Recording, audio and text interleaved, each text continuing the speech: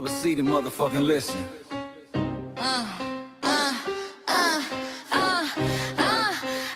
Pull up a seat and motherfucking listen. Pack your bag, time to go home. Talking crazy on our soil where our blood and bones grown. This our grind, we outside on it. While y'all fools on the outside looking, y'all show no respect to Black America, so leave. Y'all don't get it, so it's time to go home. Get the hell up out of America, take your disrespect and just fly on. Y'all don't get it, so it's time to go home. Get the hell up out of America, take your disrespect and just fly on. You landed on the tarmac, fresh off the boat. Talking about y'all building nothing, man, you choking on the note. My ancestors the reason that this country even breathes. Picked the cotton, built the White House, planted the seed. Jim Crow laws, redlined the map, we was the target. You think that struggle's a costume, man, you can't mark it. We fought the wars, we bled the blood, we died for our future's chance. And you come here and give our legacy a side eye while throwing shade on the guard. Why you benefit from doors we kicked down with our last breath? Now you spit on the architects who stared down death. Disrespectful, that's disrespectful, ungrateful, a slap in the face to only people who gave a fuck. So let me show your ungrateful ass to the right place. Pack your bags, time to go home. Talking crazy on our soil where our blood and bones grown. This our ground and we outside on it. While y'all fools on the outside looking, y'all show no respect to Black America, so leave. Y'all don't get it, so it's time to go home. Get the hell up out of America, take your disrespect and just fly on. Y'all don't get it, so it's time to go home. Get the hell up out of America, take your disrespect and just fly on. Passport, the visa, the privilege to be here. Cause my grandma did march for y'all, so disappear from our land. You cosplaying our pain. Think it's a trend you can borrow, but you ain't inherit the ghosts of our sorrow. We the foundation, the bedrock, the soil, and the root. You not no branch on our tree, and unproductive people always cosplaying me. Talking about we ain't do nothing, you lost your mind. We built this from nothing, time after time. From the beginning to now, we been the backbone and muscle. Why you look down on the struggle and cause a whole tussle? The energy's fat with disgusting, it's whack. So let's make it clear, there's no turning back. This land is paid for in full. In blood, sweat, and tears, and dreams deferred. You don't get to come into a house we built from the dirt and telling Black America y'all ain't worth nothing. That's a violation, facts. Pack your bags, time to go home. It's our soil on our soil where our blood and bones grown. Show respect, this our ground, y'all just tenants on a leash. Or get the step. Show no respect to Black America, so leave. Don't get it, so it's time to go home. Get the hell up out of America, taking your business, I can just fly on. Don't get it, so it's time to go home. Get the hell up out of America, taking your business, I can just fly on. Yeah, fly little birdies. Fly on back to where you came from. This ain't for you.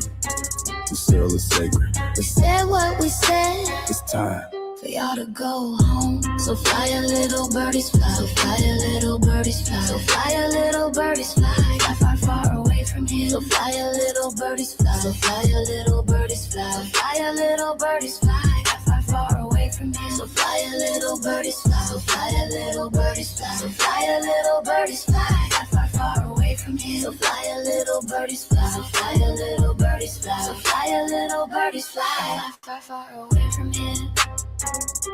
Bye bye, little birds.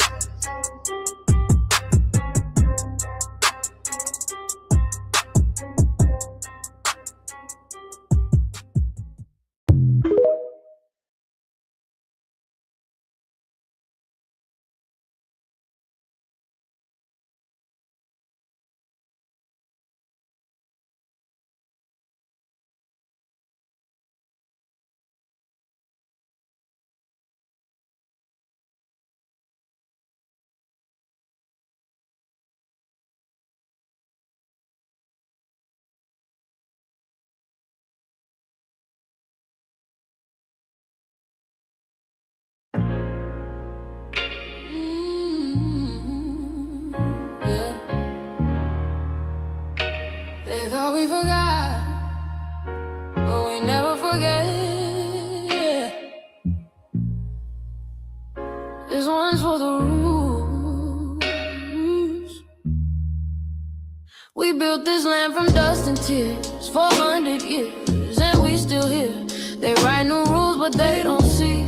Every freedom they got came off you and me. We planted seeds, they took the bloom.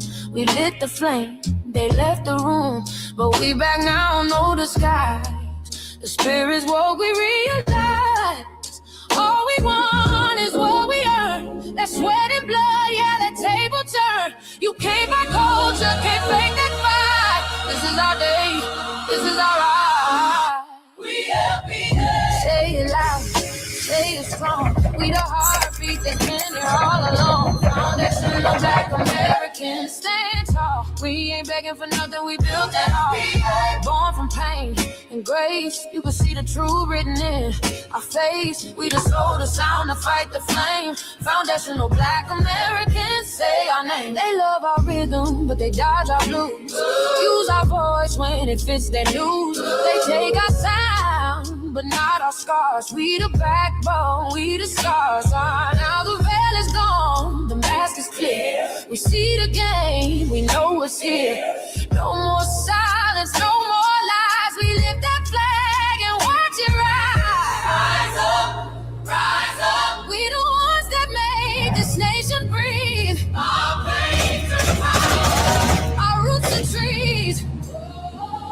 We know worlds. It's rhythm and grace, shout, and now we're here reclaiming our rightful place. Can't copy courage, can't steal pay. You can't inherit soul by changing names. Our story ain't done, it's the revival. We guard the gate, it's about survival. We FBA, say it proud, say it loud. The world dances on what we vow. Foundational Black Americans, still we stand, still we fight, still we demand. Every block, every song, we've been right here all along. The soul of a people strong and free. Foundational Black Americans.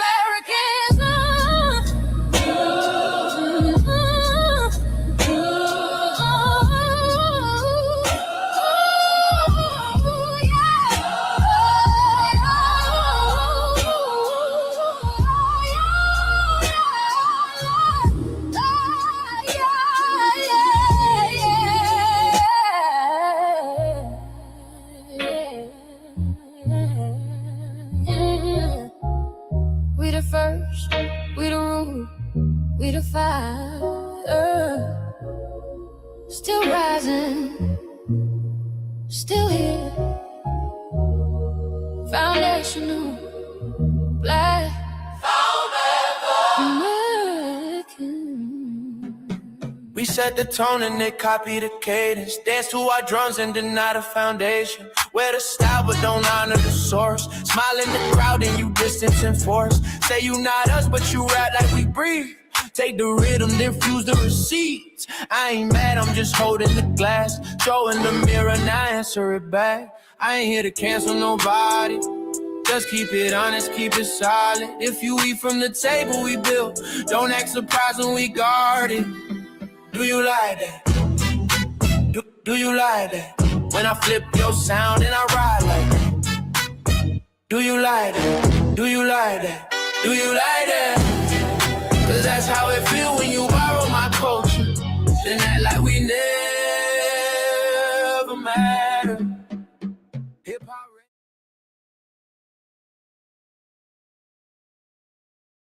Mike Larry. Now this shit here, it's what I see it is. We're not fighting your battles. We're not carrying your fear. We're not lending our history to people who erased us while we were here. Just cause you're born here, don't make you FBA. That makes you a citizen, learn the difference today. This is lineage, not a look you can wear. Not a costume you borrow when it benefits you there. You used our culture like an access card, backstage pass, a straight facade, but now the mirror's in your face. No disguise, and you're uncomfortable looking truth in the eyes. We didn't leave our land land to beg for a chance. We stayed, we fought, we took every advance. That's the separation, that's the line you cross. We paid the price, you learned the cost. You waving your flag on our soil, but fighting not to go back home. Waving your flag on our soil, building comfort on a foundation you didn't know. We waving our flag, red, black, and gold. Stood our ground, never sold. You waving your flag on our soil, but scared to build what you claim you love. Our humor, our style, the way we move, the smoothness, the sound, the things we prove. Music we birth, language we shape, innovation forged under constant escape. Warrior spirit means stay and defend, not flee your land and rewrite the end. You call it success, but don't confuse the two. East came after what we went through. You abandoned your land and called it strategy. You wave that flag loud, but won't return to build your legacy. That contradiction tells the story for you.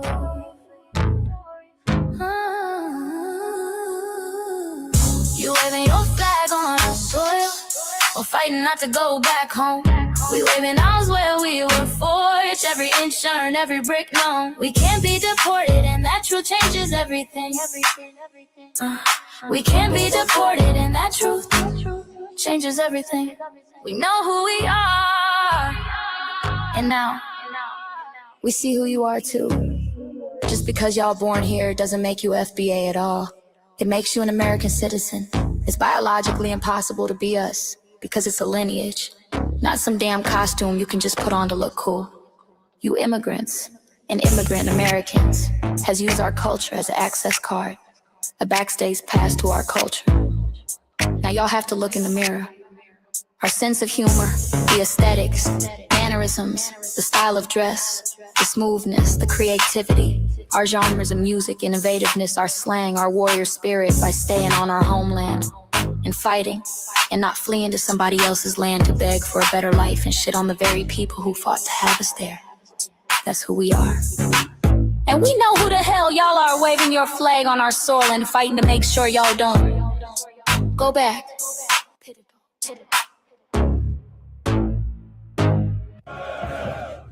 You can't leech off our culture anymore. Beat it!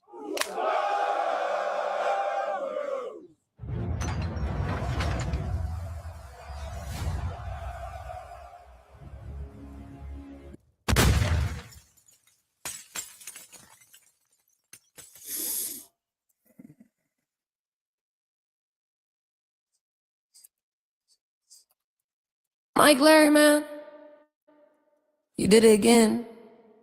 We really making history. Let's go.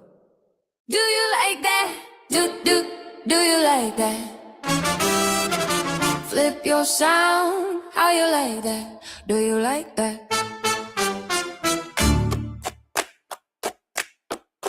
Do you like that? Say it loud, don't walk it back. Do you like that? Do you like that? You grew up mimicking us, now y'all switch it up. Turn the carbon copy, y'all ain't black, what the fuck? It's funny y'all connecting to our culture like it's Wi-Fi. Surfing on our waves of our culture, no more agua. Still in my culture for all these years. Look how time flies, all these colonizers in disguise. Hate y'all still, hate us outside. Study doctor, vampires, it's the blood of our guilt. They copy the flavor, sip the juice, love the results, hate the truth. Who? Do you like that?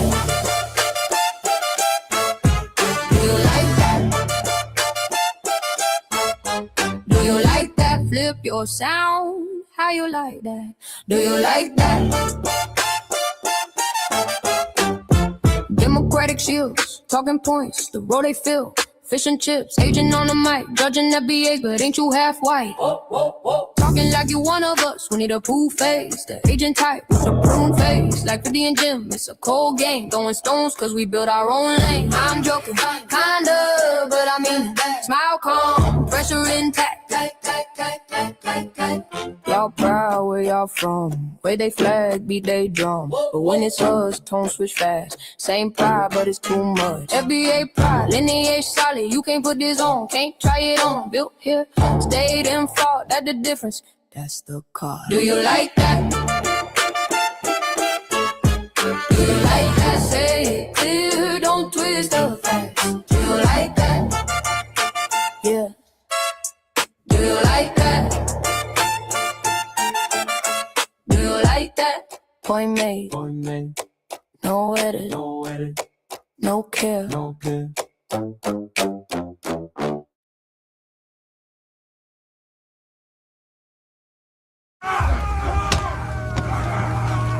You know, erasing history is something that you have to do when it comes to conquest, domination, and destroying a people. If people knew who they were, and what they were capable of in the past, they will understand what they have a possibility or a likelihood of doing in the future.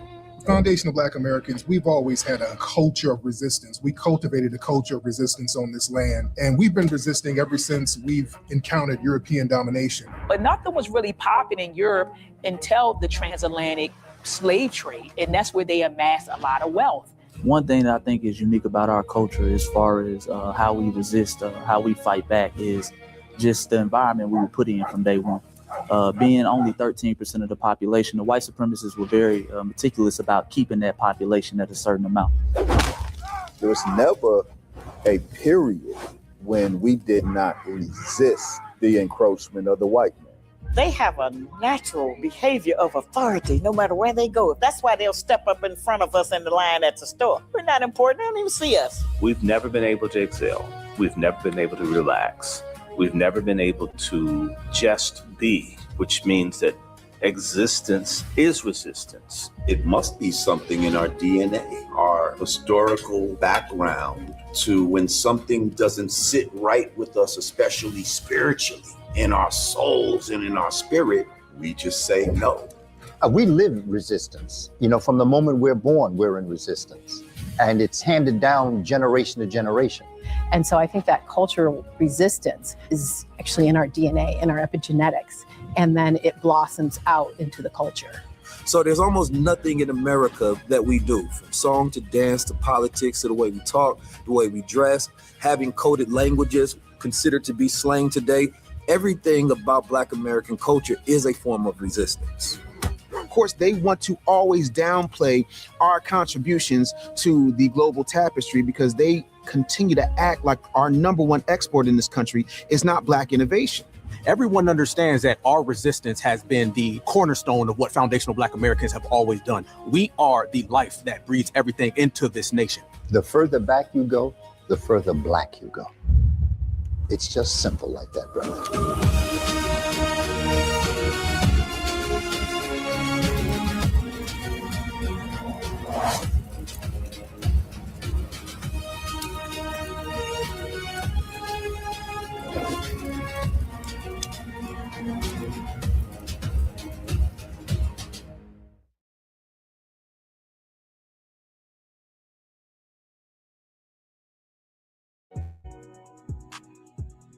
Introducing the B1 Rolodex, the easiest way to search for and support FBA and B1 businesses. Hundreds of entries from the Black grassroots for the Black grassroots.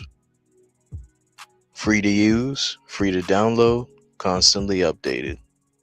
Trouble navigating the document? Try using the map version. Notice a business missing?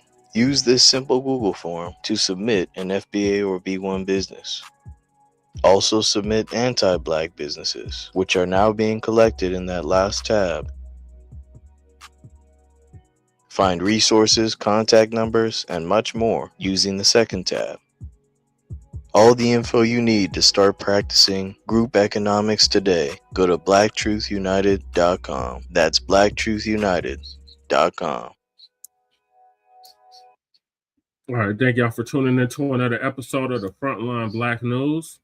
I'm your host, Chan Chroma, and we're joined with our West Coast correspondent, Shabaka Sankoria, Shabaka's Black Experience Enhanced, which I'm the co-executive. Greetings. We might be joined with Lady Che. We'll see. She will be our other host, and we might have some guests. We shall see. Shabaka, you got background noise, and on this. It's the idiot box. Hold on. Go ahead, brother. Episode 21, part 3 of the Frontline Black News. We'll be discussing several topics we didn't get to in part 2. And that is California Democrats may be punished at polls due to Black voters finally waking up. Great news. Great news. Then we got Democratic Shills must be panicking after Kamala Harris used our talking points on voting. Talking about vote needs to be transactional. Oh, all of a sudden, vote needs to be transactional, Kamala. Then we got an update on Carmelo Anthony's case. Bad news. It just got worse. What? Then we got BAFTAs are trying to invent black support. That's the ones that allowed the dude with Tourette's to call Michael B. Jordan, and I can't remember the other brother's name. Delray, I think it was Delray. Lindo. Yeah, the N-word. The counter to that is a left hook followed by a right hand. That will get his mind right. Without a delay. And then we got Hispanics in Los Angeles get exposed by Afroman for being racist and stealing FBA culture.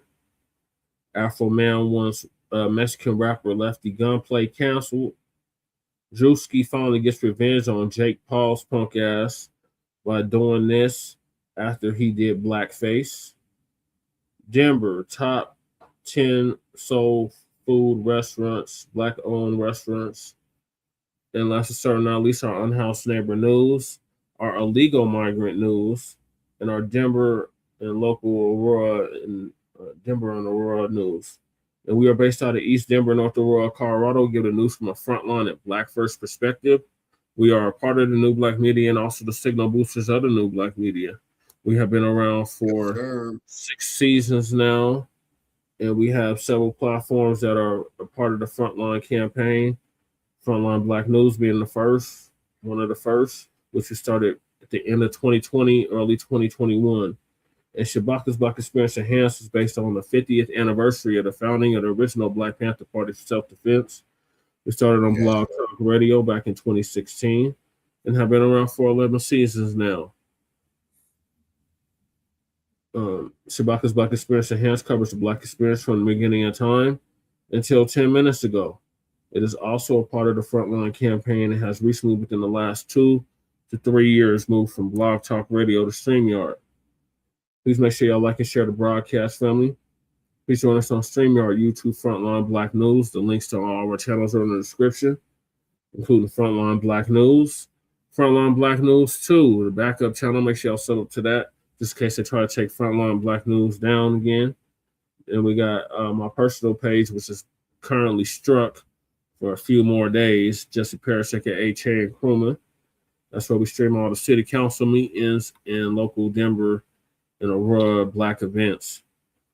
And then we got Lady Chase backup channels, Seduction Doll. Make sure y'all sub up to that so she can start going live on that channel. And make sure y'all sub up to her main channel, the RBA, the Revolutionary Agenda. She did 2 RBAs last week, so make sure y'all check them out. And she probably have some more coming this week. And then Shabaka's YouTube channel, Jeanette 1. Make sure y'all sub up to that so Shabaka can start going live on YouTube. Then we got our cousin, our local out the Bay Area, Jay Militant. Make sure y'all sub up to his channel, What's Cracking TV with Jay Militant. Then we got our brother out the Mile High, Kukizi, who was just on with us last night. Make sure y'all sub up to his channel, Kukizi 5100.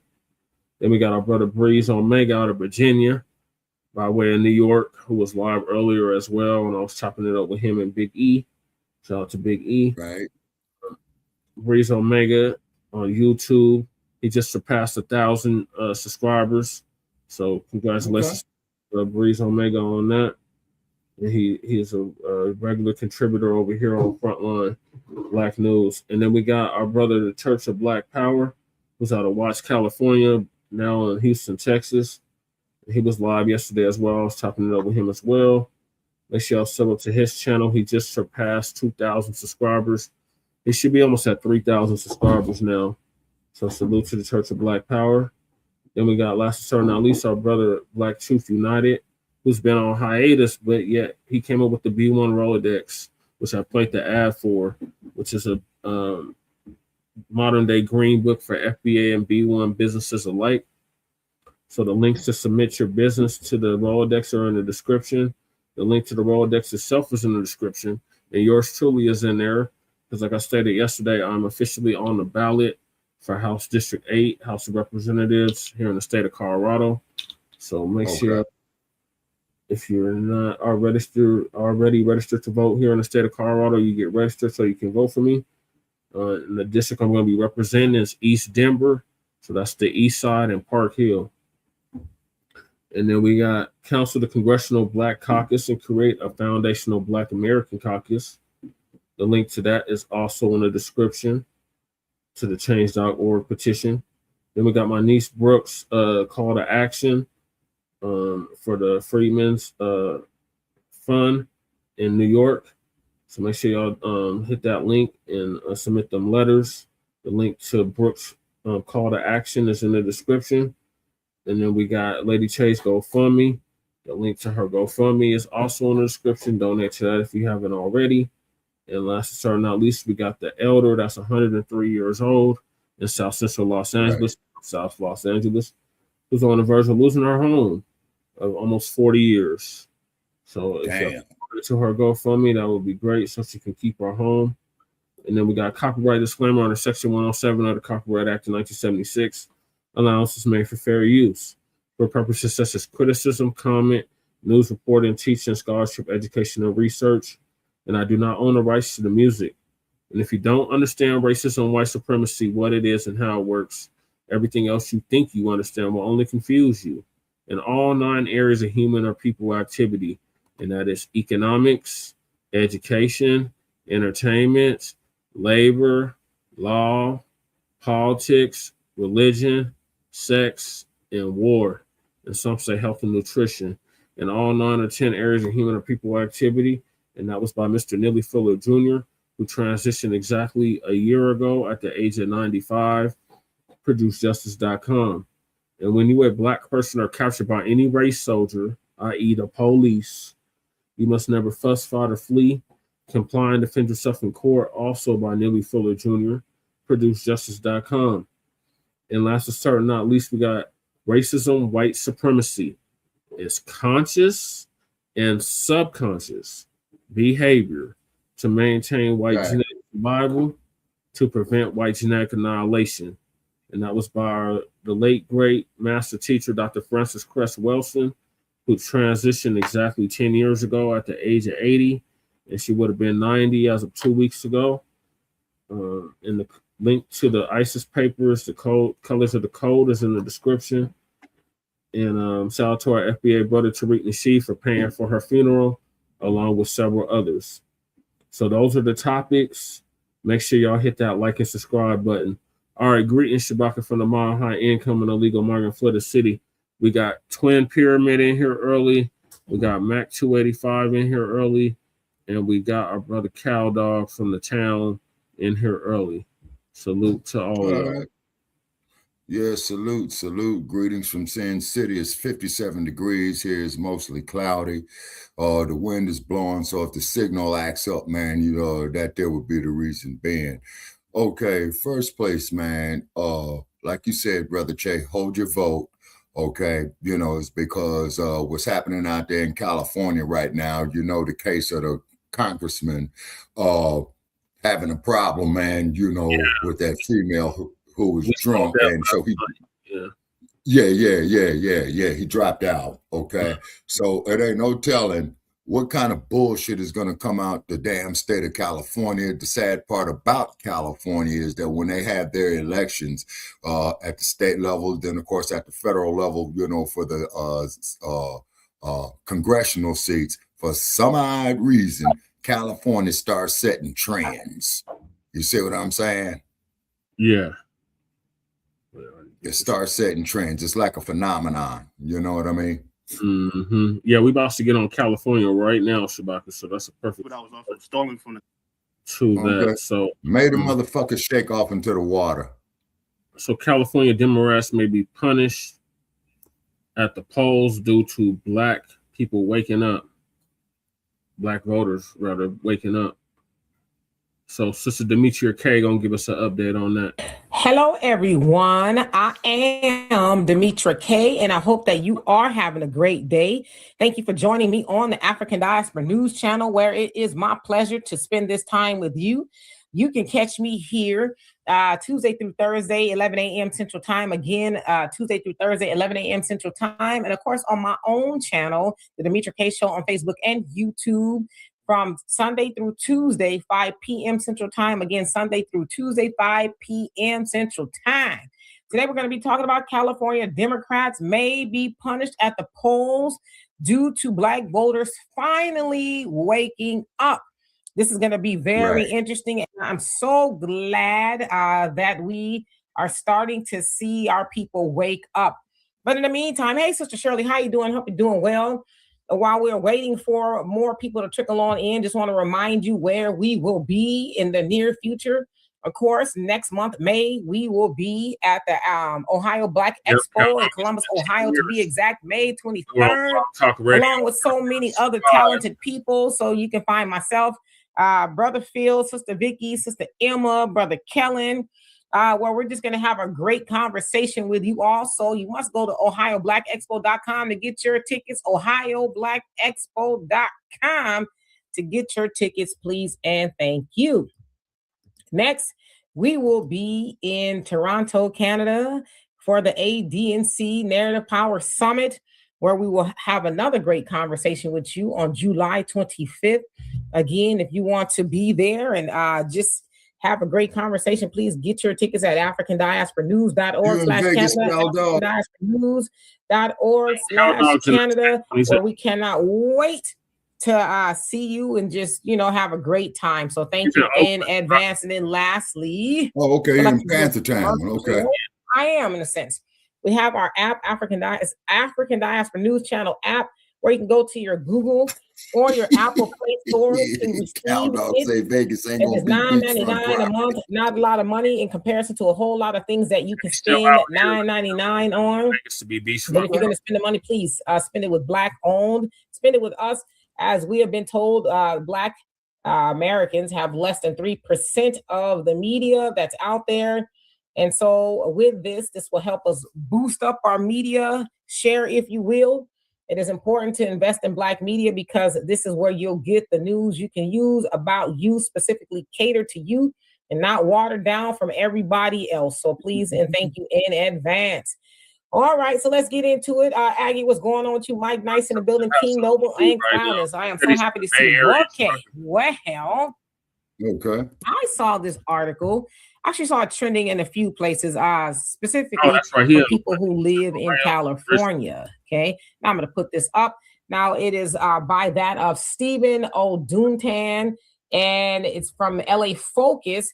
Basically, it says who's showing up for Black voters and who pays the price if they don't. Okay, now this is a really good article, and I'm going to summarize it for you. But it basically says Black voter disengagement raises stake in wide open governor's race. So this has to do with the race in California regarding the governor's race. From what I understand, originally it was like 40-something people running, but now it's dwindled down to only 10, if that ain't confusing, right? So nevertheless, I'm going to summarize it for you. Only 4, and then 2. To this brother for putting this together. But basically says the article says Black voter disengagement is growing, and many Black voters do not feel excited or motivated about the upcoming governor's race.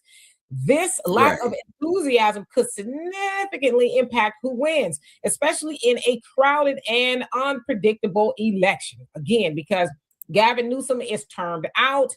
He cannot run again. He may be trying to run to be the president of the United States.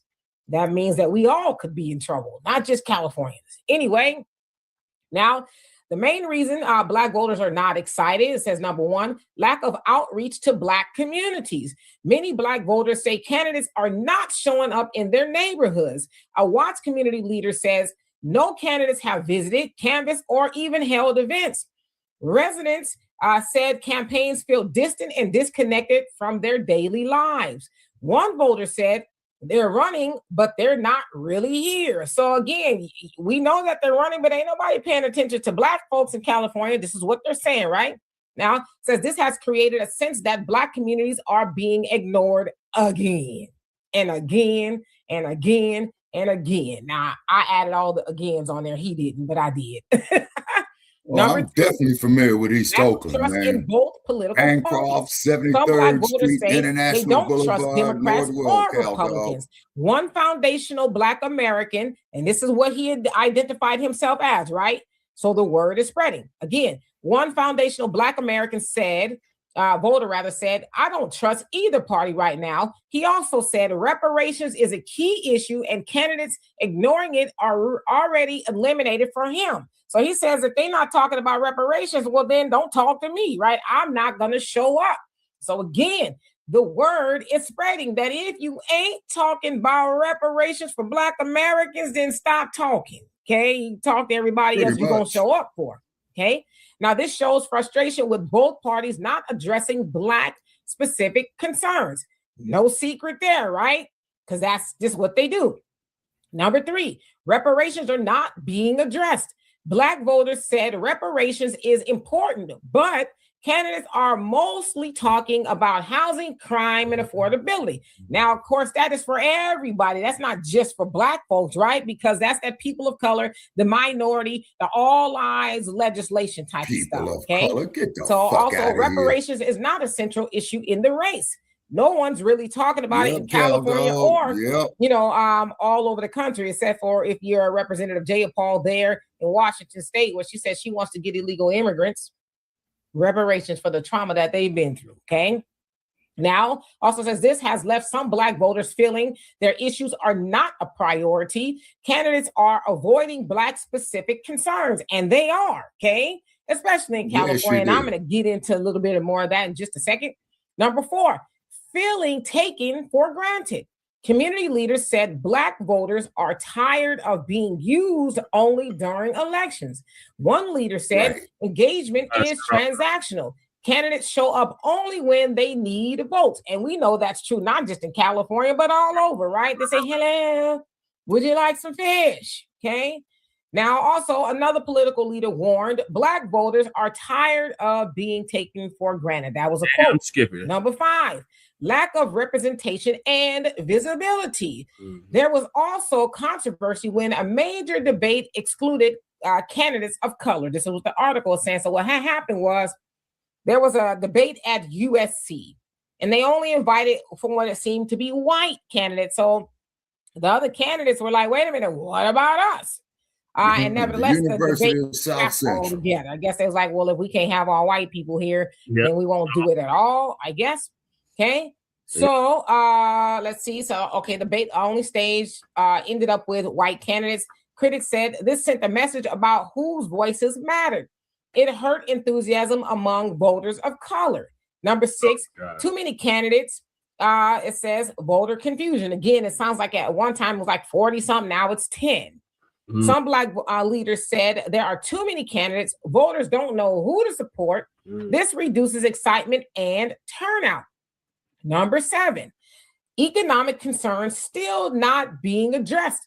Black voters cited key issues like economic opportunity, housing affordability, education equity, healthcare access, public safety with accountability. They say candidates aren't addressing these issues clearly because, again, public safety in LA, get rid of the LAPD. Everybody. Right. And now we've seen, especially there in California, the everybody thing right now means illegal immigrants. Okay, that's who that means. At one point in time, Gavin Newsom was talking about health care for undocumented citizens, and they were going to spend about $2.6 billion to do it. That didn't go over well, and it sounds like they paid for that, right? I'm just showing you some other stuff, okay? Now, why this matters.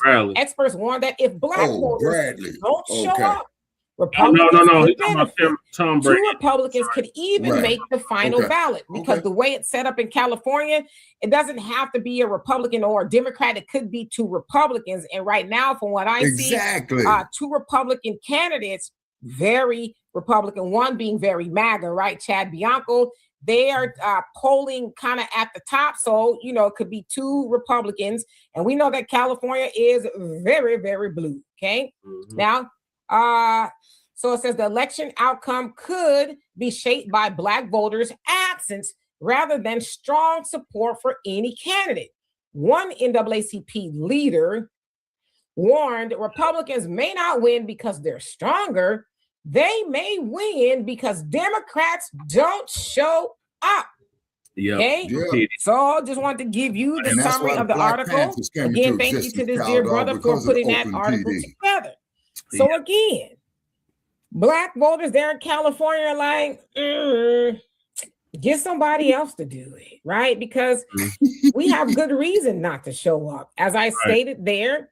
But I would say more importantly, the message is really disseminating from people like, myself here on the African Diaspora News Channel, Brother Phil, Sister Vicky, and a whole bunch of other people in the space that are trying to wake our people up. And of course, it didn't start with us. There's this awakening has been taking place for a very long time. Well, I want to kind of go through some things as to why Black people in California, voters, I should say, might not want to do it. Firstly, we talk about this a lot, right? Benign neglect, a non-interventionist approach suggesting that reducing active government interference or oversight in a specific issue can yield better, more natural results. So basically, we know that was from Daniel Patrick Moynihan in the 1960s, 70s. He came up with a report called the Moynihan Report that basically looked into the ills, if you will, of Black America and why we needed help. But they decided to come up with the term benign neglect that says, well, we know they have issues, but we ain't going to do nothing about it. We're just hoping to go away, right? Close our eyes, bury our head in the sand, and maybe it'll just solve itself. Well, that hasn't worked. It has not solved itself. In fact, things for Black Americans have gotten worse due to the neglect, right? Not pooling resources and, our reparations and a whole host of other things. And so there in California, they have continued to use benign neglect. Now, I know we hear a lot about that coming from the Nixon administration, but Daniel Patrick Moynihan, or Patrick Daniel, one of the two, Moynihan, nevertheless. And keep in mind, what was Nixon's campaign in 68? Democrat. Law and order. Now, I know a lot of times people have that conversation with the KKK didn't start with the Democrats or did start with the Democrats, but that man was a Democrat and he decided, well, we'll just do benign neglect, okay? In case you were wondering. Yeah, Cal Dog, bring them up Black if you can, voters man. in California might feel a little bit disengaged due to seeing things like this. Mayor Bass. Any comment, Mayor Bass? Thank you. Mayor Bass, any comment? Yes, my comment is they need to leave, and they need to leave right now. They need to leave because this is unacceptable. Who did you speak with? Mayor Bass, who did you speak with on the phone just now? Who did you speak with on the phone? Wow. Also, we're going to have a reinstitution of the Angelino card, something that Mayor Garcetti started during COVID that will actually provide cash assistance to people. Because, you have people who don't want to leave their homes, who are not going to work, and they are in need of cash. It's a couple $100. I don't know the exact amount. Okay. So that was Mayor Karen Bass of Los Angeles, California. And it sounds like she's not polling that well either, right? Because she's running again for her second term. But that was her originally. She was in Leimert Park, where ICE raids converged upon Los Angeles, California last summer. And she was there in the park. Y'all need to leave. Get out right now. Now, of course, they were looking for illegal immigrants, right? Of course, y'all remember when Trump was campaigning? He says, hey, when I get up in there, we're going to do a mass deportation effort in juxtaposition to that of Biden's mass immigration effort. So once he got into office, he being Trump, that's what he did, right? He sent ICE, Border Patrol, and whatever else out there to round up people who were not supposed to be here. They were warned, hey, you might need to be getting on out of here. If you don't, we're going to get you on out of here. So Los Angeles, it popped off, and it popped off in a big way. And then, of course, with that, Karen Bass was like, okay, well, since, the illegal immigrants are afraid to go outside, we'll issue the Angelino card. The Angelino card was something that they used during the pandemic, and she decided to dust it off, right? And she says that it was going to be private donors, right? Private donors were going to be putting the money on the card, a couple $100 or so. She didn't really know, to give to these illegal immigrants that were afraid to leave the house, because if they left the house, they might get gaffled up by ICE. So she was going to help them out so they can, buy food and maybe pay some bills and something. Like that's more than a couple $100, right? I don't know if they're still getting it, but that's what she did for the illegal immigrants. But ask if Black Californians got an Angelino card because they need the money. Black folks need money everywhere, right? But did they get a card specifically for them? No, they did not. No. So that's probably a reason why Black Californians are like, I just don't see what's in it for me, right? WIFBA, what's in it for Black Americans? I don't see the reason to even do it. It just let them do it. Oh, the illegal immigrants cannot vote, right? Okay. Another thing. Now, this is an oldie but goodie, and as I said, I'm gonna keep showing this because repetition. Once we keep doing things that are repetitious, then we won't forget. Okay, because we need this message to disseminate about the Democrats. And listen, I feel like I need to say this. We know that the Republicans are no earthly good. They do not like Black Americans either, but we do not give Republicans our vote like we give the Democrats. Okay, I've said it. Now, Black Californians might feel like, well, y'all don't really care about us because you're doing stuff like this. Just say this.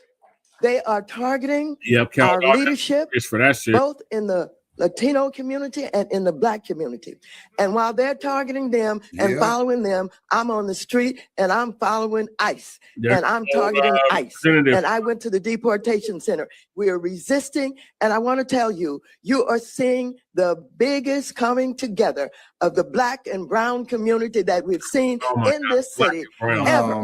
We are organized. Sister, we are coalescing with each other. And we're going to fight together. And the question that you're asking, Maxine, the protest retired, must sister. continue. You led a good fight. You It must didn't not work. stop. Retired. I'm protesting. I've been to 11 of them. I stay on the street, in the alleys, wherever I need to be. No, you don't. Now, ask yourself, have you heard about Maxine Waters being at 11? And this was You right like about that, Cal, sometime dog. last year.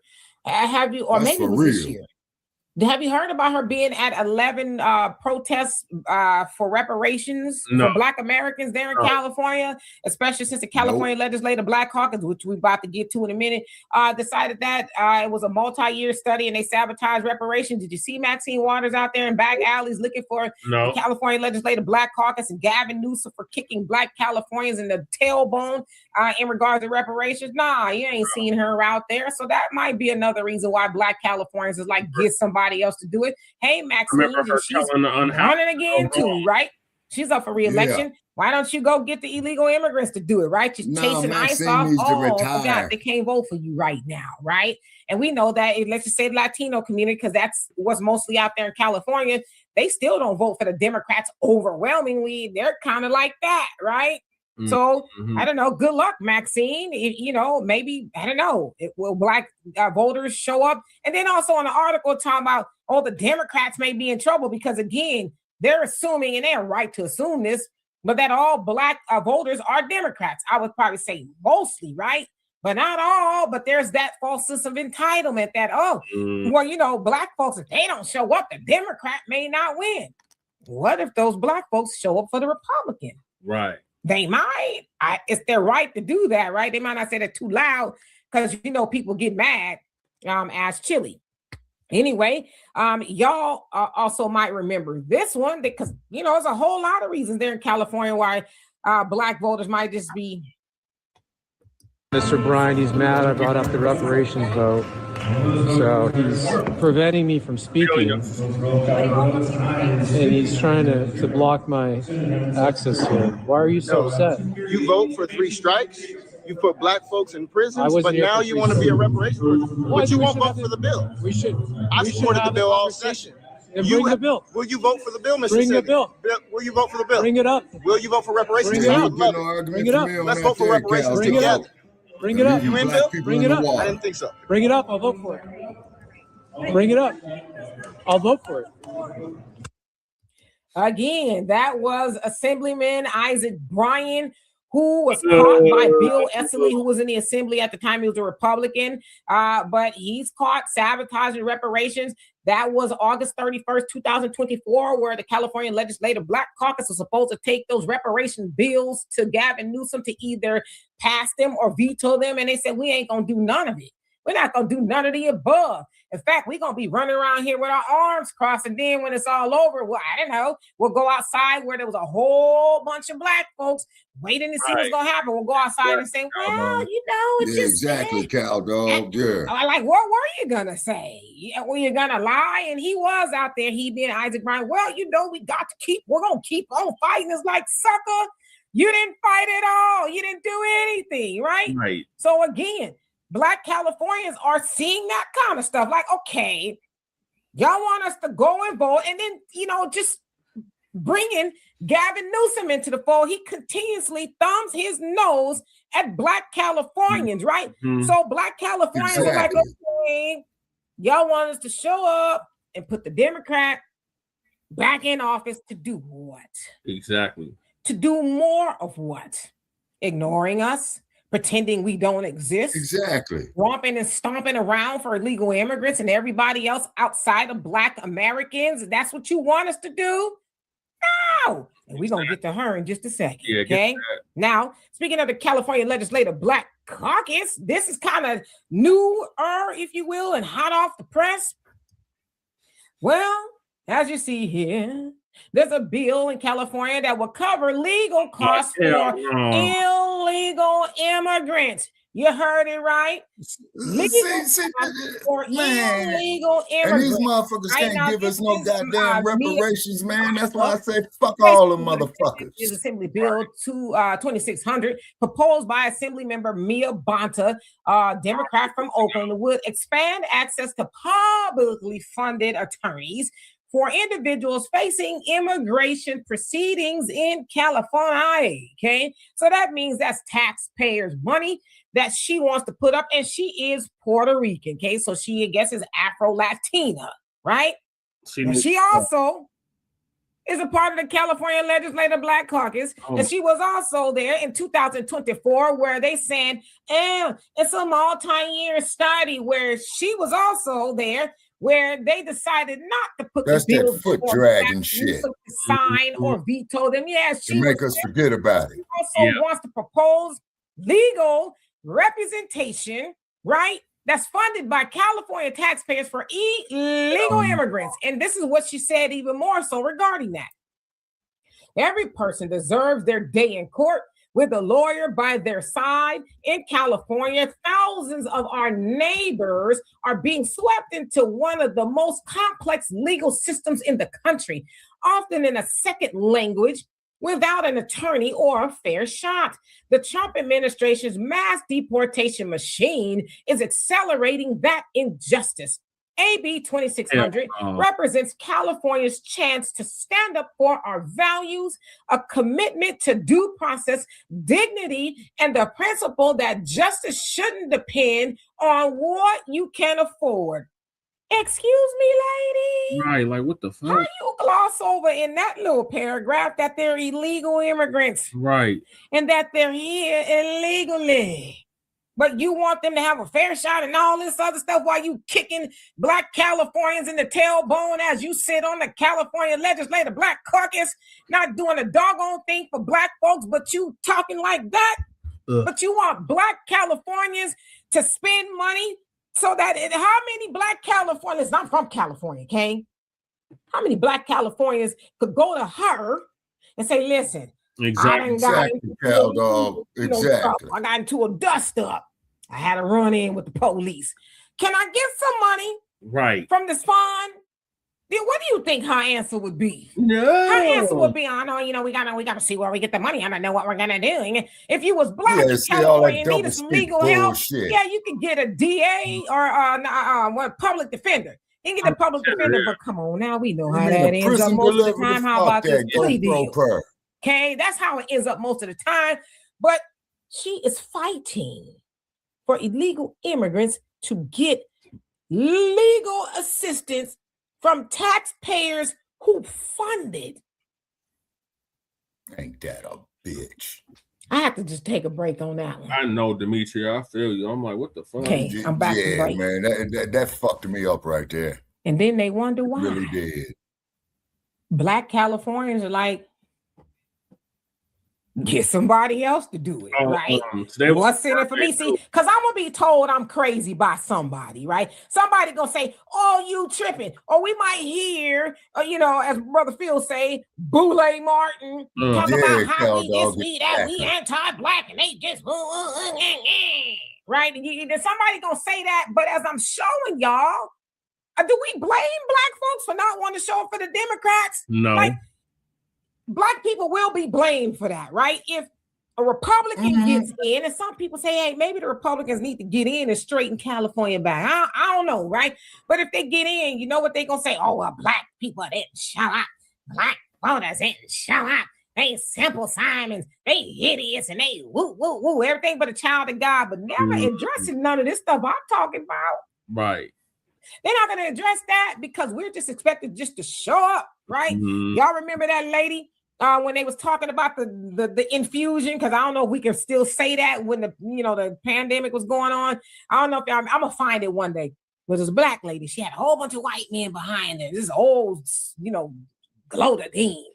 She was like, I'm gonna stick out my arm. I'm not gonna ask what's in the infusion. I'm just gonna take the infusion. Oh, yeah. And I don't even know if she's still with us. I don't know. Yeah.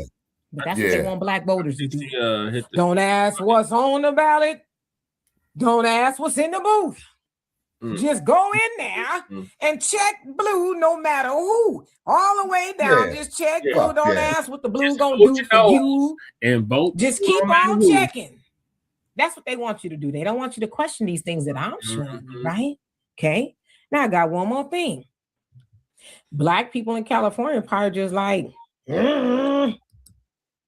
get them to do it, right? Right. Now, this is an article from June 2023, and it says an obstacle to black reparations in California is to convince the Latinos and the Asians. Okay, now it says a California panel has recommended reparations. This is before they did the sabotaging. Okay, a California panel has recommended reparation payments for up to $1.2 million for some black residents, but advocates face an uphill battle in gaining the support of the state's Latino and Asian residents. Why? Why y'all hate us so much? We ain't did none of y'all, but I've seen them. Well, that's our tax dollars. Why shouldn't we do A, B, C, and D? They weren't slaves, and we didn't own no slave. They taking on the language of the oppressor now, right? So, yeah, they're in California. The people who will benefit the most from the Democrats, I'd imagine, they don't want to help black folks, but guess what? Black folks will help them. How, you say? Because black voters vote the most for the Democratic Party. Follow me here. And the Democratic Party helps everybody else but black folks, specifically black Americans, the most, right? So here's the Asian and Latino community in California saying, well, we don't want it, we don't think, and we don't understand why. But they'll get direct help from black Americans because of how we vote. We vote for our own demise to help everybody else, okay? That's how you have a Karen Bass that says, I'm going to get an Angelino card for them because, the illegal immigrants, because they're afraid to come outside. Yeah, you're right about that, Cal. When we know that there's a lot of black Americans there in California at one point in time, especially Los Angeles, that were afraid to go outside because it had Latino gang members, the NKs, y'all can fill in the blank, can't say that on here. Had the NKs that was targeting black folks. Yep. How many of them were afraid to go outside? And they heard about some Molotov cocktails going through black folks' windows at the hands of Latino. How many of them were afraid to go outside? I wonder, and I know Karen Bass wasn't the mayor then, but how many of them got an Angelino card and said, hey, I know it's kind of dangerous in these streets, but we gonna help you here. You don't even have to lead it. No, we didn't get that. No. Right? So there's going to be this shock and awe if black Californians don't show up for the Democrats. Listen, I can't tell people what to do, but if I was still in California, I wouldn't be doing it. Right. For what? For what? And then lastly, California's favorite home girl. Y'all know who that is? It ain't me. I know a lot of people think it's me, but it's not. Here we go. Policy that will benefit black people will benefit all of society. Yeah. Let's be clear about that. Let's really be clear about that. So I'm not going to sit here and say I'm going to do something that's only going to benefit black people. No. that was California's favorite homegirl, okay? And I call her homegirl because that's what the Black folks there that were in Sacramento, they were waiting for those bills to be signed or vetoed or whatever it was. When they found out that the sabotaging went on, one of them said, oh, yeah, he was talking to the California Legislative Black Caucus. Oh, yeah, your homegirl, yeah, she gonna pay for that. Now, mind you, she was running to be the president then, right? And they said, oh, yeah, we're going to make sure she pays for that since this is the games y'all want to play with us. We're going to make sure she pays. But, you know, before she went to be the vice president of the United States, she was a senator there in California. She sure was. And that was 2019 as she was still the senator sitting up there saying she ain't going to do nothing specifically for Black folks or people. No. So, yeah, Black Californians, they don't forget all of that. All of this is a conglomeration. Because what's her name died. A conglomerate of things and reasons as to why Black Californians are saying, get somebody else to do it. Like, what's really in it for me? Right? With but what's in it for Black Americans? Oh, nothing. So, okay, I just want to repeat this because it bears repeating. I, as a Black Californian who probably is a Democrat, I'm expected to show up for the Democrats. Yeah. Am I going to get a fish fry? I don't know. Okay. So I'm going to show up for the Democrats. Yes. The Democrats going to show up for everybody else. Is that right? Well, what we'll do is we'll do these little online people of color minority bills where, you know, we'll say it's for you, right? But then it's going to be for everybody. So the short and the long answer is hell no. We're not going to do anything for you specifically. Why are you expecting us to do it now? We ain't been doing it for the last 60 years. And now you're getting, if I'm the Democrats, right? Now you're getting brand new. No. So Black Californians, and I'm hoping Black people all over the country are starting to wake up and say, I hope so too. If you feel like you'll be punished because we didn't show up, then so be it. Right. But you've been punishing us for not showing up for us. So why can you do it and we can't do it? Right. But lastly, the solution is this. Before I get into the comment section, this is a building, the 5-story building that has been illustrated by Dr. Claude Anderson that basically says these are the things that we need to do. We need to build the economic foundation so that we can buy into politics and the justice system. We can buy our own media, own and control all of that. So we'll have more than 3%, right? And of course, we need to fix our education, build schools and all of that, right? We start doing these things, then we'll start having less of these conversations because the Democrats and the Republicans will say, oh, them Black Americans, they are not for play, right? They got their thing rocking and rolling. Exactly, they are recycling their dollars more than 6 hours. They're not giving it to everybody else. They're not buying clothes and shoes and cars and a whole bunch of other stuff they don't need. They saving their money. They're just doing it all, right? They are doing for self. They are up, you mighty nation, accomplish what you will. So we're gonna have to. Hello, Black Americans. How y'all doing? How you doing, big head? We know we've been neglecting y'all for a while, but we're here to talk. And we're like, we don't want to talk, okay? What are you here to do? Right. Oh, okay. Y'all know those reparations you was talking about? Well, here you go. We're ready to give it to you. Hate crime bills, yeah. It's we've signed it. There you go, y'all. Yeah. That's when all that'll happen. But until we get our thing together, we'll continue to talk. And I'll be real honest with you. I'm about tired of talking. And that might be because it's at the end of the week and today is my last day to talk. I'm butting my mouth for a couple of days. But we need to start really putting things into action. But I will say, reading that article, it really made my heart sing because I'm like, you go, Black Californians. You're making me proud, as that is my home state. You're making me proud.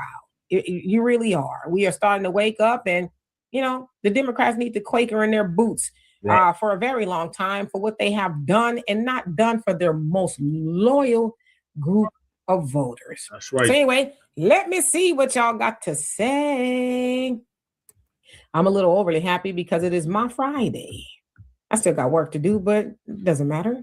Anyway, let's see. Who else haven't I seen? Edward, what's going on with you? Grand rising to you. Michael, what is up? Blacc first. Let's see. JJ in the building. What's going on with you? Just skip it down. Y'all all talking to each other. That's fine. Y'all talk to each other. You ain't got to talk to me. Anton, what's going on? Hope you have a great day. All right, she's just going to be shouting people out. All right, thank you for that, Demetria K. What are your thoughts about? Okay, she's speaking absolute, unadulterated truth, and only a fucking idiot would argue with undisputed truth. You know what I mean? California is a mess, you know, but it's a nice place to live, just like what Cal Dog was saying. You know what I mean? But what it is it's the damn politicians there, and then it's the policy enforcers that you have there, as Cal Dog was saying, is they'll pick a homie up man from one hood and drop him off in a rival hood. Yep, they've been doing that shit since the 70s, man. You know what I'm saying? And then the cold part about it is, you see, this is what we were saying is when we had Breeze and Kukisi. All right, if we could get our foothold on that entertainment industry, man, because they make so much fucking money off of our talent, you see what I'm saying? We got to have economical shift on it, and that there is just, you know, my opinion on that. So I have to do further research and study on that. But however, just like when we did the show last night, look at all the people that came out there for Kanye. Anywhere Kanye go, look who will come out there for him. Just like with the R&B singers you had of the 60s and what have you. Just like what you had with the rappers in the 90s and the turn of the millennium and what have you. So then what had happened was it got sabotaged, you know, from outside forces. It's because, you know, they need to be Cal Dog. He said the Democrats in California shook. They're not used to this. Well, they need to Cal Dog. This is the new normal. Yeah. You see what I'm saying? And so then the cold part about it is they keep playing us for chunks and busters and what have you. And then these motherfuckers wonder why you had Watts. Then they wonder why you had 1992. Do you see? Right. Exactly, Shabaki. So I'm glad to see our folks in California is waking up and realizing that damn Democrats ain't meaning us no good. And if we're going to vote, we're going to get something tangible for our vote. Otherwise, we're not wasting our time. Exactly. Hopefully, this sets a precedence across the whole country. Because as California goes, so does the nation. So if see what's happening in California with black voters is like, no, we sitting it out. We voting third party. We voting Republican. The rest of the country going to follow suit. Yeah, exactly. Music and media, more black movies from our perspective. And then, Cal Dog, to prove your point even further, brother, it was the black exploitation films of the early 70s, man, that saved Hollywood. Yep, because Hollywood was in the dumps. Yeah, it was. You know what I'm saying? Yeah, it was. Say, but, you know, but if you guys mention that, you guys are a bunch of black racists, like I was arguing with Nabiscos on my damn like page earlier today. No, you know, y'all, y'all kill each other and all this old shit. Go tell that there to Charlie Kirk, motherfucker. It was a Nabisco that dumped on his ass and that beamed his ass up to Scotty. Exactly. Stupid motherfucker. You know, so what I've been doing, Brother Che, to lower my stress level, brother, I just delete and block these tricks. It's because they ain't trying to communicate, man. They ain't trying to have no reasonable conversation. The only thing these buster motherfuckers want to do is sit up here, man, argue some bullshit on the internet. One clown gonna say to me, what's your address? I say, fool, you don't want to know my address. Right. Make sure your goddamn life insurance is paid when you come fucking with me. Right. You know, so moving on that there to keep it positive, Brother Che. The older that I'm getting, that I'm finding out, man, I got to get away from more and more stressful situations, man. So I just delete and block those clowns. Now, don't get me wrong. Okay, now one of these Nabiscos want to come up there and talk responsible, man, and speak reasonable, fine. I don't have a problem with it. But I'm going to tell you the truth as I know it. You see, because the Black experience is not your experience in Nabiscos, and I don't give a fuck how many Black prostitutes you went and paid. Right. See? Yep. Okay, and I got your message there in the private chat there, Brother Che. Okay, I'll coordinate it, man. I'll coordinate it. You know what I'm saying? Thank you, Shabbat. Hopefully in 2 weeks, maybe even if we have to wait 2 months to make it happen, man, that'll be fine, you know, so it'll be on everybody's calendars. You know what I'm saying? You know, and campaign season ramping up real quick. Yeah, well, I need a job, man, if you could pay me. I got 7 months to the election. But yeah, you know, just as long as it's not in the winter months, brother, I can get out there with you in the summer, man, and get some work in for you, man. But I need to be paid, man, and I know it's limited. You know what I'm saying? Because I have a lot of knowledge in campaigns. You see what I'm saying? You know, and then too. It's very, very important, you know, that we keep Black media going on. And then, you know, hey, you know, we don't try to argue with our own folks and stuff like that. But, you know, a lot of things got to be discussed. Now, here's Uncle Phil. What's Uncle Phil talking about? So the Democratic Shills are panicking after Kamala Harris used our talking points on voting. Okay. So Uncle Phil going to give us an update on that. Okay, and I might have to make a run to the store too, Brother Che, but I'll keep you posted. You know, that it would be nice if we can get somebody else in the room with us tonight, if anybody's out there. Yeah.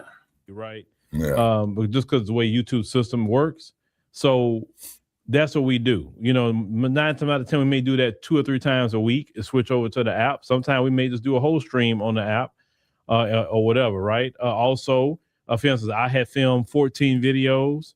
And I think they got them back to me. And out of those, of course, all 14 will be on the app. Cow dog. When was this? And it will be available earlier than it would be on YouTube. On YouTube, it'll just be slow. What year that was? It was before the pandemic, Shabaka. It was like 2018. Oh, okay. He's talking about that motherfucker who was up there, man, in the damn it's right across the street from the airport, the Mandalay Bay. It was at Mandalay Bay, yep. Yeah, the Mandalay Bay, which is right across from the airport. And then the motherfucker, man, was over there shooting at the airport trying to blow up gas tanks. And I had a little cousin who worked over there, and he had to dodge some of the bullets. So, hey. Aldine concert. Yeah. You know what I'm saying? So, you know, why don't you... That song, Try This in a Small Town, it was at his concert. Damn. Okay. Yeah. Leaked out basically, but 2 of those videos out of the 14 would not see the light of day on YouTube. But the other, to make sure that when y'all press certain buttons, that's that. And get to the meat and potatoes of this. Sorry, this damn computer, this mouse is so sensitive on this computer.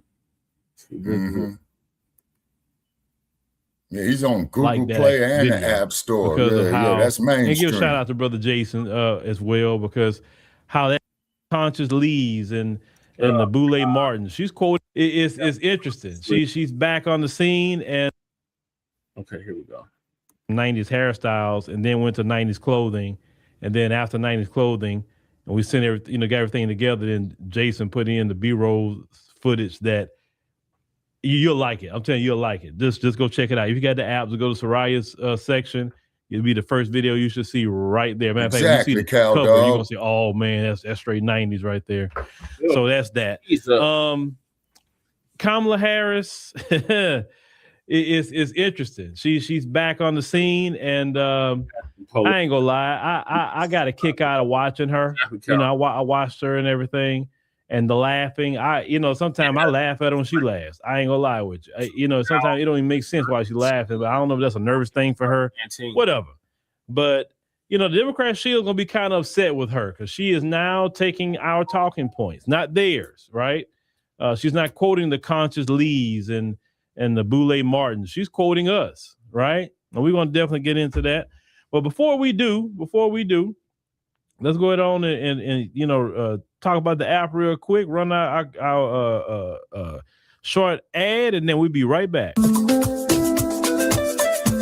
What if I told you there's a news platform made just for us, unfiltered? More and more I can't do, so I'm gonna have to say, hey, I'm gonna have to pay somebody to do that. And it's crazy for me to even say that because I was been wondering, like, man, I do it myself. I don't need nobody, but it was 2017. It don't work that way. If you want to keep trying to grow this thing, you got to bring other people in.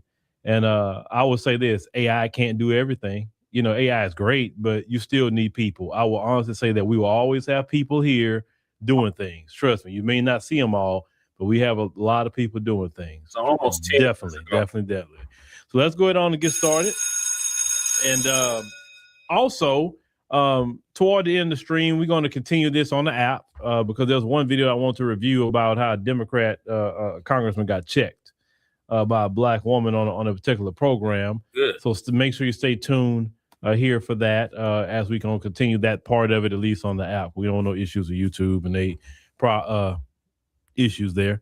So Kamala Harris, let's get to Kamala. Where's Kamala? I think Kamala is there. She go. All right. So she went to the National Action Network. A lot of y'all seen this already, part of that already. Mm-hmm. Now I want to play at least the part that I want to cover here tonight.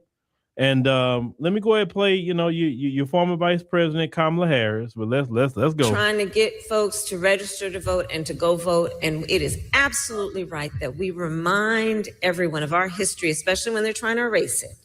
We remind people of the lives, the bloodshed on the Edmund Pettus Bridge, the sacrifice. Oh, hell no. No, fuck you, Brahma ass bitch. You kiss my ass on that. Of Dr. King. There are so many things that we must remember about history so that what compels us to vote includes not only our civic duty, but honoring the ancestors. Now, how come you ain't mentioning the Black Panthers, bitch? Here's what I'm suggesting in addition. Those are our ancestors. Get yours. What?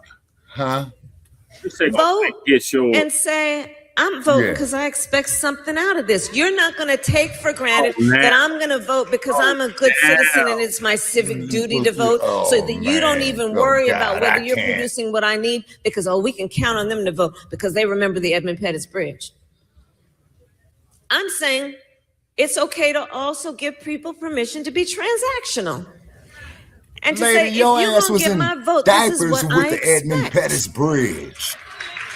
I'm going to vote because I expect to get something out of this. I'm going to get mine by voting. Yeah. That's what I would offer. I think it's okay to give people permission to be transactional voters. But exactly, Cal Dog. She wasn't even born, man, when a damn Edmund Pettus Bridge happened. Then got that Al motherfucker up there. Did not amen her on that. Didn't say, Kamala, you're right. We need to get something for our vote. We are tired of not getting nothing for our vote. Notice he didn't go there. But I just want to point that out. Okay, let me continue. Was she born in what, 67, 68? What year was she born, Shabbat? No, she was born in 1965. Oh, so she just missed it. Yeah, or either that or she was in diapers. Yeah, she was a little girl. Continue, then we get I need to ask you this. There was slow down. Oh my God, shut up, Al Sharpton. I promise this bobblehead Miss motherfucker, Harris man. a certain time. I'm gonna respect the time because I'll need her to come again. This is a convention, not a revival. Yeah, I hate that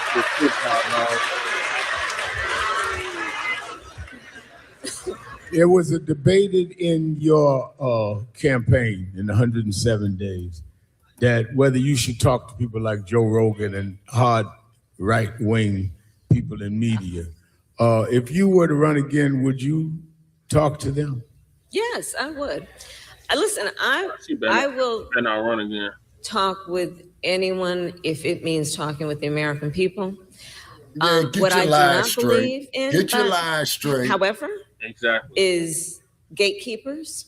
Yeah, like Al. I do not believe in the theory some people would push, which is that you got to go talk to that person to talk to the people. I don't believe that. And I don't believe in that. And I don't believe in gatekeepers. Lord. So, yeah, and I wrote about it in my book about the Joe Rogan piece. But yeah, I'll talk with folks as long as I know that the ability in that moment is to talk to the American people. So, hold on. I know, Uncle Phil. Kamala said that she would basically talk to anybody because she don't believe in gatekeepers now. So she's talking about transactional voting and talking about gatekeepers when she's never used that language before. A gatekeeper. That's the language that's used in these particular circles, these circles here, among the many of us who's speaking on these particular microphones, right? Mm-hmm. In our closets, right, Boulay? Yeah, Boulay Martin. You notice who has relevance, right? It's not the screaming banshee over there on the Unfiltered show. Mm-mm. It's obviously us, to the point that she had to switch her whole mode to speak. But okay, even to the point that got Boulay Sharpton uncomfortable. But let's go ahead and get back to it. So in your openness to talk to the American people, as I said in introducing you and I go back over a quarter century. And if there's anyone that has had open communication, is you and I. So are you going to run again in 28? Fuck no.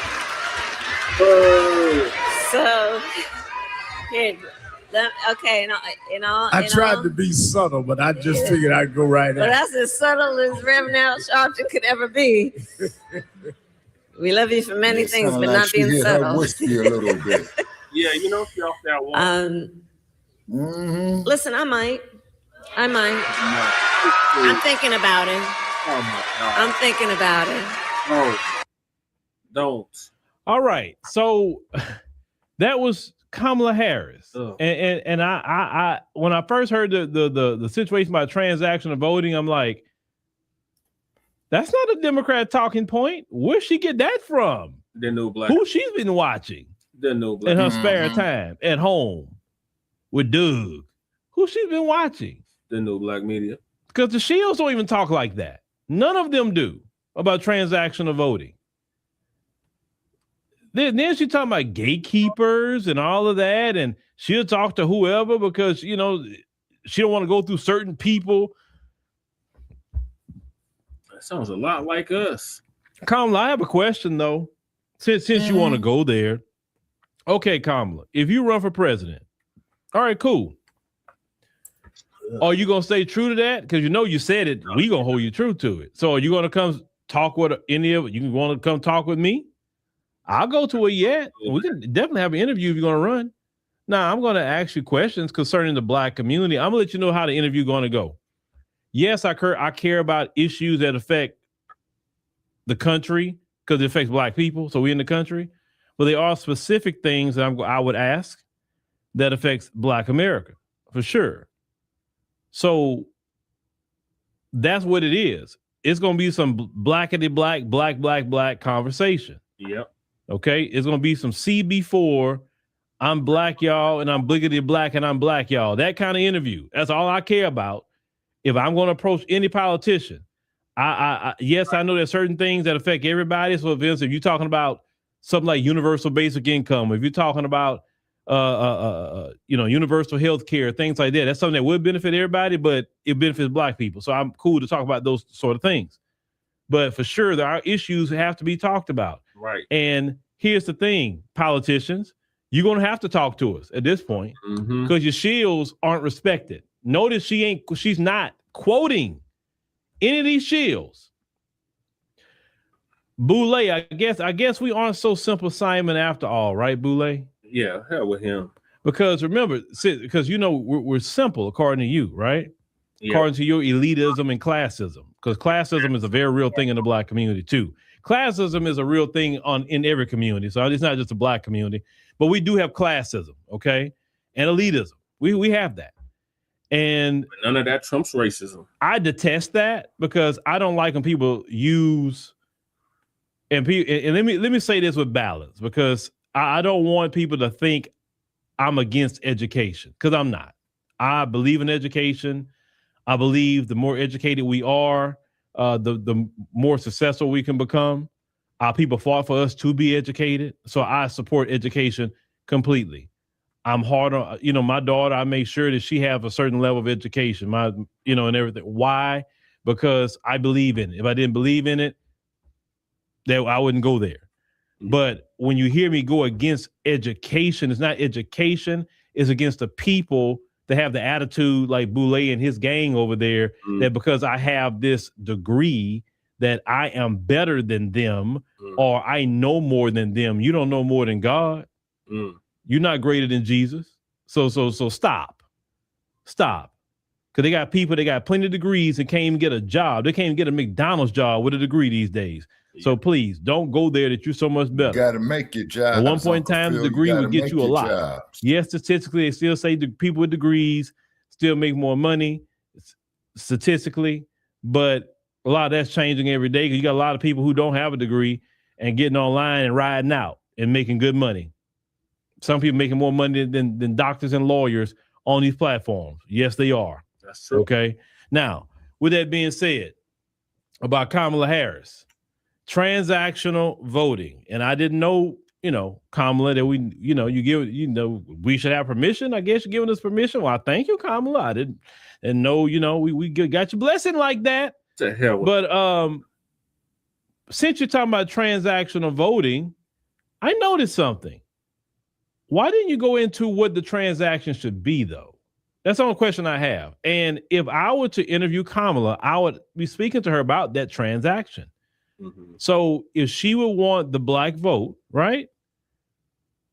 What are you willing to give black people to say, you know what? I'm going to give black people this because I need the black vote so I can win the primary. I need the black vote so I can become president of the United States. What are you going to give black people? Because with me, when it comes to politics, I don't have no permanent friends. I don't have no permanent enemies. I have permanent interests. And my permanent interest is black people, okay? Exactly. If a Republican is going to give us with the transaction that we need, I'll go with them. If a Democrat is going to give us a transaction we need, we'll go with them. If a third party is going to give us a transaction we need, we'll go with them. Right. If nobody want to give us anything, then we go with the couch. Exactly. It's just that simple. Yeah. Transactional voting is not really that hard to figure out. Right. Just like today, a lot of people who's dating is it's a lot of transactional dating now, right? And a lot of men talk about this. You hear the videos online. Is that is all you got to pay this, pay that. If you're not going to pay this and pay that, you're not going to have access to the woman. It's a lot of transactional stuff. Well, the same way they approach dating, you got to approach voting times 1,000.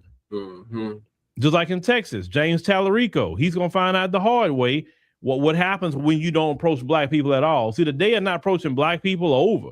You're going to have to bring something to the table. And Kamala was right. You cannot use the Edmund Pettus Bridge. She's right. We've been saying that, but she gets listening to us talk because that has not been our reality. We didn't go through the Edmund Pettus Bridge. We didn't go through what they went through in Selma. We didn't.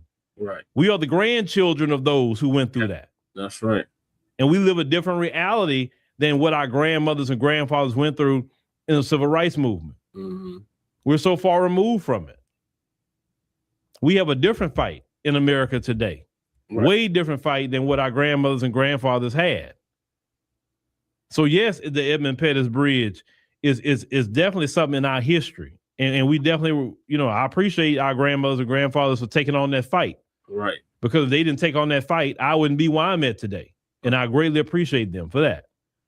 But now we got to continue the work of our grandmothers and grandfathers and go on and get to the finish line. And because anything less than reparations and everything else that we need, we're not getting to the finish line at all. We're still playing games. Some people say, well, why the civil rights movement didn't do this and do that? Well, you know what? They fought in their era. They wanted to rest, right? They got to the point they wanted to rest. They didn't want to fight no more. I can understand it. It's our turn to get just due for Black America. And then we can maybe do the same thing like them, take a rest, and then let the next generation do what they got to do. Because you can't constantly perpetual fight anyway. That's why you got to keep accurate archives of this history. You see? Because with this woke shit that they taking all the You say history leave off her the damn and Dougie school alone. books. I don't know what that means. Woke, her and Doug. Black. But with that being said, Doug, next, hey, we coming up on very quick the Ohio Black Expo. We're coming up on the Ohio Black Expo. Make sure you come out there and check it out. It's a great event. Trust me, it is a great event, great family event. Bring your kids, bring the family. We'll be out there, the ADNC team. And if you haven't heard nothing about that, ladies and gentlemen, let's go ahead and cue that up. We'll be right back. It's the Unity Reunion Parade, Cookout, Line Dance Party, Backyard, Barbecue, Fish Fry, Vegan Soul, Black Business, Food Truck, Networking, Outdoor, Concert, Music, Festival, Celebration of the Year. It is an amazing experience. You have people from all over the country. This is my second year attending, and they over-delivered. So I want to cue this back up, ladies and gentlemen, and make sure you, let's say, come to the Ohio Black Expo, and also make sure to definitely support the great music we are producing with Soraya. So let's go back to Kamala here. There we go. Let me cue something back up because I want to play something else. Trying to get folks to register to vote and to go vote. And it is absolutely right that we remind everyone of our history, especially remember about history so that what compels us to vote is yours. Vote and say, I'm voting because I expect something out of this. You're not going to take for granted that I'm going to vote because I'm a good citizen and it's my civic duty to vote, so that you don't even worry about whether you're producing what I need because, we can count on them to vote because they remember the Edmund Pettus Bridge. I'm saying it's okay to also give people permission to be transactional. And to say, if you're going to get my vote, this is what I expect. That's the one talking. I'm going to vote because I expect to get something out of this. I'm going to get mine by voting. That's what I would offer. I think it's okay to give people permission to be transactional voters. Oh, now all of a sudden. I know. Yeah, Cal. I also listened to that crowd. Trump. It wasn't no overwhelming just clapping for her and say, yeah, that's what I'm talking about, Kamala. None of that was going on. There was only a few people in the crowd clapping for that. The rest was radio silent. Have you noticed that? Yes. See, we got a problem. Yep. In our community. You have a good sized group of people who don't want anything. They want, let me tell you what voting and not getting nothing out of it is. That's kind of like doing a little trick. Little dog, like a dogs do little tricks for the owners or whatever. And the dog always looking for is really acknowledgement and a treat. That's it. It doesn't look for the dog. It doesn't look for you to do anything nice for them, to take care of them. They just excited about doing a trick for you to get a treat. And that's how they liken us as Black people in the area of just voting for nothing. We just should be happy with voting because our ancestors died. And that's it. We shouldn't get nothing out of the deal. And we vote a lot of time to our own demise. We voting for people who believe in open borders. We voting for people who want to transfer tangibles, cash, to illegal immigrants who are hostile that come into this country. And when I say hostile, I'm not really speaking about the diaspora. You got some that's on that, but let's call it what it is. The diaspora has not firebombed Black people out of their homes in Los Angeles. Yeah. The diaspora who immigrated here have not attacked Black folks the way they get attacked out there in Los Angeles. It's not the Black immigrants. Listen, our issues with Black immigrants are more so tongue in cheek, in my opinion. It's nothing really physically violent. That's just, and I'm gonna always be honest about that. But these others that come in here from these other countries that have anti-Black racism, even with the other Black Latinos that's in those lands, they're transferring our tax dollars to groups, even some of these Indian groups that come in here that have an issue with Black folk. Some of them too. Some Asians come in here that got an issue with Black folk.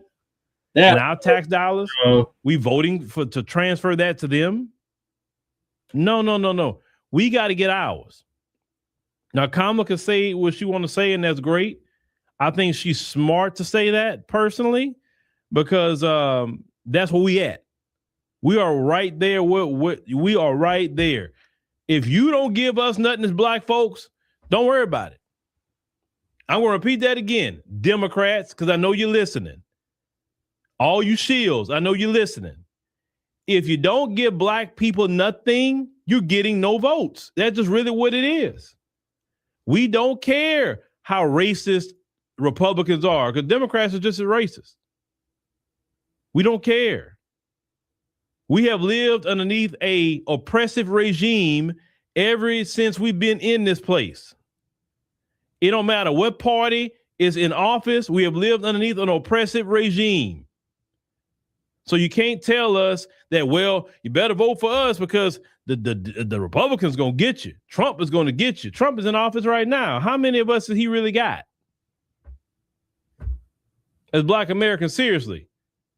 Has Trump instituted mass incarceration on black Americans? Oh, I'm sorry, the Democrats did that. Yeah, they did that. Trump first term didn't institute mass incarceration on black Americans. Now, has Trump removed certain protections and certain programs or whatever? Yes, he has. Let's call it what it is. As black Americans, we never had the opportunity to get into any programs anyway, because they hid the programs, or they throw all kind of obstacles so we can't get in the programs of black Americans, and we still get it how we live and still be successful in spite of them in this country. Oh, they're going to cancel this program. They're going to, man, we have been a people that always made a dollar out of 15 cents. We are the people that always have made lemonade out of lemons. Okay, we are those people. What program we got? That's the immigrants that get programs. Maybe a few black people that get, some programs or contracts or whatever, but that's not the majority. Because you look at the federal contracting numbers. Black people do not get the majority of contracts or even the even number of contracts. They don't get that. Now, I know it's a process. It's a long process to get into that stuff. And that alone, I think, is a barrier because they don't want everybody to get it. That's kind of what it is. They don't. That's why in this system, they bog you down with paperwork. Because you think about it. During the pandemic, when a lot of people was getting a lot of the COVID funds, they made it simplistic. That's why people got it. Now, of course, a lot of that happened with fraud, but not everybody committed fraud. Not everybody was scamming. Okay? There are a lot of people that had legitimate businesses and they got funds from the SBA. Something they never had access to before because they make it so difficult. Not everybody's going to scam.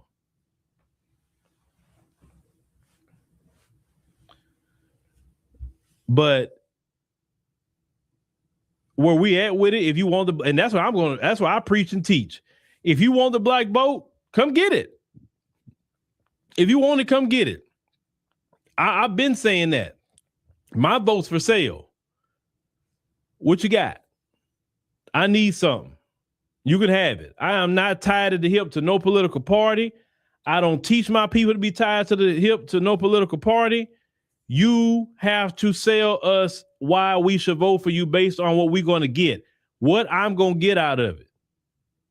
Forget that we starving at the table and everybody else eating a buffet. Forget that. Well, we need our buffet too. Exactly, Cal dog.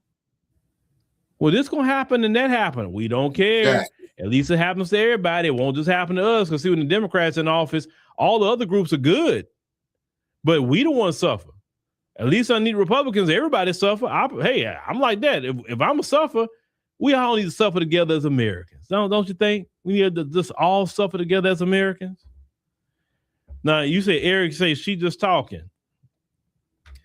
She could be, but she's actually talking something right. Now, let me get back to Al here for a minute. Let's get back to Al. We are over the time, but I need to ask you this. There was, slow down.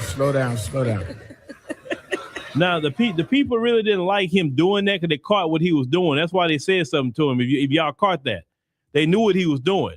Because Al, he gets paid by the status quo. You understand?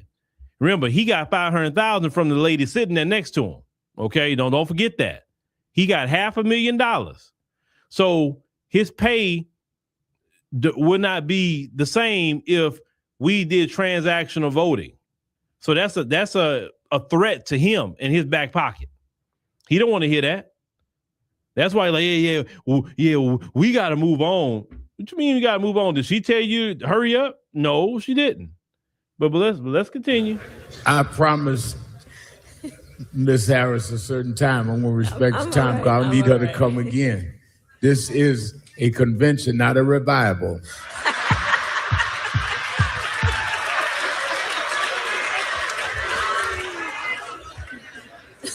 It was debated in your campaign in 107 days that whether you should talk to people like Joe Rogan and hard right-wing people in media. If you were to run again, would you talk to them? Yes, I would.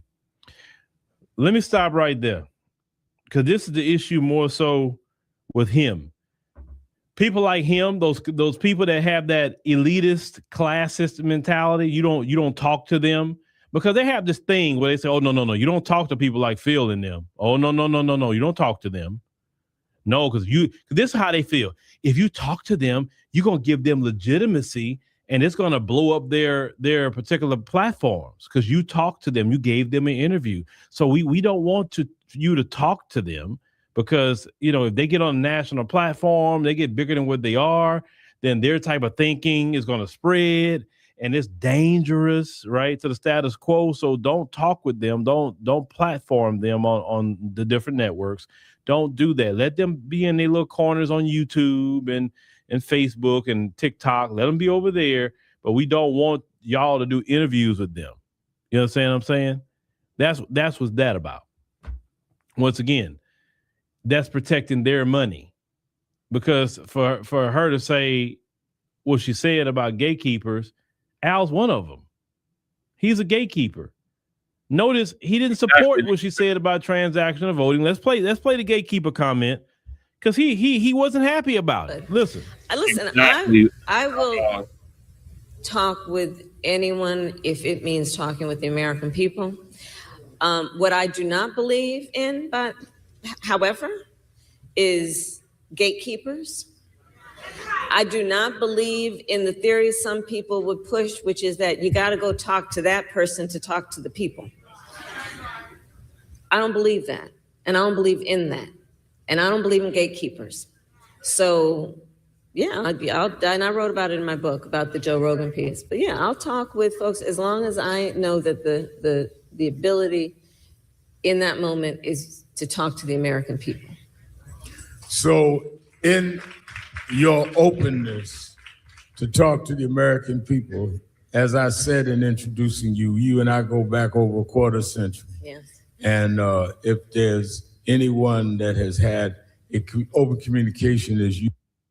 Now, notice he moved on to the next thing. He didn't follow up. He didn't expand. He didn't do anything, because her talking to other people, outside of the circle, that minimizes him. Because you gotta understand that Al Sharpton has been the guy that politicians would go to reach the Black community.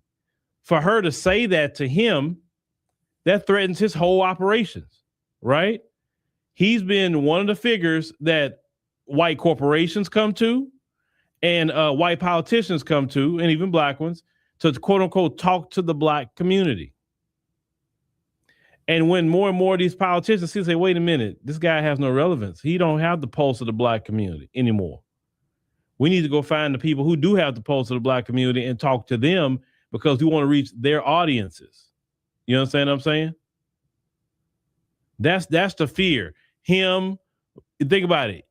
Al got 500,000. Boulay Martin got 350,000 from Kamala Harris in her campaign. All that what she's talking about is threatening their money. And we're over here not saying, well, how much money Kamala can give us and how much money the DNC can give us. We don't even think like that. What kind of program we can be put in. We don't think like that. Because who's funding you is going to control you at the end.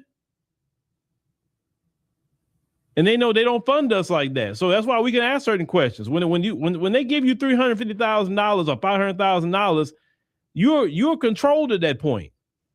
You can't say nothing that's bad to them. They didn't paper you up. How you gonna mess that off?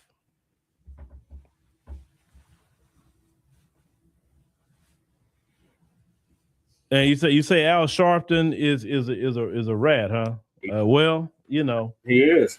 I mean, I that's, you know, when you commit, if you're out there committing crime or whatever the case may be, where they say it's no honor among thieves. Mm-hmm. My main thing is just don't be out here committing no crime and be around people that commit crime. I'm gonna say that much, and then you don't have to worry about any of that. But real quick, make sure to join us in Canada coming up in July. That's coming up real quick too in Toronto, Canada. Come join us in Toronto, Canada. You know, some of y'all definitely live close by Toronto. Y'all can probably drive over or fly over. Make sure to come join us, and we'll be right back. Toronto. No, I'm not doing it. All right, thank you, Uncle Phil. All right, Shabaka, what's your thoughts on Kamala? Well, you know, she's full of shit. You know what I'm saying? Let me make that perfectly clear. She's probably a little drunk, and then she's feeling out her way of what lies that she could tell to try to make a run for it in 2028. So I'm quite sure that she's got a staff sitting up there kissing her ass, you know, with that bullshit, okay? But you could best one thing. She is not going to go to the common people, man, of California and asking what they are. She's not going to go to poor people asking what their concerns are. You see what I'm saying? No, she'll probably go there to, yeah, she'll probably, okay. The first fucking place that I'm willing to bet dollars to donuts where she's going to go to start this bullshit, man, is going to be UC Berkeley. Yep. You see?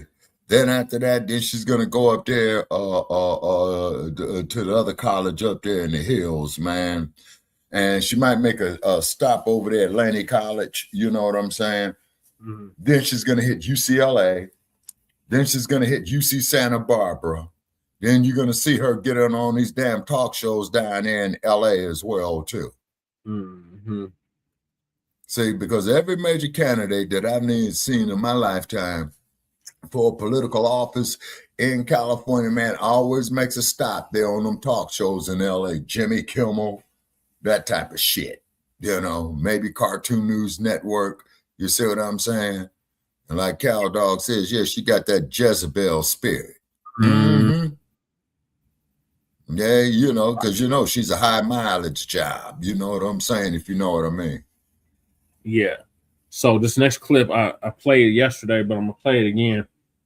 So okay, this damn convention, one of our brothers stood up and told him like a TI is. So shout out to Water God. He provided this footage. So I'm gonna play our brother Melrose Mike Radio. All right. Okay, how much longer do you think we'll be on, Brother Che?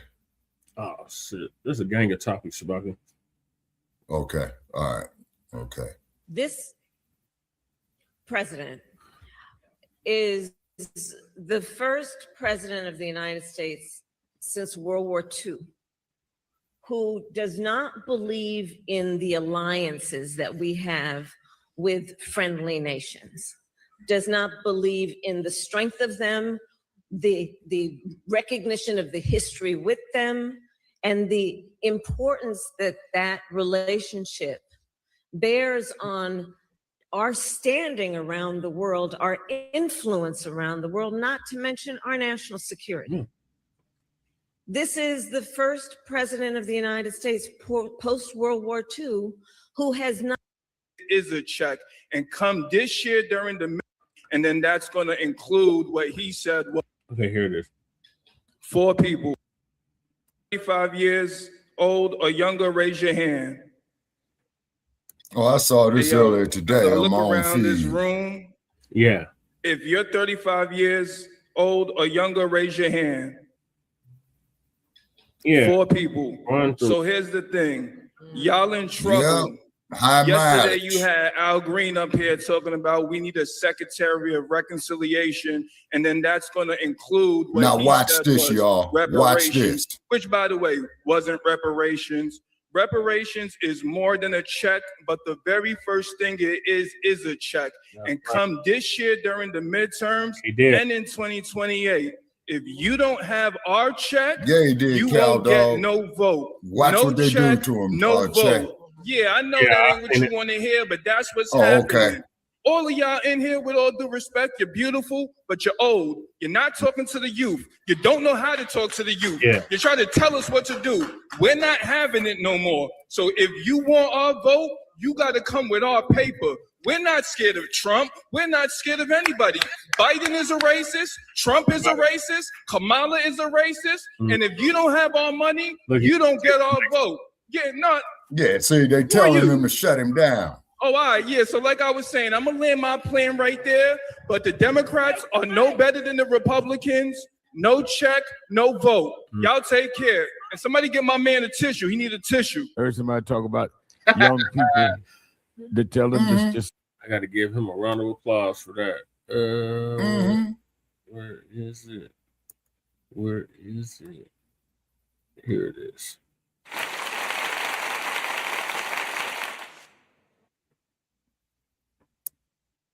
Stay around. They're gonna see two people.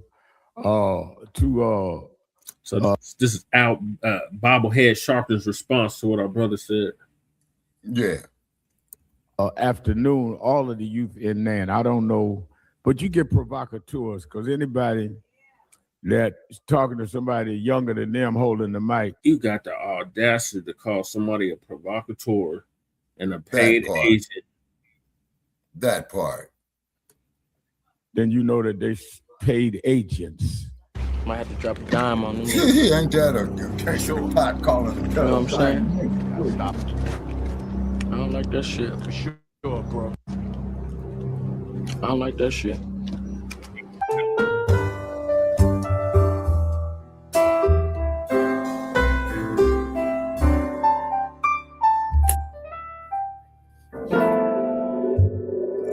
Yeah, that part. All right, y'all, we back with another video, man. Y'all know how we do. Always pushing health, wealth, and a better understanding of self. So check this out in this video, y'all. We going over Al Sharpton's NAN, his National Action Network. Yeah. Now, if y'all seen in the beginning of this video, you seen how trying to Al talk shit at Sharpton hinted at trying to call Mr. FBA Melrose Mike an agent, okay, for what he said about not being able to connect to the youth, right? And Al Sharpton is the last person to be trying to call somebody out as an agent. I can get a shoot, you know, on 99% for about $35,000 a kilo. But I gotta get, you know, more than one. Right. You know, I mean, if we're gonna do this thing, it's a lot of chance. What's a real, you know, I mean, 10 kilograms is like it's $350,000. That's a drop in the bucket. You know, we can go bigger. Every kilogram we bring in 3,500 kilos. No, that's not. So I bring in 10, we make 35,000. But that's a chicken pocket. He can, what he's going to do, he'll do what he wants to do. He can do it, you know, 100 times over. My supplier 100 times over. He was an agent for years. And it probably never stopped. I'm going to show y'all proof that it probably never stopped. Check this out. Al Sharpton, right, cooperated with the FBI in the mid to late 1980s. Yep. Specifically beginning around 1983. He started the National Action Network in 1991, which I'm thinking is a part of it. This was the part of the play for what they wanted him to do as well. Listen, so it says, he acted as a confidential informant, recording conversations with alleged mobsters and boxing promoters Don King, which was first reported in 1988.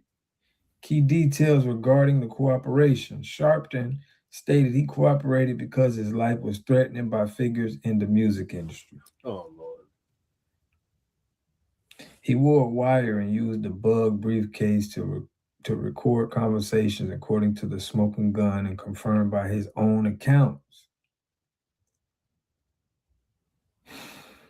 So check this out. While admitting to the cooperation, Sharpton has stated he did not consider himself a rat or a typical informant, but rather someone assisting a legitimate investigation. Hell no.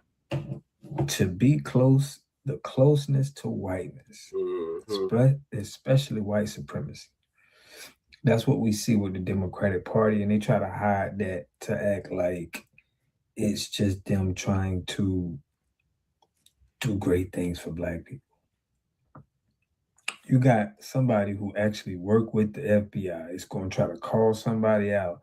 This is how much balls they got. This is why we got to call them out and tell them, we got to put y'all to the side. Y'all got to let the new leaders of the new school join in. Right. Because they're compromised. We're going to hear Kamala Harris. Kamala Harris is going to go on her rant. I'm going to let y'all hear that rant that she go on.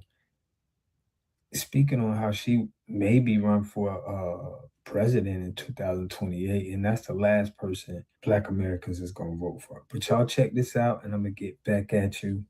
Let's get it. Your openness to talk to the American people, as I said in introducing you, you and I go back over a quarter century. Yes.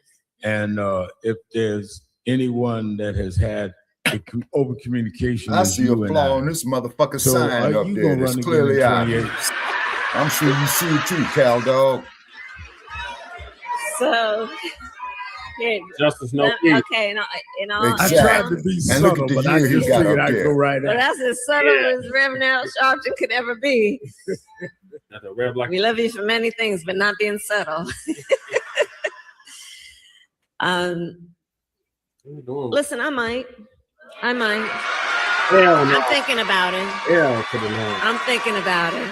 From the beginning, I have been unequivocally opposed to this war of choice that Trump has entered.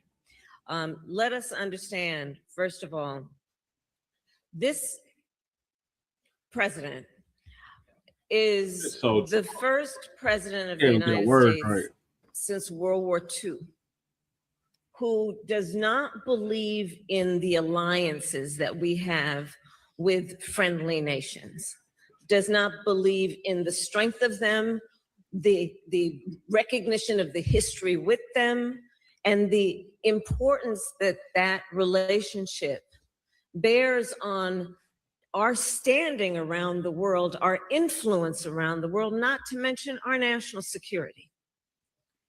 This is the first president of the United States post-World War II who has not considered the United States of America to have a responsibility to be a standard bearer around international rules and norms, such as sovereignty and territorial integrity. Look what he did as it relates, and what he has been doing as it relates to Ukraine.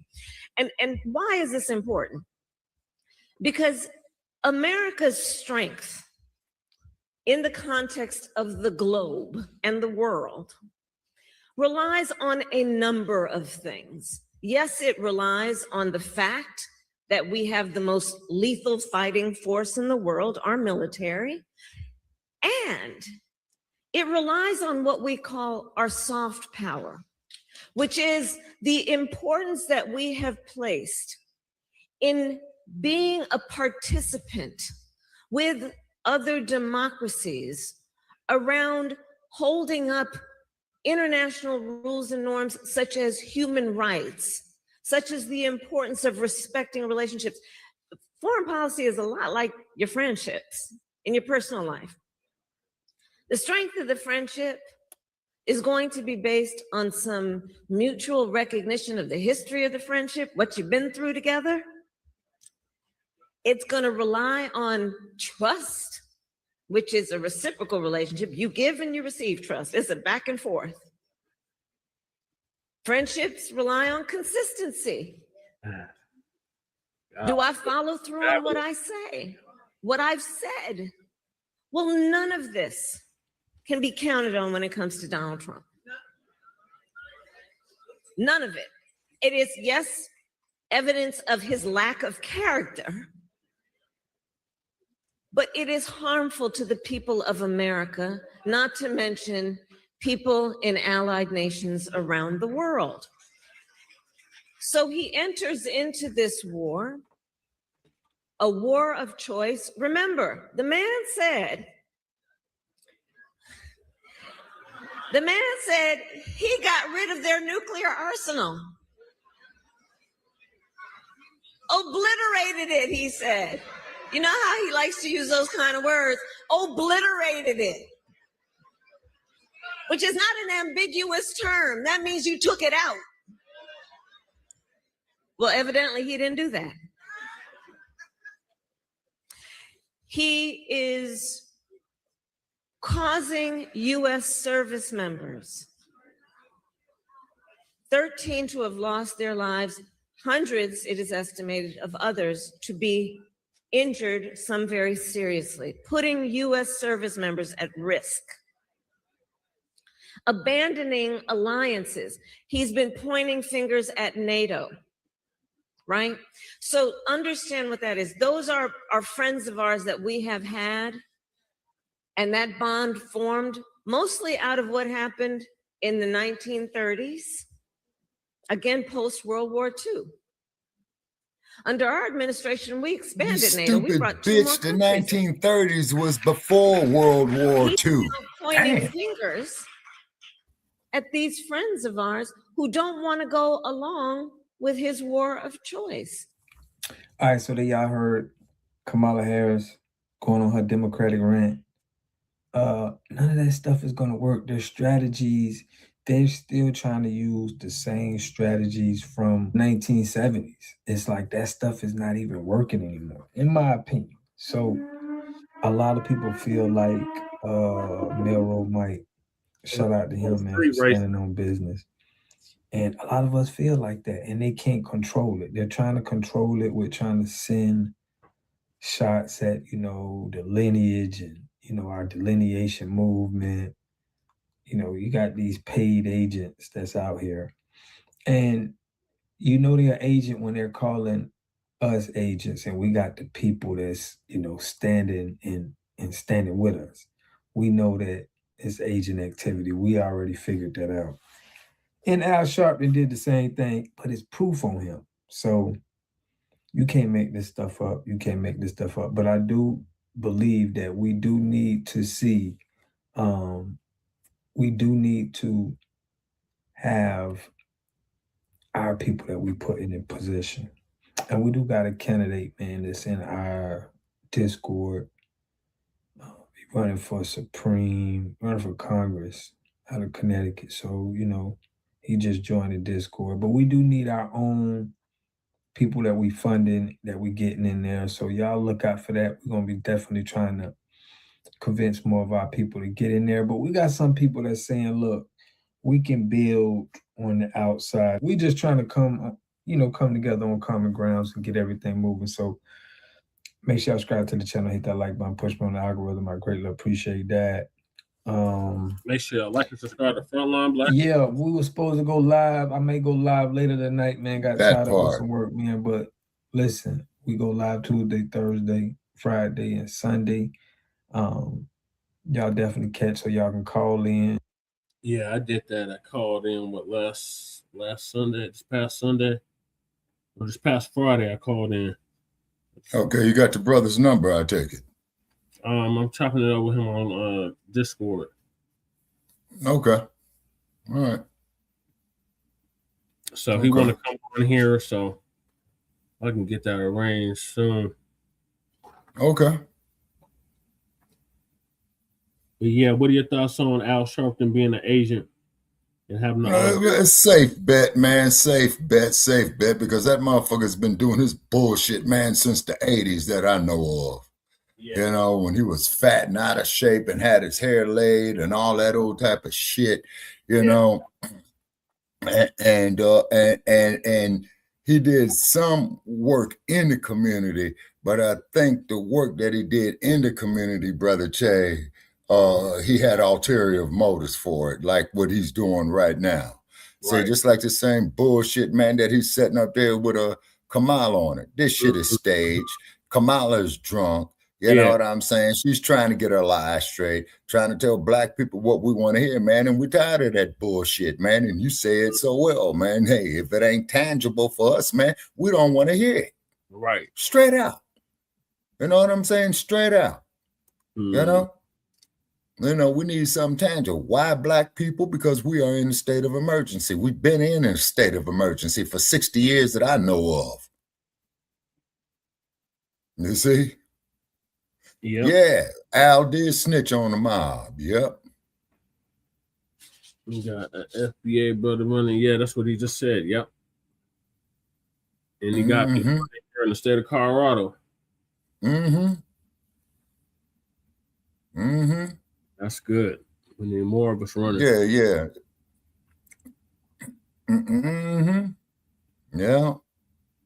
Yeah, he was. Yeah, Cow Dog, that's exactly what that motherfucker is, man. I equivocate that to ambulance chasing. Right. That's all he is. And how dare he so Melrose like that, talking about paid provocateur. Yeah. And then as new Blacc Media grows, Brother Che, see, the more new Blacc Media grows, motherfuckers like Al Sharpton and them, man, they'll be obsolete.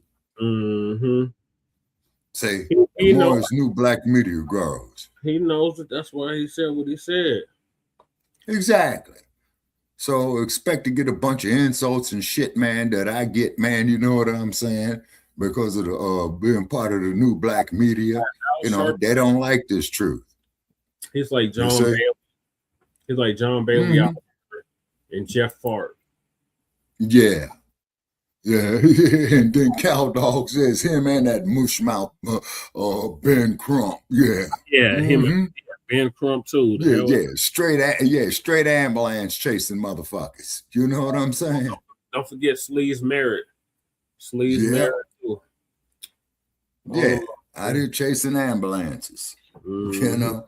And then not getting off topic, speaking of ambulance chasing, man, I was arguing with Nabisco's, man, on the damn Derek Chauvin situation. They're trying to say online that Derek Chauvin didn't do nothing bad. And I said he murdered a man, who said he can't breathe. They're going to call George Floyd a dog. But Chauvin, was such a hero. But what these fools do not understand is that George Floyd and Chauvin were seeing the same woman when they were bouncers at the nightclub. That's what that shit was all about. Yep. And Chauvin, you're not getting out. Oh yeah, Officer Tatum and Anton Daniels. Yep, it's up for them too. You see what I mean? And also too, who now? Charleston White. Okay. Charleston White. Okay, enlighten me, man. I know the name, Brother Che, but just refresh my memory, please. Just an ignorant ass provocateur that's always online talking dumb shit. Oh, yeah. And Cow Dog says the whole three twins also. Oh, yeah, the Hodge twins. Yeah, the hell with them too. And whatever happened to them broads, man, them twins, Diamond and Silk, man, who was up there, Trump dumpster. One of them died. Oh, okay. During the pandemic. Yeah, okay. All right, so moving along, Shabaka, we got an update on the Karmelo Anthony case down in Texas. Yeah, man, that's what I want to hear. That I'm gonna call it a night after that one there, Brother Che. Okay, that's understandable. Because I just got shit to do, just like you do. So we want to clear our schedules out. So we'll get with Dr. Short. Okay, what they doing to Karmelo, man? So our brother, introvert rock star, gonna give us an update. Shout out to Kahari. He's the one that put me up on him. Oh, okay. Shout out to Kahari. It's underway this midday. Okay, And look, y'all already know on this channel, we hold this racist system accountable, because if we don't, who will? And if you don't like it, get to stepping, because it ain't gonna stop. Now run the tape. Frisco ISD's district track meet is underway this midday, 1 year after a deadly stabbing that shocked the community and made national headlines. The district says extra security will be in place as that meet continues today and tomorrow. The meet is happening about 10 miles northwest of Frisco in Little Elm. NBC5's Alana Quillen is live at Lobo Stadium in Little Elm with more on where the case stands. Alana?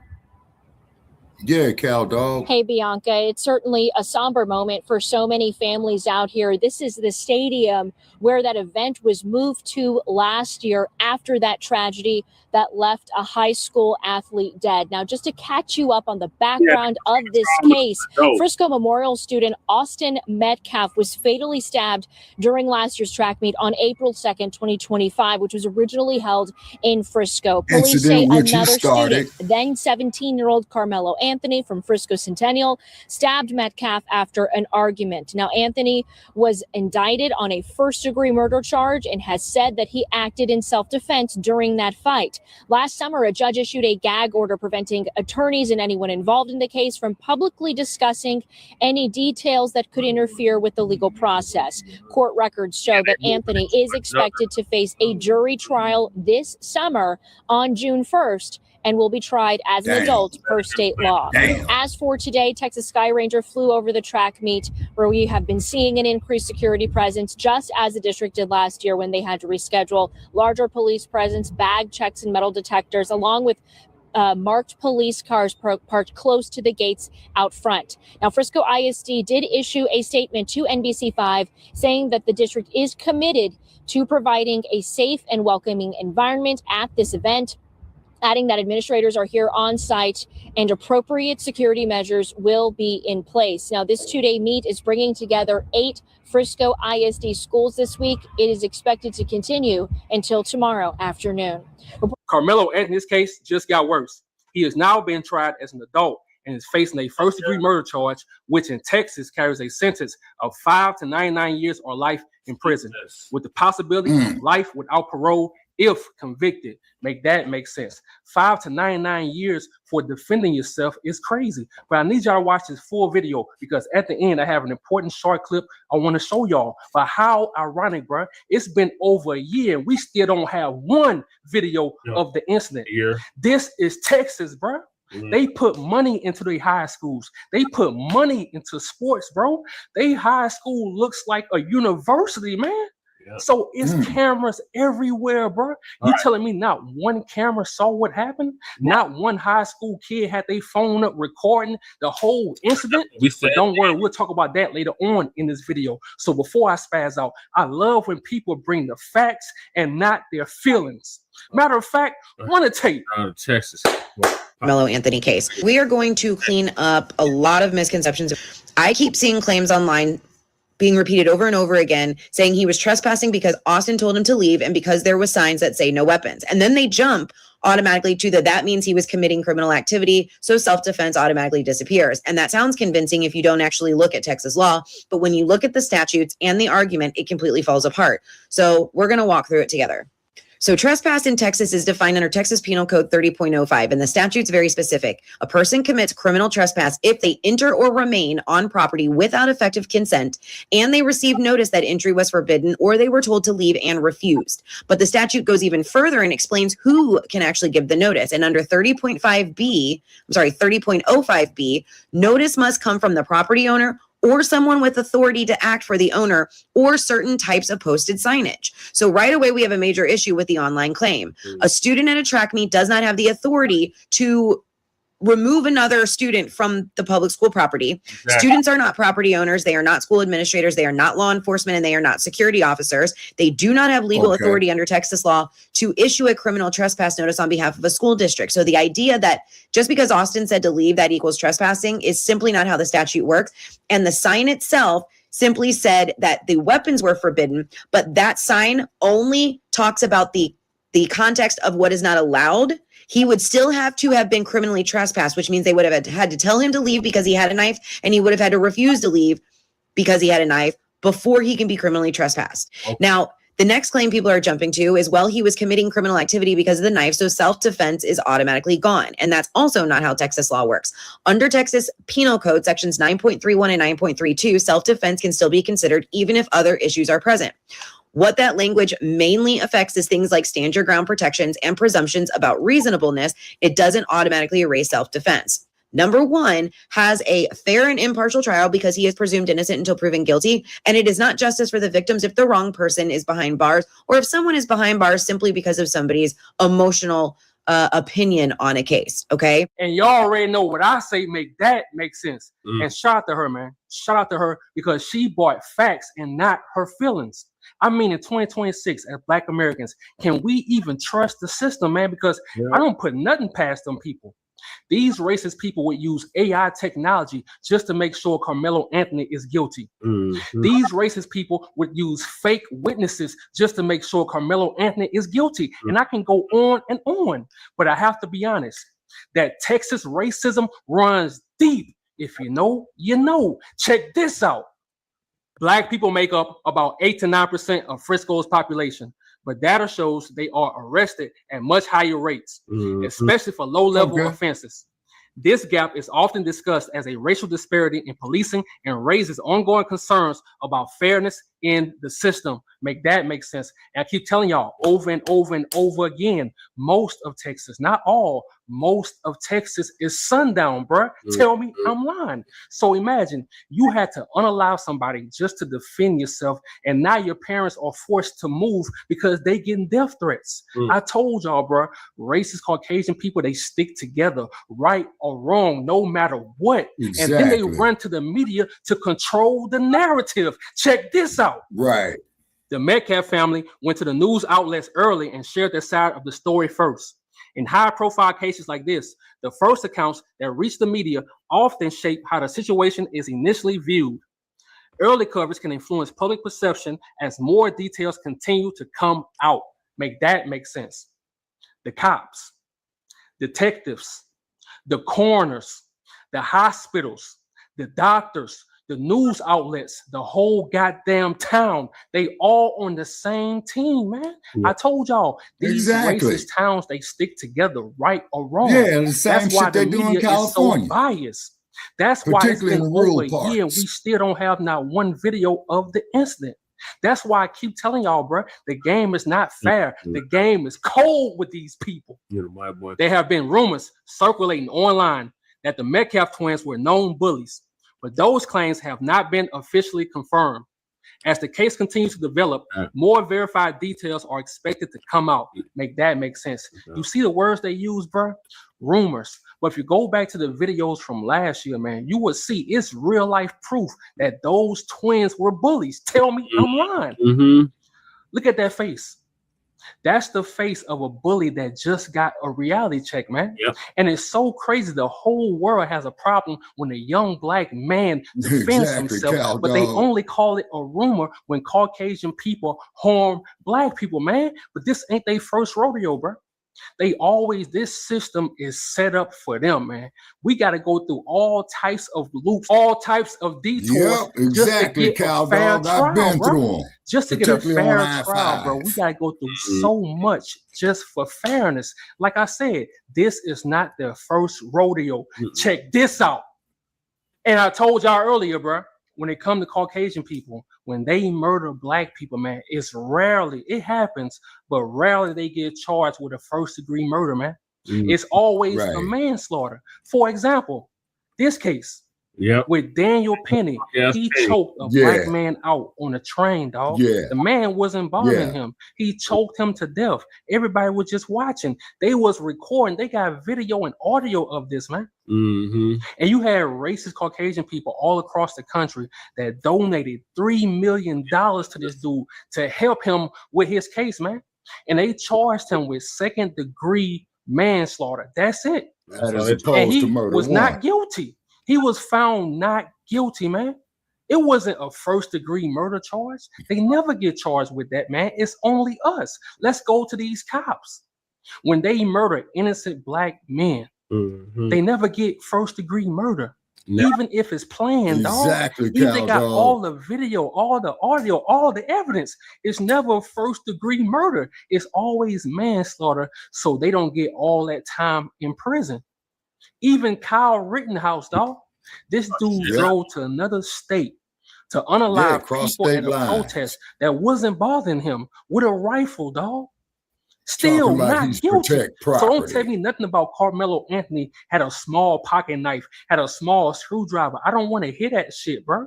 Because all these people got off and y'all had no outrage. But when it's a black young man protecting himself, defending himself, now everybody mad. But I'm not going for it. I told y'all on this channel, we hold all racist Caucasian people accountable. All I'm saying is keep that same goddamn energy, partner. Right. And y'all already know, before I end this video, I have to always speak from my heart. Before I end this video, I have to always speak from my heart. Look, this summer, we cannot let this system railroad Karmelo Anthony. I told y'all, we got. This system wasn't designed for us, man. That's why you can have all the evidence. Let's say a cop unalives your family member, an innocent black man, innocent black woman. You could have all the footage. You could have everything. They go still, the highest they're going to go to charge them, they go say it was manslaughter. Even if it was planned, bro. They go still say it was manslaughter. So it's really no justice for black Americans in this country. That's why I say we have to stick together. We can't keep moving on when stuff like this happens. We have to keep making videos about it. We got to keep talking about it, bro. You know, that's up to us. And then I noticed something. Right after this incident happened last year, man, a witness came forward and he told the full story. And I hope that witness shows up in court on June 1st, bro. I hope he shows up this summer. I'm out. Matter of fact, run that tape. It was raining. They got rained out like crazy bad. Everybody trying to get back to their cars or get in, you know, places where they, you know, wouldn't get all extra wet. Dude was sitting up under the tent, right? He was on his phone, right? My daughters was up under the same goddamn tent. Yeah. So I'm paying attention to my kids, but at the same time, they're in the same vicinity. So I'm watching everything going on around it because I'm there for my children. So dude walks up, McKellen, bro, he wasn't even under the tent at the time. They came from a whole separate tent and walked over there. They intentionally went over there to this kid, man. Dude was sitting there on his phone just trying to get dry. You feel me? One thing went from another. They grabbed this man and they tried to punch on dude. Dude went in his bag and whatever. They went to try to jump this dude and punch on this dude, man. And he protected himself, dude. That's what happened. Yeah. It wasn't just one. It was both of them, bro. Austin, that dude that got unalive, and his brother physically went over there to intentionally. It's not to the point that he brought a knife. For one, it wasn't on school property. The school is at least 5 to 10 miles away. It was community track meet, bro. It wasn't a school track meet. So he had the right to have a knife on his person, bro. Right. That part. Exactly. And then on top of it, the so-called knife man was a cleat cleaner. You see what I'm saying? Yeah, the device was for cleat to clean his cleats. Now, keep in mind, this damn Metcalf punk was like 6'2", and our man Carmelo Anthony, man, is only like 5'7", man, weighing like about 150 pounds at the most. Right. So therefore, so Metcalf and his brother is going to try to punk this man, talking about he's on the wrong team's tent when the goddamn meet was in a public park. So that throws that out the window. Then they gang up on him, and he defended himself, man. And Metcalf, he ordered that, man. Yeah, that man there should be acquitted. That is self-defense. Right. You see what I'm saying? That is self-defense. And then you're going to try to punk the young man. You see what I'm saying? And then hold it. Wait a minute. Then didn't they say they tried to take his backpack away from him too, Brother Check? That's robbery in the first. All of that. See? Yeah, that's robbery in the first. I mean, but you don't hear these Nabisco motherfuckers talk about that, do you? No, but these are the same ones that would justify any unaliving of our people. Yeah, just like what happened with our man, Mr. Penny on the subway there. No, Penny was the perpetrator, right? You talking about Jordan Neely, yeah. Yeah, Mr. Neely. What happened to him on the subway? Man is hungry. The man is, cow dog, strong arm robbery. Okay, so the man is hungry. The man is thirsty because New York is very humid. You see what I'm saying? He was no threat to nobody. He used to do his Michael Jackson imitations, you know, to make his money, okay? Because up there in the Bay Area, they would have all kind of people come up and down the subways, man, doing their entertainment and what have you. Some of them are pretty good. But what it is that with this dump regime, with the Ferguson's dump one, Biden, who voted against every progressive movement for black people, then the dump regime again, then these Nabiscos is getting emboldened is because I've been arguing with these bastards on social media. You see what I'm saying? And then some cracker gonna sit up there and tell me what about black on black crime? First place, motherfucker, how you gonna tell me about my people's history? Right. See, that's that Charlie Kirk shit. You see what I'm saying?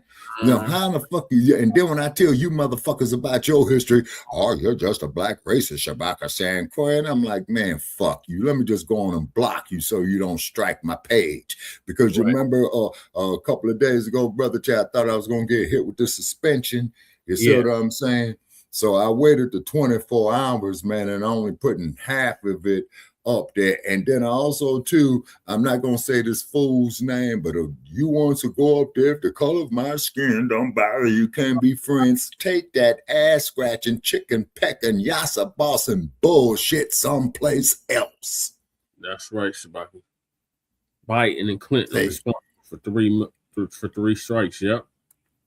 Yeah, exactly. Yeah, exactly, cow dog. And then keep in mind, cow dog, you remember when Hillary was running for president, man, went through Watts and they heckled her ass and came down on Bill too, talking about my brothers are still up there under your 3 strikes law bullshit and hiding Biden, that racist son of a bitch. He had always pushed for harsher crimes and more prison times for black people. And then the motherfucker got the audacity to get up there and says, well, if you don't vote for Biden, you ain't black. Yeah, on the gloves. Yeah, huh? You know what I'm saying? A black experience ain't your experience, Mr. Biden, and I don't give a fuck how many black prostitutes you paid. Still went on and voted for him. Exactly. You see what I'm saying? You know, Uncle Tom Bradley's, Kamala Harris, Barack Obama. You all come to us talking about you need our votes and our support for change that we can believe in, and you motherfuckers go up here and serve the oppressors' agenda.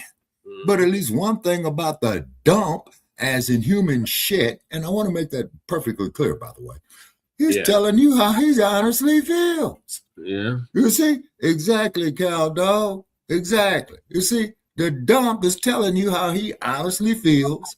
Okay, the deranged or orange orangutan motherfucker man is doing what the fuck he want to do. You know what I'm saying? Mm-hmm. See? And I much rather deal with a motherfucker like that who tells me hates my goddamn guts, you know, because you's a black son of a bitch. But okay, great, fine, motherfucker. Now I know how to deal with you. Right. And I'm not going to be tap dancing and bootlicking and doing that goddamn Uncle Tim Scott shit. Yeah. I just a little you, boss. Exactly. Boss. Yeah, zippity doo dah, zippity day. I got plenty of nothing and nothing's plenty for me. Song of the South. We're doing that Uncle Remus shit. Exactly.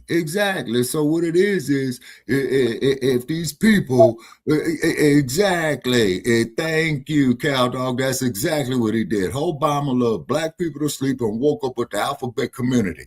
Okay, to prove your point even more, cow dog. You remember when he went over there to Kenya? Him and Michelle went to Kenya, and he told the president of Kenya, and the president of Kenya said, "Hey man, welcome here. This is your ancestral land." Obama goes up to talk. What's the first thing the fuck he start talking about, man? Is some goddamn alternative agenda, some rainbow shit. And then what about the motherfucker Che that Biden had sent over there to Uganda, the land of Idi Amin Dada? Nobody fooled Big Daddy. And told President Museveni over there, well, man, if you don't endorse this alphabetized agenda, we'll take away your our aid from you. And President Museveni said, motherfucker, take your aid, shake the spot. President Museveni paused about 10 seconds and said, motherfucker, you still here? All right. Motherfucker sat there with his mouth open, because I remember seeing the picture on social media that Nabisco's mouth fell open. So once again, these damn Nabiscos, exactly. I feel you, Cat Dog. Cow Dog. I feel it.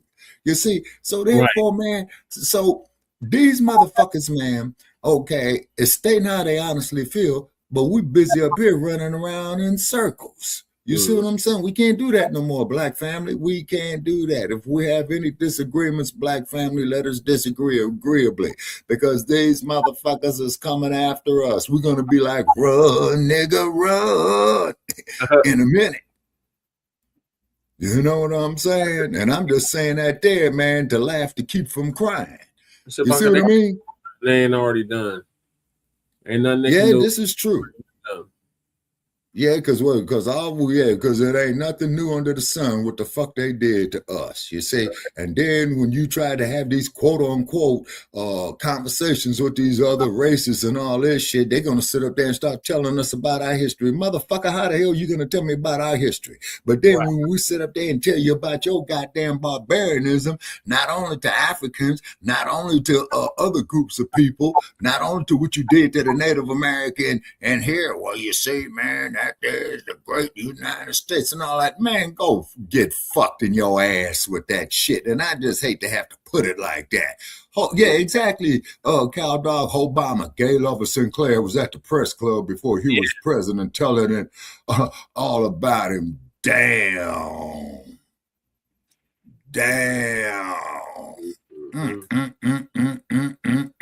And then Obama gonna go out there and do all that finger wagging up there in Motown, all them brothers who didn't vote for Kamala. You see what I'm saying? Doing all that finger wagging. You know what I mean? Doing all that finger wagging. Or y'all supporting Kamala. Don't you want to see exactly leadership? So you don't like Black women in high levels of power. Yeah. And then Kamala, you know, she might as well go back to ghetto gagging. You know what I'm saying? Yeah, with Imhoff. Yeah, exactly. You see what I'm saying? Doug Imhoff. Yeah, just like what she was doing with downtown lowdown Willie Brown, whose wife divorced his ass. You see? Yeah. And then on top of that, you know, her infamous line, no, I'm not going to do nothing strictly for Black people. No. Yeah, Cow Dog, he got shut down real quick. You know what I'm saying? His wife divorced his ass and broke his ass in court, from what I understand, as well as she should have. He's 60 motherfucking years old, and what was she, 25, I think, at the time? Yeah. Yeah, you see what I'm saying? You know. And then when she was the district attorney of San Francisco County, when they killed Mario Woods, which was clearly murder, she didn't do nothing. And I still got the article on that there, Brother Che from the San Francisco Chronicle. Nice. Yeah, you see what I'm saying? You know, and they put 47 bullets in this man. Oh, well, he had a knife. Man, they could have the dude only weighed 140 pounds like young man right here. Carmelo Anthony, okay, if they went up there and whooped his ass and put him in handcuffs, great, fine, but y'all didn't have to put all them damn bullets in him. All right. That part. Oh, yeah, there you go, Cow Dog. We forgot to mention that. Oh, you see what Cow Dog just mentioned? Yeah, because that bitch helped them steal Nina Simone's house from her daughter in California. See? And Nina Simone was a woman who was ahead of her time. Yes, particularly when she made her song Mississippi Goddamned, and then to find out that the TV series In the Heat of the Night, well, Crystal Fox, who played Luann, one of the police officers, right? That there was her grandniece. Yeah, and I put up there, man, I says, well, I'll be Mississippi Goddamned. It's because Nina Simone made a record about that during the civil rights movement in Mississippi in the mid-'60s. You see what I'm saying? Mm-hmm. And then when Nina Simone was coming up playing the piano, man, she was doing a recital and they wouldn't let her parents sit there and watch their daughter play. See, people, it's the ethos of this country, which is a group psychology, okay? Yeah. That we're supposed to let these other groups come over here, piss and shit on us, and we're not supposed to do nothing. We're just supposed to stand there. You see what I'm saying? And then when a cat like Huey Newton got up there and said, no, fuck this, you know what I'm saying? This is what y'all's people's laws say. Right. You see what I'm saying? Just like when the X-Man that came out there and said what he said. Right. You see? Just like what the Deacons of Defense did what they did. Hey, fuck this, we locking and loading. Yep.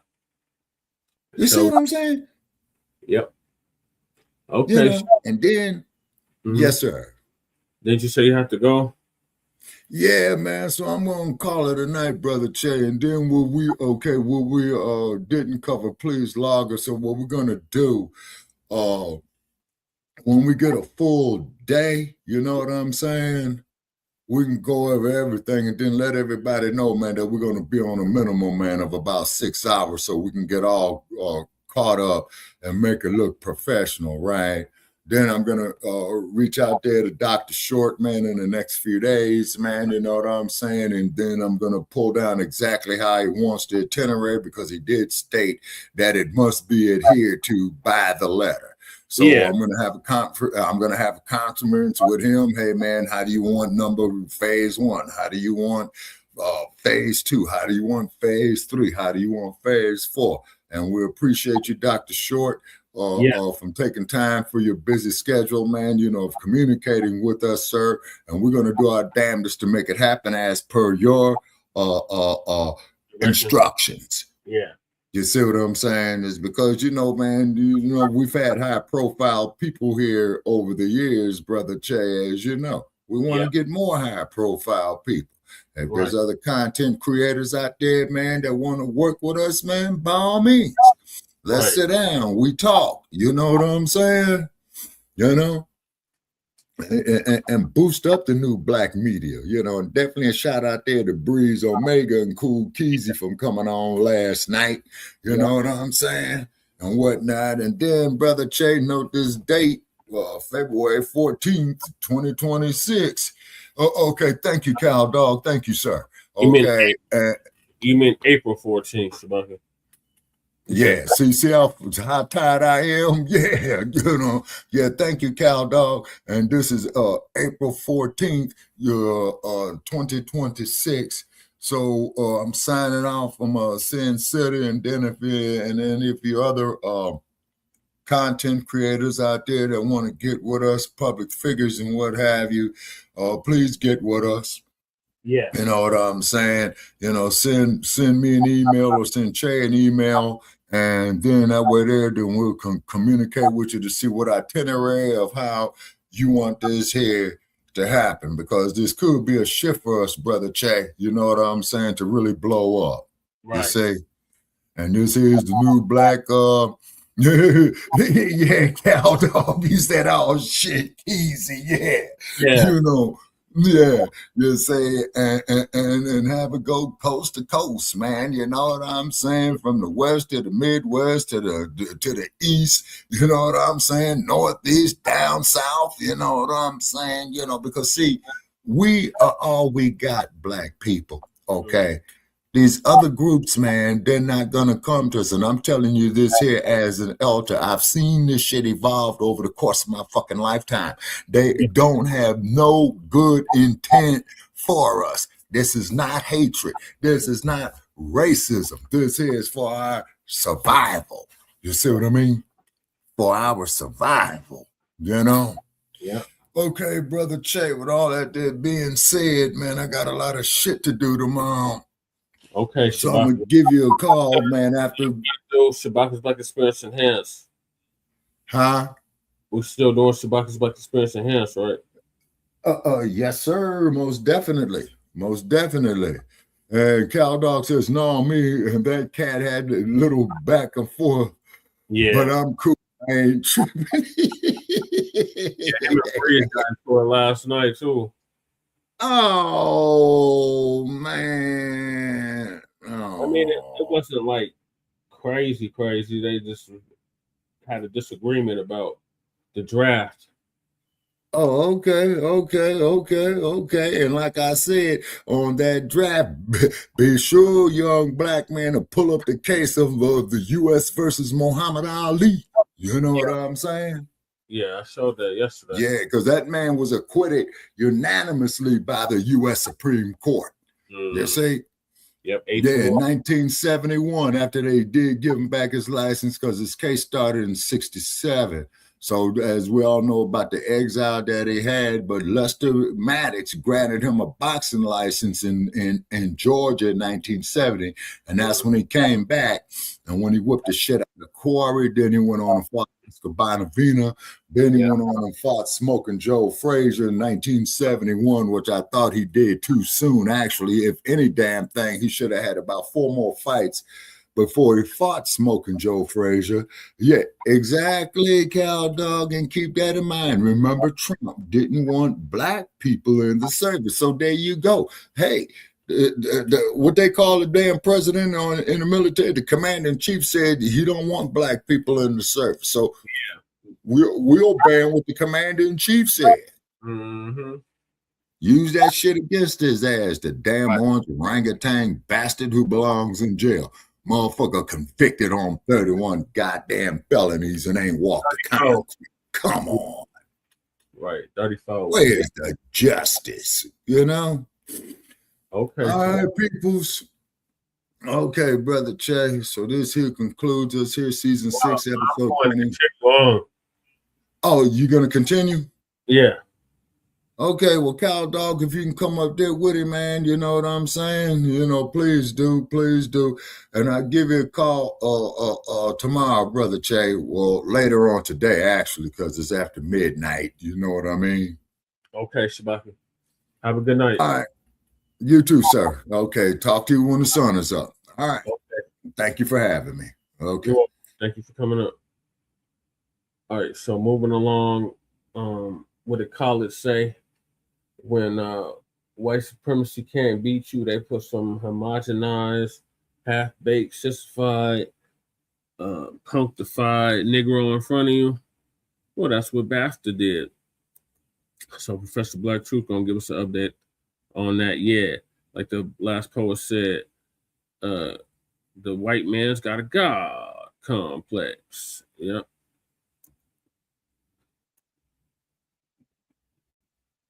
So April is New Black Media Appreciation Month. Happy New Black Media Appreciation Month.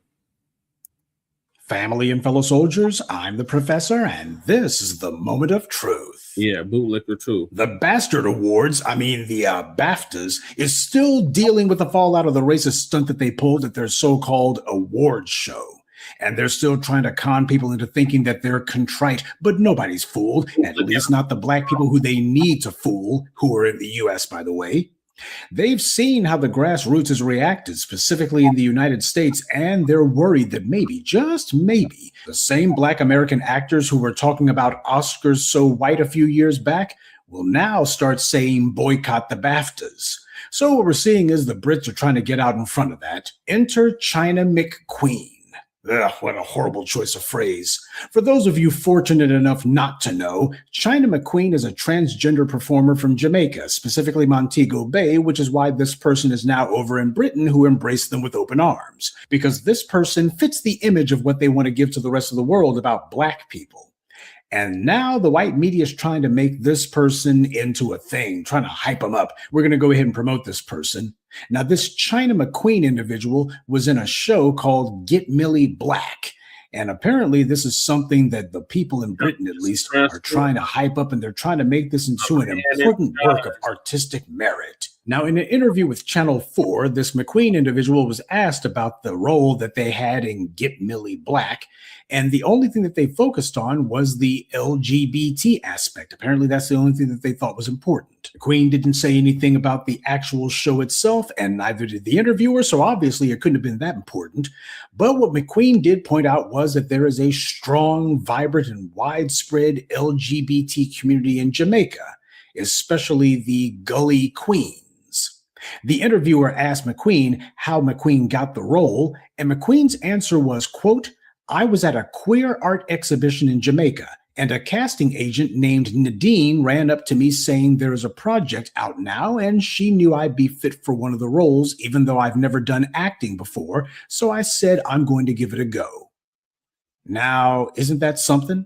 This person was at a so-called art exhibit, and some casting agent just happened to be there and ran up to them because they thought this person would be perfect for a role on television, even though, by their own admission, McQueen had never acted in their entire life. And yet, you got this agent here who thought that this person would be perfect for a role on television. Now, what does that tell you? This McQueen character wasn't chosen because of their acting skill. Acting was completely and thoroughly irrelevant. They were clearly chosen for something else.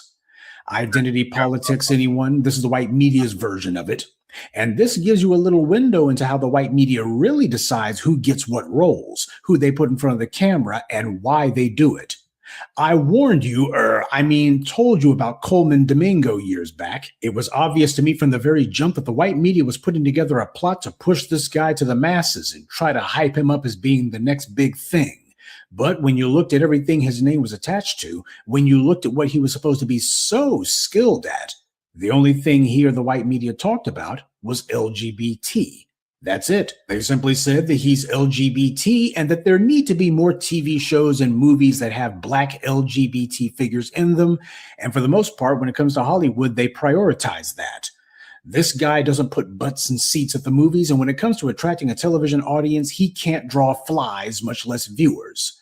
And yet the white media hyped him up for a good long while there, giving him all of these glowing headlines. Oh, he's going to be playing Bayard Rustin. There's another individual whose name we know for absolutely no reason. Interesting how you can always have a story about black people, but you got to make sure that there's some sort of LGBT angle to it, and it has to be a prominent one.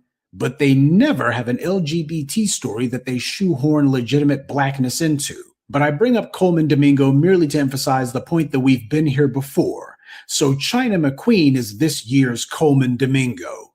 However, you can't put a tool out in front to be the crash dummy without credentializing them first. And that's where so-called awards come from. And now apparently the BAFTAs is doing their little TV presentation, and that's where China McQueen's getting all of these headlines from. Because China McQueen isn't willing to do any sort of criticism, certainly not about the open, blatant racism that we saw at the BAFTAs a couple of months ago. So, oh yeah, let's go ahead and give this person an award, because under white supremacy, that's how you bestow instant credibility onto someone. Under white supremacy, that's how they give someone instant legitimacy to be their tool. You should listen to what this person says. Why? Look at their credentials. Yeah, credentials given to them by the most corrupt people in the society. And we're being told that this McQueen character, who up until recently had never acted in their entire lives, is apparently somebody who we should listen to on the issues of the day, I suppose. Or at least when it comes to what we watch for entertainment. That's how the white media operates. They give someone an award and claim this award is only given to people because they did thus and so. That is so meritorious and so valuable, and this award is given in recognition of their contributions to blah, blah, blah. If there's one word that accurately sums up the white media's awards, it would certainly be prestigious. That's definitely the perfect word for it. I've told you for years now that the word prestige comes from the Latin root word prestigii, which means conjuring tricks. In late Latin, they used the word prestigium, which means illusion. That's where the movie The Prestige got its title from. It was a movie about two dueling magicians played by Hugh Jackman and Christian Bale. Every magic trick has 3 parts, and the part where you present the final illusion is called the prestige. And this is important because awards are seen as prestigious. But as you can see, that word means illusion. The importance that people assign to these things is not real, but they treat it like it is regardless. And that goes back to the original meaning of the word prestige, from the word prestigii, which means conjuring tricks. This is what the white media does. It conjures tricks when it tries to take its tools and get you to admire them and to give them credibility. This is why, as the Blacc Media, we use the phrase conjuring magic when we talk about how the white media tries to trick you into believing things that aren't true simply because they said it. Because the white media is seen as prestigious, largely because they've spent decades pushing the propaganda that they tell the truth, and they're so trustworthy. It's all a con. Giving awards under white supremacy is a way that they conjure magic. And in this case, instead of pulling a rabbit out of a hat, they pull this fool out instead. These days, McQueen is bragging that they're going to be keeping busy in New York. So already the white media is like, okay, you've proven your worth in Britain as far as selling the soap goes. Now we're going to have you working in New York in the United States, where you'll be portraying foundational Black Americans, no doubt. As McQueen puts it, 1 or 2 casting directors have already started reaching out about upcoming projects, and I'm getting ready to meet them. So I'm excited to see where things go. This is all just a blessing. Well, that's certainly reassuring now, isn't it? Because the last time we heard McQueen talking about someone wanting to cast them for a project, it had nothing to do with experience. At least this time around, McQueen can claim to have 1 role under their belt. But this is the white media picking and choosing who the winners are, because with the unparalleled wealth that white power stole, they can easily throw a few wooden nickels at their chosen tools. We saw this with Hannibal Buress after he set in motion the lynch mob against Bill Cosby. That clown got 1 or 2 make-work gigs from the white media and ain't been heard from since. But this is how white power keeps the wannabe bootlicks chasing that carrot. Show them 1 or 2 sellouts and suck-ups who seem to have their star on the rise, claim that if they just play ball, then the floodgates will open and opportunities will come their way, and you'll have a bumper crop of morons who'll be out there ready to break their necks to do masses bidding.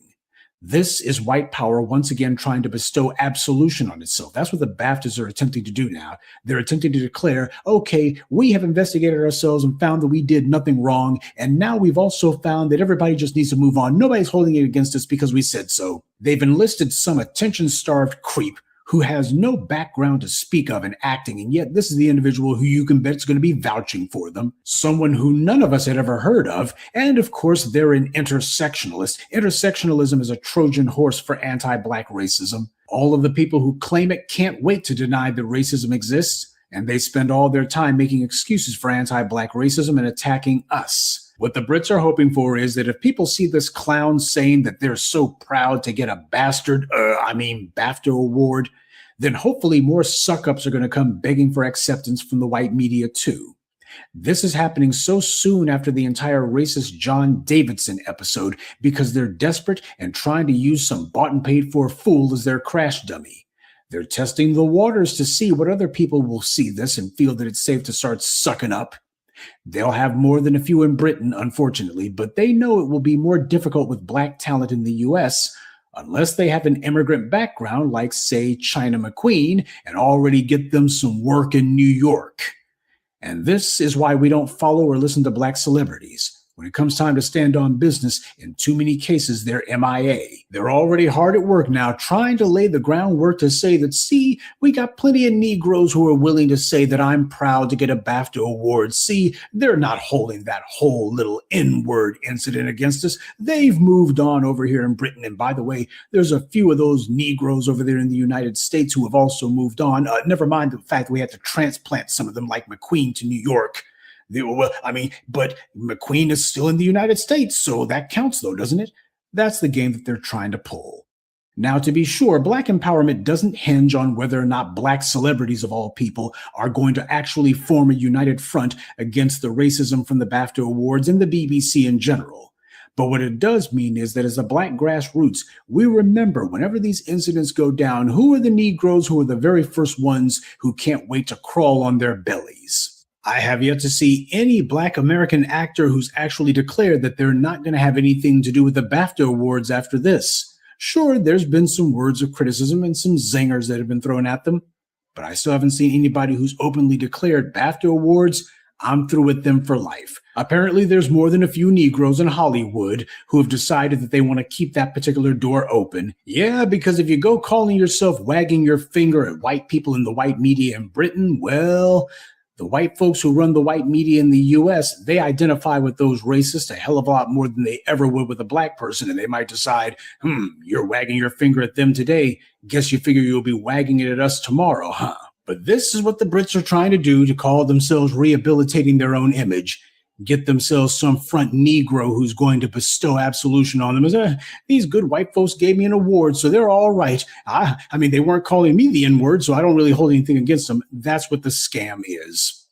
And this McQueen character, their career is going to be short-lived, but between now and then, expect the white media to try to pretend as if this person is important somehow. And the BAFTA award that this McQueen character is supposed to be in the running for, I'm not exactly sure what it is, but if they've got a category for most shameless tool, then this McQueen character definitely gets my vote. Good day, and be one. I'd like to take a moment to mention some of our contributors: Burkett Cochrane, Robert Love, Jeremiah Holloway, Lamont Ingram, and Starlet Thompson. Salute to them, and thank you to everyone for listening, liking, and sharing this message. Black empowerment only exists because of you.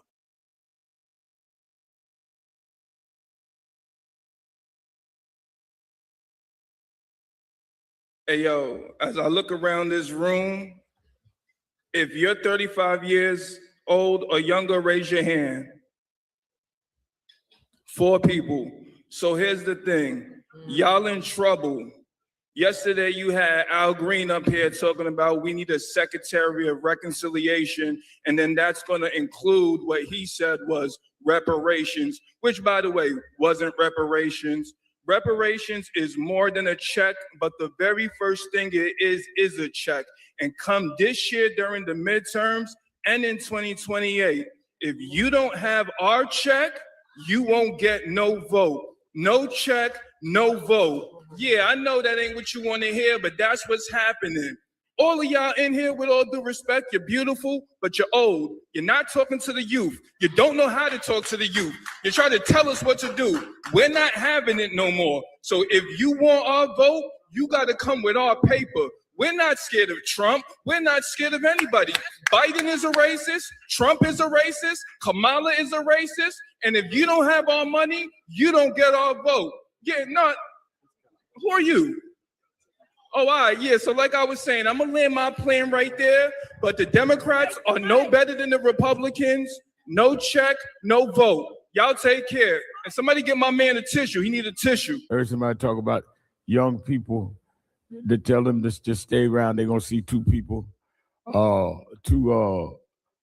afternoon, all of the youth in there. And I don't know, but you get provocateurs, because anybody that's talking to somebody younger than them holding the mic, then you know that they paid agents.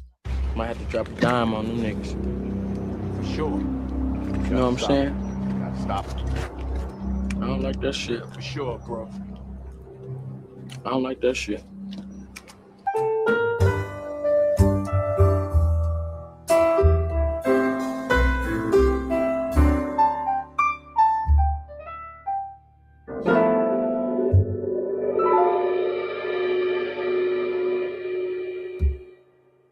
All right, y'all, we back with another video, man. Y'all know how we do. Always pushing health, wealth, and a better understanding of self. So check this out in this video, y'all. We going over Al Sharpton's NAN, his National Action Network.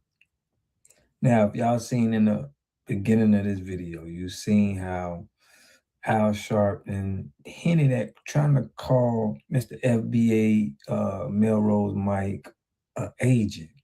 Okay, for what he said about not being able to connect to the youth, right? And Al Sharpton is the last person to be trying to call somebody out as an agent. I can get a shoot, you know, to 99 for about 35,000 a kilo, but I gotta get You know, more than once. Right. You know, I mean, if we're gonna do this thing, you know what's a real, you know, I mean, 10 kilograms is like it's 350,000. That's a drop in the bucket. You know, we can go bigger. Every kilogram we bring in 3,500 kilos. By this time. So I bring in 10, we make 35,000. So that's a chicken pocket. He can, what he's going to do, he'll do what much they do. He can do it, you know, 100 times over. Like the supplier 100 times over. He was an agent for years, and it probably never stopped. I'm going to show y'all proof that it probably never stopped. Check this out. Al Sharpton, right, cooperated with the FBI in the mid to late 1980s. Specifically beginning around 1983. He started the National Action Network in 1991, which I'm thinking is a part of it. This was the part of the play for what they wanted him to do as well. Listen, so it says, he acted as a confidential informant, recording conversations with alleged mobsters and boxing promoters Don King, which was first reported in 1988. Key details regarding the cooperation. Sharpton stated he cooperated because his life was threatened by figures in the music industry. He wore a wire and used a bug briefcase to record conversations, according to the Smoking Gun and confirmed by his own accounts. So, check this out. While admitting to the cooperation, Sharpton has stated he did not consider himself a rat or a typical informant, but rather someone assisting a legitimate investigation to be close, the closeness to whiteness, especially white supremacy. That's what we see with the Democratic Party, and they try to hide that to act like it's just them trying to do great things for Black people. You got somebody who actually worked with the FBI. It's going to try to call somebody out. This is how much balls they got. This is why we got to call them out and tell them, we got to put y'all to the side. Y'all got to let the new leaders of the new school join in because they're compromised. We're going to hear Kamala Harris. Kamala Harris is going to go on her rant. I'm going to let y'all hear that rant that she go on. Speaking on how she maybe run for president in 2028, and that's the last person Black Americans is going to vote for. But y'all check this out, and I'm going to get back at you. Let's get it. Your openness to talk to the American people, as I said in introducing you, you and I go back over a quarter century. Yes. And if there's anyone that has had open communication, is you and I. So are you going to run again in 28? So, okay, I tried to be subtle, but I just figured I'd go right But at it. that's as subtle as Reverend Al Sharpton could ever be. We love you for many things, but not being subtle. Listen, I might. I'm thinking about it. From the beginning, I have been unequivocally opposed to this war of choice that Trump has entered. Let us understand, first of all, this president is the first president of the United States since World War II who does not believe in the alliances that we have with friendly nations, does not believe in the strength of them, the recognition of the history with them, and the importance that that relationship bears on our standing around the world, our influence around the world, not to mention our national security. This is the first president of the United States post-World War II who has not considered the United States of America to have a responsibility to be a standard bearer around international rules and norms, such as sovereignty and territorial integrity. Look what he did as it relates and what he has been doing as it relates to Ukraine. And why is this important?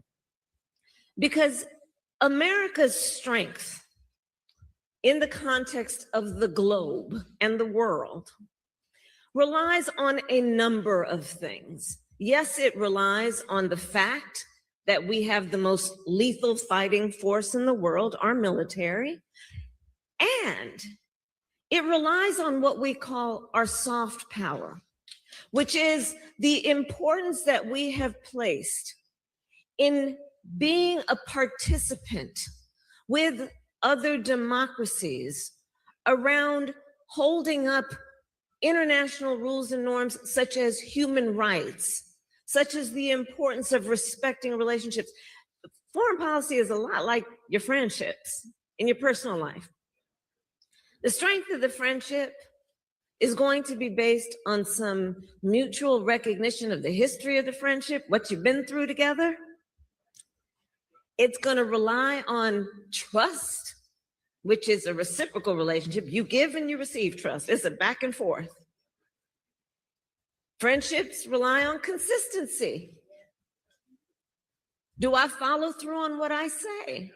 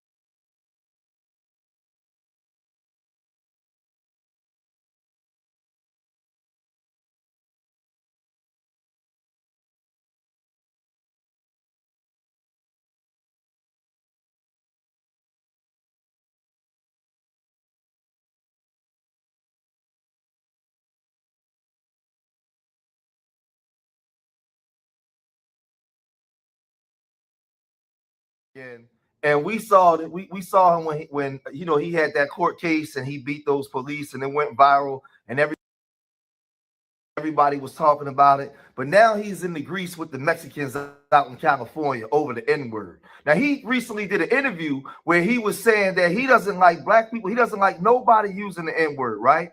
He doesn't like the word, right? Man, these Mexicans are incensed. They angry. For telling them that they shouldn't be using the N-word. But check what he said in the interview. Another thing I wanted to talk about too is I saw you don't say the N-word in your music. What kind of prompted that choice? Well, first of all, the N-word is the most, I'm trying to find that word that's said in the dictionary. It's the most offensive word in the English language. I don't like being greeted with it. I don't address my brothers and sisters with it. Like if you're on the Lakers, you're not going to say Lakers. Or if you're an Englishman, you're not going to walk around saying, hey, what's up, Limey? You know what I'm saying? If you're a Mexican, you're not going to walk around going, hey, what's happening? Yeah. You know what I'm saying? I don't feel black people should disrespect the home team. So if you actually watch the actual video, he's at, and you know, there's a lot of things that he talk about. I've seen him with them W women. I don't agree with that, right? But they still a black man in America. He's part of the lineage. It is what it is, right?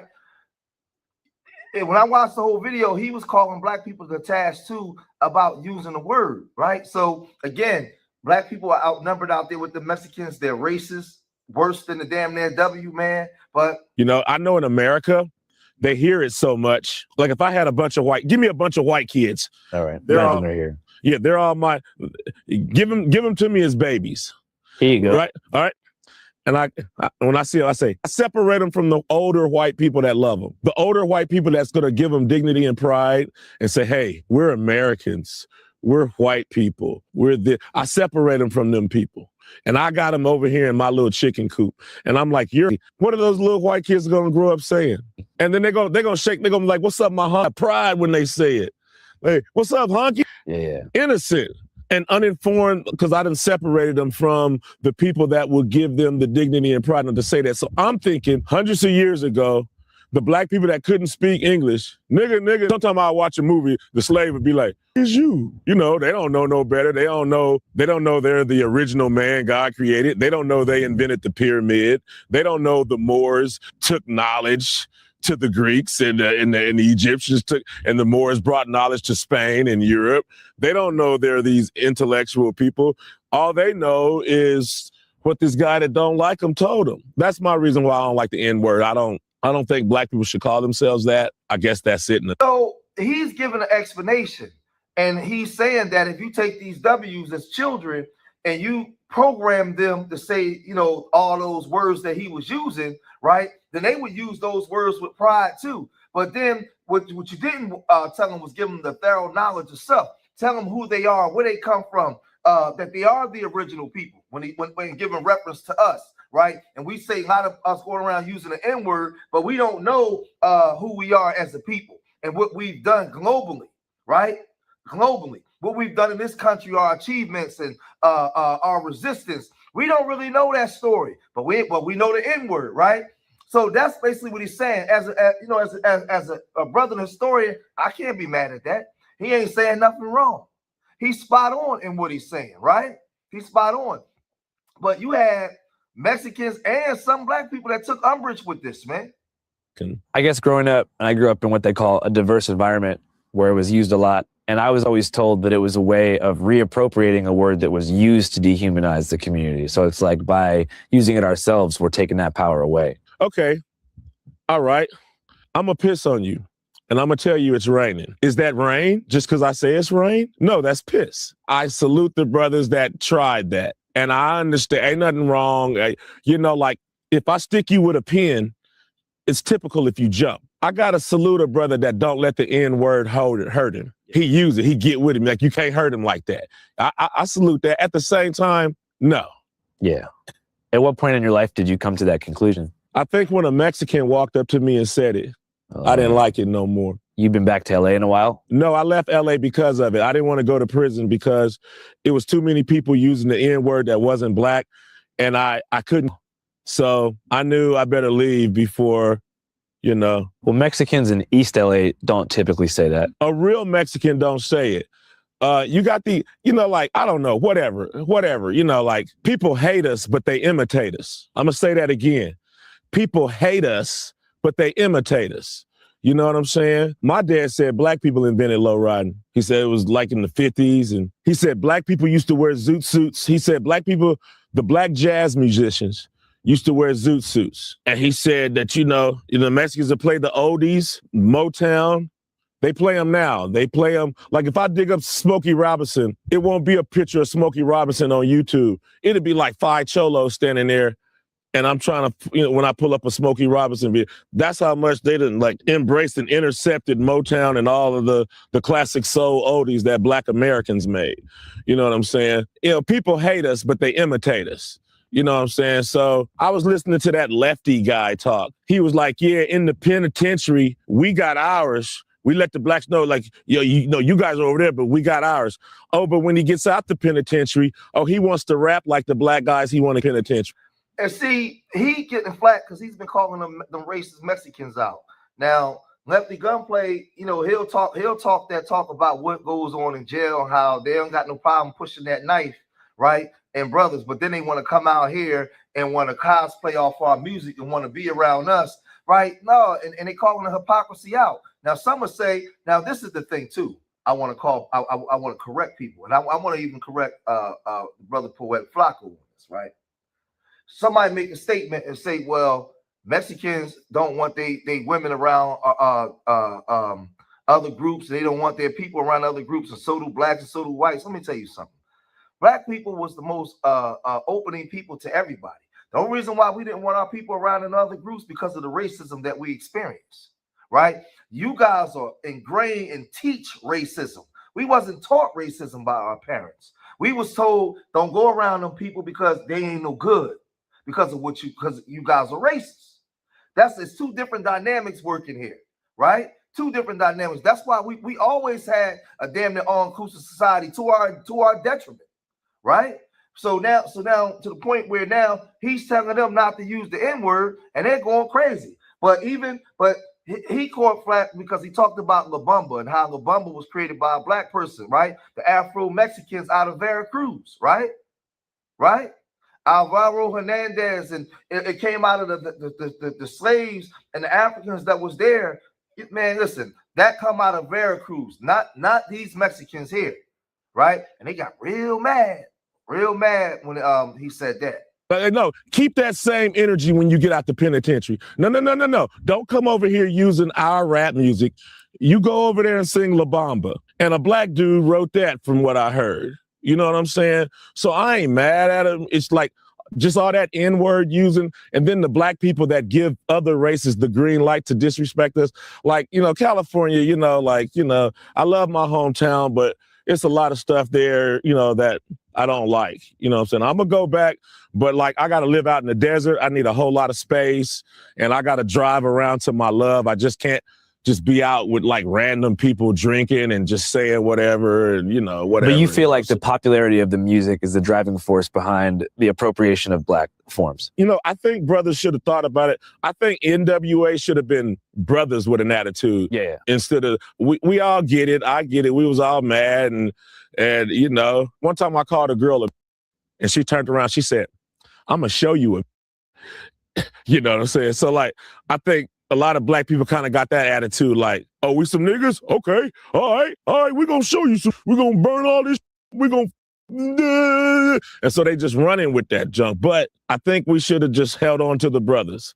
Because now, you got all kind of non-blacks just using the N-word and, I don't know if they would have got the record deal if it was BWA. They could have said F the police they would have got it. You don't think that there was a conscious agenda behind promoting some of these words on a corporate entertainment level? I'm sorry? Do you think there was a conscious agenda in promoting gangster rap in the 80s? Yeah, but see, they can't promote what you don't do. So after this, these Mexicans, the racist Mexicans and the gangbangers, right? Because y'all know the murder rate down there in Mexico and Salvador and Guatemala and all. We don't hold a candle to these people, right? They slaughter everything, even the plants and everybody, right? They went to social media and said this.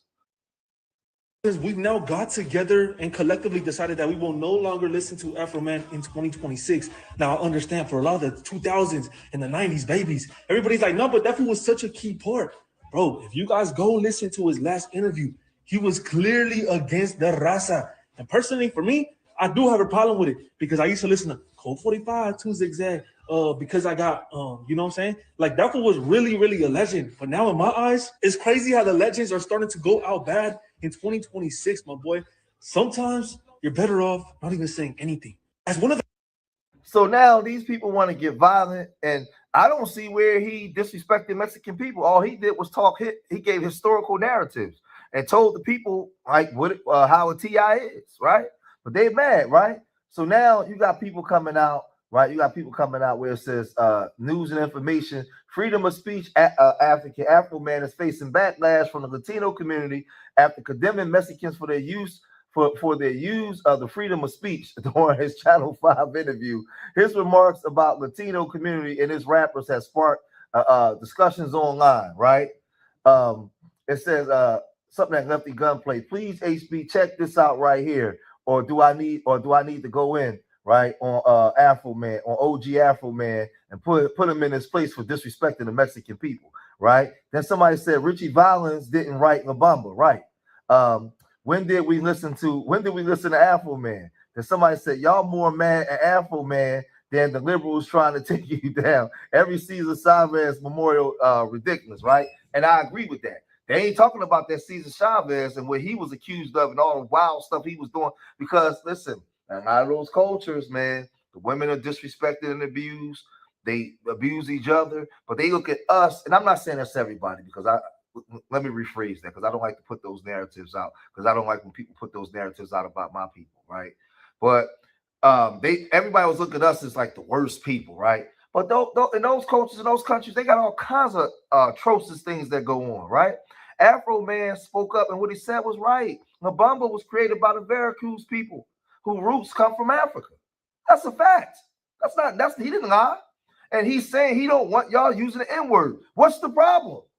When we already hear that the real Mexicans, the real head busters, they don't use it. So what's the issue? Oh, you want to talk bad about us, but then want to cosplay our culture.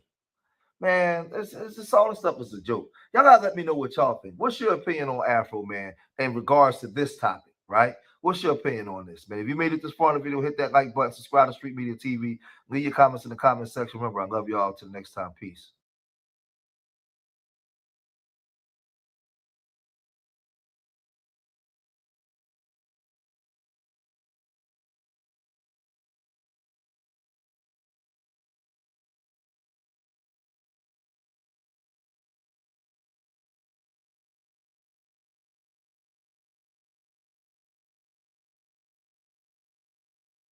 What's up, everybody? I'm Reggie Williams, founder and CEO of Ambrosia for Heads. And today I have the distinct pleasure of sitting with one of the most important collectives in all of hip hop. These gentlemen literally redefine the Bay Area hip hop scene. In fact, it would not be an overstatement to say they changed the sound of West Coast hip hop. After spending time in the major label system, they struck out on their own to launch their own movement and define their own craft. And because of that, not only have they thrived, they have survived and maintained and excelled over the last 30 years. They even have their own day in the Bay. If you don't know who I'm talking about Casual, Domino, Pep Love, Tajay, Festo, Opio, A+, and Del the Funky Homo Sapien. Collectively, hieroglyphics. Fellas, how y'all doing? All right, man. Doing well. Yeah. So I don't front. We've been here together for like a half an hour or so. I've been building with these gentlemen. And we're here today to celebrate something that I've been super excited about for the last several weeks. In fact, I think Taj and I started talking about this almost a year ago or so. But we are launching an exclusive merch collaboration that is merging the Hyro brand, which is legendary and iconic, with the Ambrosia for Heads brand. So today we're going to talk all things Hyro and really start to unveil these as we go. So I want to thank y'all again for being here. I know y'all were up late last night, up early this morning. I think there were some cramps involved. Like it's been a long journey.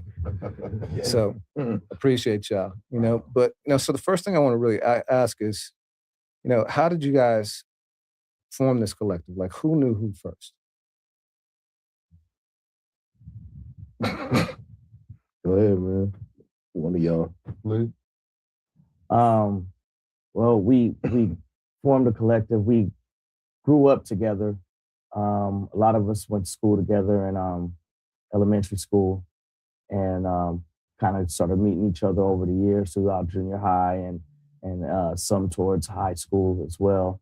And the unifying factor is basically a love and affinity for hip hop, especially at a time back in the day where it was like a burgeoning art. It was kind of like the bastard of the music industry. Mm-hmm. It had just taken out disco. A lot of people thought it was going to be a fad that was just passing. And we were just those kids that got into it super early and just kind of knew, when you were one of those kids that just knew and didn't care what anybody else thought. So we were like almost like the weird kid that likes something that nobody else really is into, like commercially or popular. Like it's not a super popular art form at the time. Mm-hmm. And that's kind of how we all kind of linked up over the years. If you knew a hip hop head, then you automatically had something in common with them and felt like you guys had the secret that the world didn't know about yet. Mm-hmm. And out of that group, a small group of subculture, there were people that actually wanted to become practitioners. And that's where you find hieroglyphics and how we linked together. We were like, not just super hip hop heads, but also guys that were like, I'm one of those dudes. Like I started rapping in 1982 when I was 8. I formed a group with Tajay, we were like, we're going to be rappers, like that. And, that's a short form. All right, 1982. So who were y'all, like when y'all bonded, who were you talking about back then? Run DMC, like, Sugar Hill Gang, Grandmaster Flash, Furious 5, Melly Mill. Yeah, okay. I probably didn't. I mean, I wanted to be a rapper when I sang Run DMC and stuff, but when I sang the phenotype of EPMD, it like matched me. I was like, I really could do it. That's probably why I got my hat like this right now. You feel me? So I was like, it was a little later when I was like, I could actually be like that. What was it about them that grabbed you? East Urban was dark skinned and heavy set, you know what I'm saying? And they was big. And sometimes you look for your template as a young artist, you know what I mean? You be looking to see if anybody out there like you, and they look like you. What about locally? Was there anybody popping on in the Bay at that time? Short. Local DJs? Like, who was some of the guys that were on the scene at that point? Short. Mainly for me, you know what I'm saying? Too Short. Anybody else? Fred Benz, Freddie B. Right. There's a dude named Calvin T. in Richmond. Yeah. Motorcycle Mike was probably like the first person to put out something from the Bay. Put out a 45 in like early 80s. So my reach didn't, I mean, these were the like legends, the people they're naming, but it was like people who was really, we were honing our skills with that, like, it was little, smaller groups that we was not really competing with, like people like Chantel Moore, Shawnee D from Skyline. He was a rap legend. Or Davey D from just rap. Not the Davey D that we know. It was another Oakland Davey D who used to freestyle in Eastmont Mall. People like that wasn't necessarily on the radar. Even, I say cytoplasms.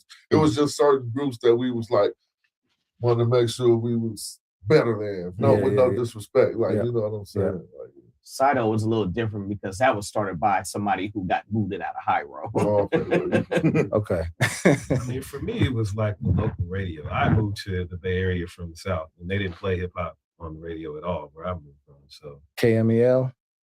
No, this is before KMEL played hip-hop. I mean, but but KMEL was playing rap. Like when we first got to the Bay, I think Push It was one of the first songs I heard on the radio. That's crazy. I had just moved from a place where they didn't play rap at all, period, on the radio ever. That's Mississippi, and then, right?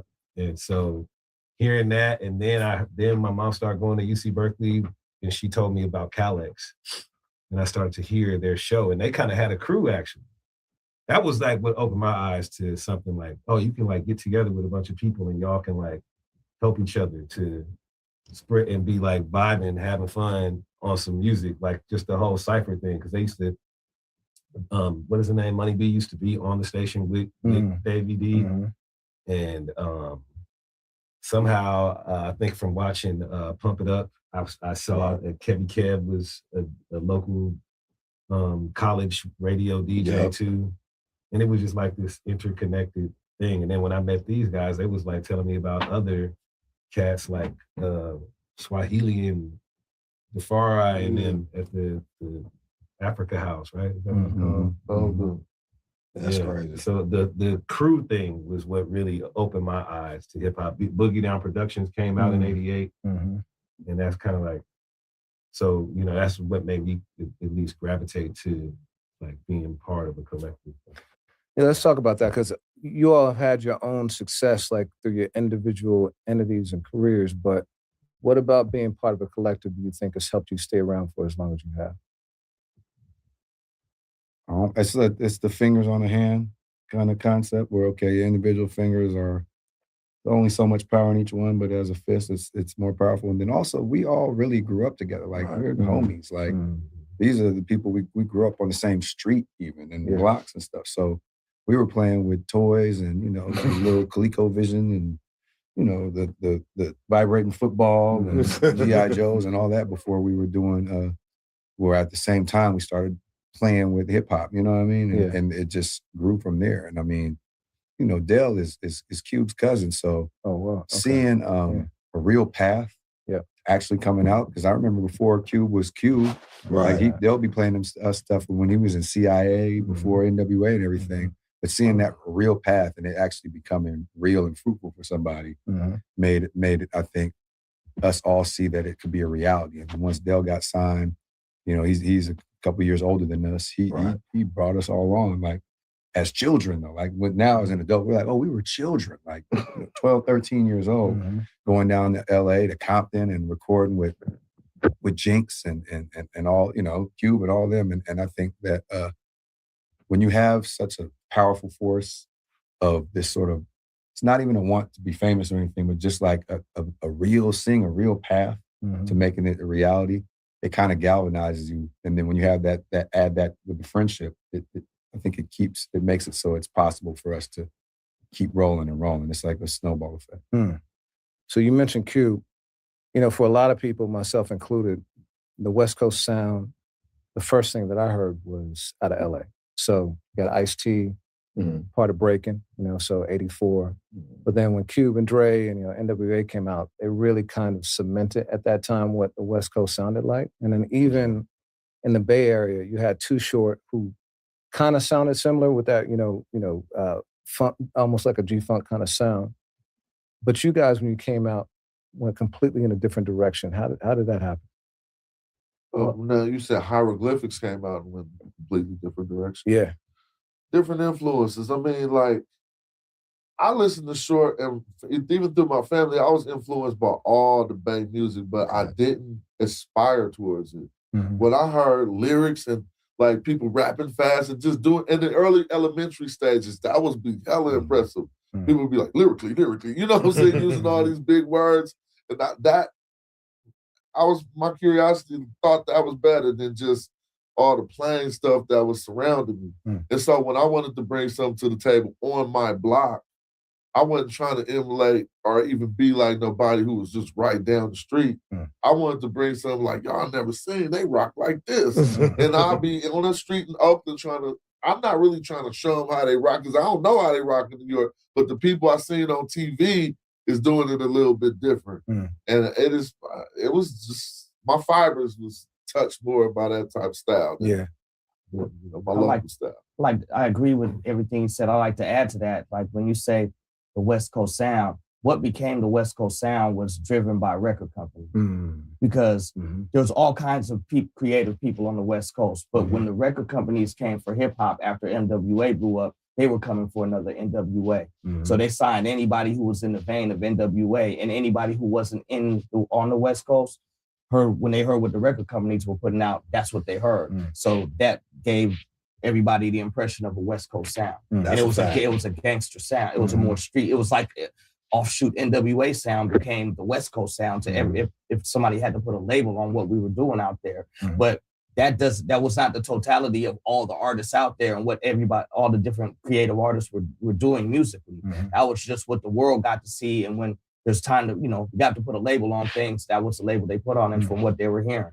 That's how it became the West Coast sound. So when we came out and we were contrast to what people were calling the West Coast sound, that's why.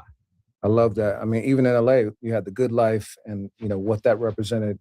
You always had diverse voices, but you're right. It's what the label was focused on and what the radio was focused on. And it's always like that. It was the gangster gold rush. Yeah. Like every label in the world wanted an NWA because they saw what NWA was doing independently. They were moving platinum units without any radio play, without any label structure. And the labels were like, we got to get in on this. And that's how come, like after that, there was a wave of talented artists and not so talented artists all representing that sound. And if you weren't in California, you thought all of the West Coast sounded like that. Yeah, I mean, because you got Digital Underground. Yeah. This is another, something that was totally not in the vein of like gangster rap or whatever, So there was other voices in that mix as well. Well, I was in San Francisco a few years older than them, but I had a similar aesthetic. We didn't grow up together, but I was more intrigued by what they were doing in New York and then what was going on in the Bay. And so when I linked up with them, it was like I found family, like, we like the same things, And so there was a lot of people doing things that weren't in the vein of the typical West Coast sound in the Bay. It's just that, as Plus said, it just wasn't no focus. But here I am in San Francisco, and I have the same aesthetic as they had. I think that we have, I'll say for me, my education as far as music is a little bit deeper too. I think I would say the same for everybody here. But we just had a knowledge of music even before rap got popular. Like we always into music too anyway. You know what I'm saying? So like, yeah, I mean, the Bay Area is like a hotbed for Sly and the Family Stones. You know what I'm saying? I could go on and on, but you know what I'm saying? Yeah. And I think what Flea was saying, A-Flux was saying, I remember the World Class Wrecking Crew, which was deep. That's Dr. Dre's group. Totally different. That was not gangster rap at all. That was like that was just hip hop and rap was just one thing, and then it started to get broken down into categories because I think that's how corporations make money off stuff. This is sugar cane, but this right here is white sugar, all the way down to what you can just sweeten your coffee with. Right. Yeah, I mean, De La Soul and NWA was doing shows together. You know, wasn't nothing weird about that at all. Two Live Crew and Rakim. You know what I mean? So I just want to add that before there was G-Funk, there was D-Funk, man. So even that, like Dale, he's the funky Homo sapien. His whole first album he got George Clinton. You know, he got the one on there. So but that wasn't necessarily gangster style, and it was the way they flipped the funk was different. So it was very diverse when we were growing up. But as far as lyricism and all that, we gravitated towards probably a lot of the stuff that was coming out of the East Coast because it was more lyrically dense. So this was at a time when it was really hard to make it as an independent. To really get put on, you had to have a deal. You know what? I think that I think the first labels that took a chance with hip hop were like independent labels. Yeah. None of the big labels was chirping. They was like, man, this is trash. It took probably like 10, 15 years probably before they finally was like, oh, what's this? You know, like what's Profile? Profile, Tommy Boy, Profile, Priority. That was wild. Yeah. Distribution. Jive. Yep. But when y'all came out, though, it was early 90s, and the machine was starting to form.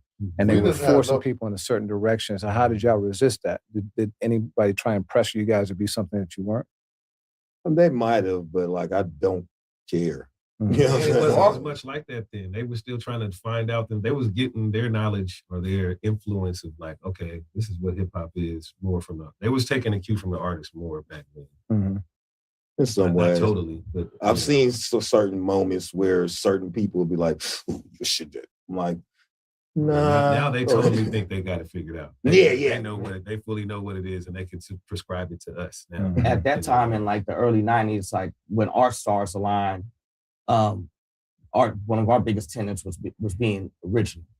We were like hyper focused on making sure we didn't sound like anybody else. Nobody. And that's just, and with that state of mind we had and the state of hip hop, that's kind of where we landed. With the state of hip hop at that moment in time, that's how we landed. Now that I think of it, to add to what Please saying, we from the Bay, we specifically was from the old San Francisco, right? But the template we used came out of LA. What I mean, because we followed Cube template for Dale, which was to make a demo. That wasn't the Oakland thing to do. Your demo was what you were selling to people at the time. Right. You know what I'm saying? So a little bit, we was from the Bay, but the template we followed was designed to get on major labels, and it worked. Because Cube knew how to do it, and he taught Dale, and who showed us, and so our path to independence really wasn't the traditional Bay Area one that they campaigned about, but we from the Bay, so as soon as we ran into adversity, it was like, oh, okay, well, we just gonna do what all the homies do. You know? Right. No, that's a good point. Yeah. All right, so y'all decide you want to be a collective. Why did you choose the name Hieroglyphics? What was the name? Upstairs, the common denominator. Shout out Upstairs. There was a brother on the hip hop scene in the Bay Area who was from the East Coast. I think he might have been from Connecticut. But he came out to the West, him and a couple of his friends, and they got into the hip hop scene where we were at as well, because they were hip hoppers. So they were just gravitated to what we were already doing. And they had the name Hieroglyphics and their crew. And they thought it was whack. They thought it was whack. I was there. I was literally there. They thought it was whack. And they was like, that's a trash name. And Dale was like, that's dope. And they was like, nah. He was like, can I have it? And they was like, yeah, you can have that. That's trash. But you want to know what? We got to give the other brother props. Lord S.J., right? Nah.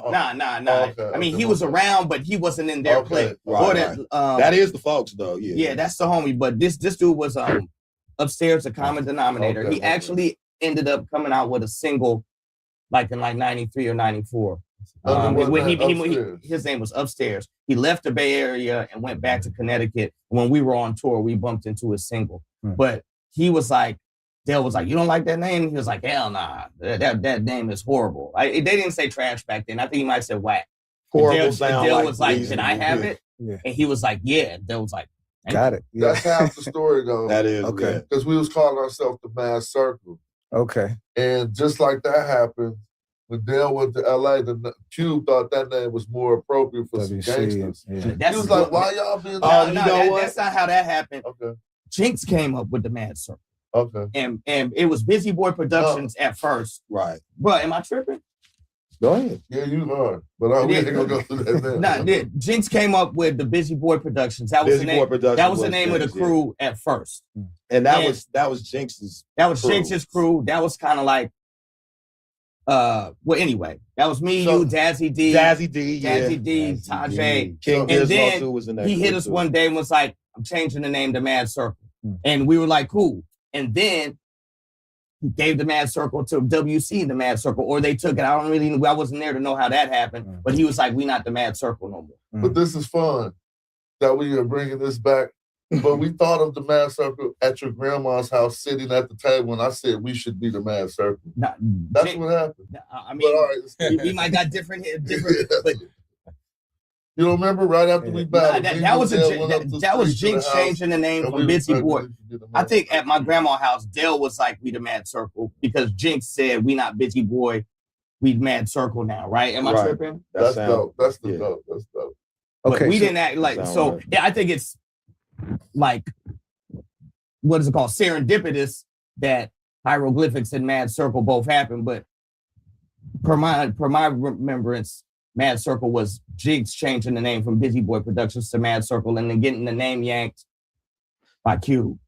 Hey, shout out to Dub C and the Mad Circle though. Dub C is my folks. You know what I'm saying? Yeah. So you get the name hieroglyphics though, but that's not a common name. Like everyone is bought into it, or how does everyone kind of? I used to just be on my Black stuff. You know what I'm saying? Like I knew my history, I knew where I come from, all that stuff. You know what I'm saying? So like hieroglyphics just meant something more to me. Like, oh, okay, yeah, like the writings on the wall, like it's, you know what I'm saying? Like it just seemed like, ooh, that's raw, without being overly like super African. You know what I'm saying? But it was an easy sell. Everybody was down with it at first, so y'all just like, okay, Easy. Yeah. When I first heard it, I thought I had already heard that before. But there was another hieroglyph. My mom was a jazz fan.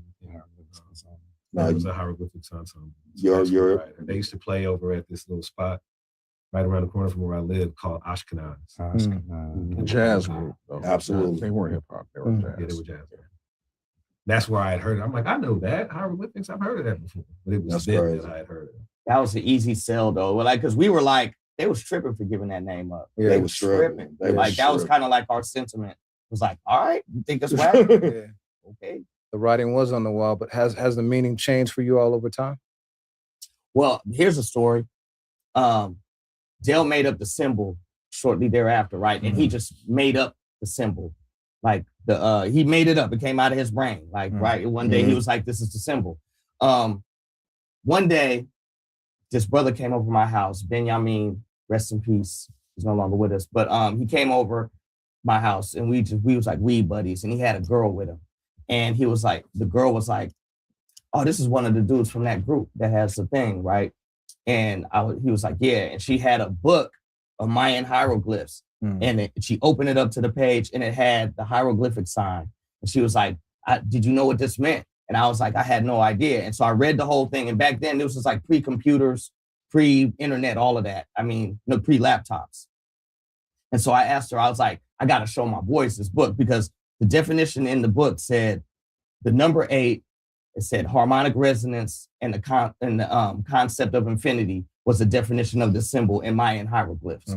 And I was like, this is incredible. Like we didn't know that. Right. Dale just made it up. So I asked her, could I have that book and show my friends? And she was like, hell no. You know what I'm saying? So I was like, well, can y'all just sit and let me copy this whole chapter out the book? So I literally, and I wrote down some weed. They were just smoking. I copied the whole chapter out the book into my rhyme folder. And I came back and showed fools. I was like, bruh, Dale thought of this, but didn't know none of this. It was just kind of, he just knew that this was all going to be our symbol. And it actually ended up meaning hella stuff that we already stood for. So that was just kind of like, this had to be like 94.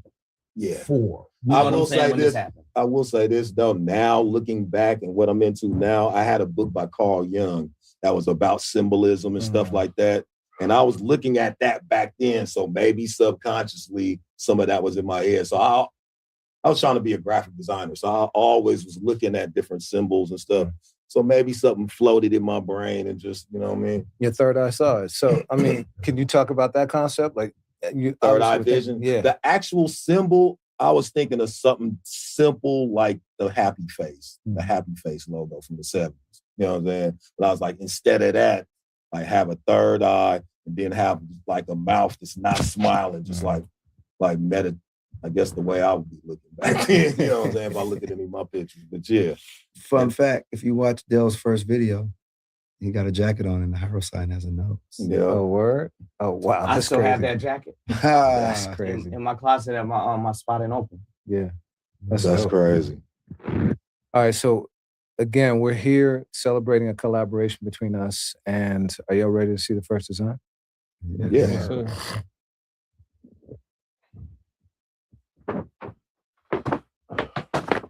So I'll let you do the honors. The unveiling. Yeah. The unbagging. We only got 200 of these. All right, so here we go. Oh, yeah. Oh, yeah. Okay. That's design number 1. Okay. Design number 1. Hey. Oh, damn. Okay. Yeah. Oh, yeah. That's dope. Dope. Yeah. You see it? That's right. Yeah. Yeah. That's Yeah. 1. We got 5 in the bag, and the rest are on the way to your spot, you know? Right. So they'll be there waiting for you when you get back. And you know the Hyro fans, they're called Hyro heads. Yeah. So that's dope. That's a good play on words. That's Hyro for heads. Yeah. Okay. Hyro heads, Awesome. Ambrosia for heads. So Yeah. super dope. Maybe it fit me. I'm team fat, so. Yeah.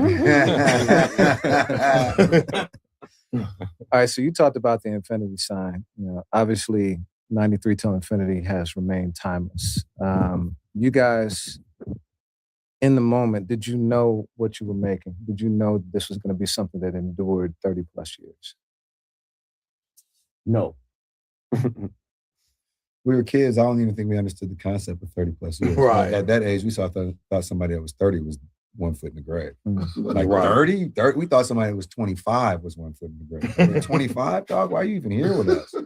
So conceptually, there's no way for somebody at 18 or 17. Yeah. I think I remember like Fess in an interview, Fess or Opio saying it best, is that like we realized once the song was done in the studio, you know, back then everybody's done laying vocals, you don't really you don't hear it as a whole thing yet until you're done with it. And then there's a mindset you put yourself into for playback. And the playback after the song was done, they were like, I think we got something here. Yeah, that's what I remember. And that's the best I ever heard it really explained is when how they explain it like that. I believe that was in our documentary. But we were just making another song up to that point. Then when it got played back, we were like, hey, this might be something. You know, because when you're in creative mode, when you're putting pieces of a song together, you're not listening holistically. Yeah. You kind of have to turn yourself back into that mode once the song is done when you're listening, to get yourself out of creative mode, to hear it how you believe you hear things as a music lover or as a fan man. And so it's kind of like hitting a reset when you're done. And when we heard it, we were like, oh, this might could, you know. Yeah, I mean, one of the things about that song is, you know, we kind of were trying to push the envelope lyrically with our vocabulary and just stylistically and all that, and trying to just be kind of avant-garde or whatever. And we wanted to have a well-rounded album. So we had stories, we had different things that we was trying to hit, but we did feel like there was kind of like something that was missing. So with 93 Till Infinity, we was trying to just kind of make a song that would be a little bit more universally accepted. You know what I mean? Because we understood that we did have a certain type of niche style that we had that might not be palatable to everybody.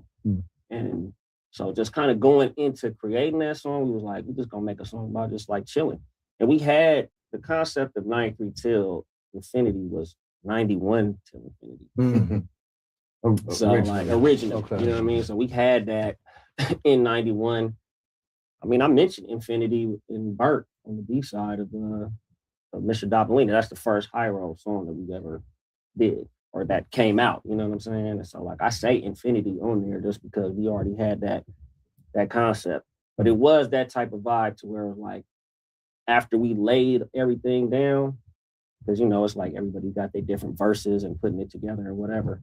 So that whole sitting down and listening back to the playback, that's when we were like, okay, I think we accomplished our goal. We do have something here. Also, this brought up. Oh, sorry. Go ahead, though. I was gonna say also, like, you know, there was a lot of the record that had been recorded already, and so I feel like that song was kind of on the later part of the rap. To last. Yeah, it was second to last. I know it was one of the last ones, and I feel like when that song was completed, it was kind of like not just we got some in this song, but it was like that missing element of that we feel like, oh, this album is, you know, like it was like that one song that kind of just kind of completed the puzzle, so to speak. Yeah, I think I was kind of leaning to that a little bit because the timeline's a little hazy for me. But was it like cab fare? We already knew we weren't using cab fare at that point.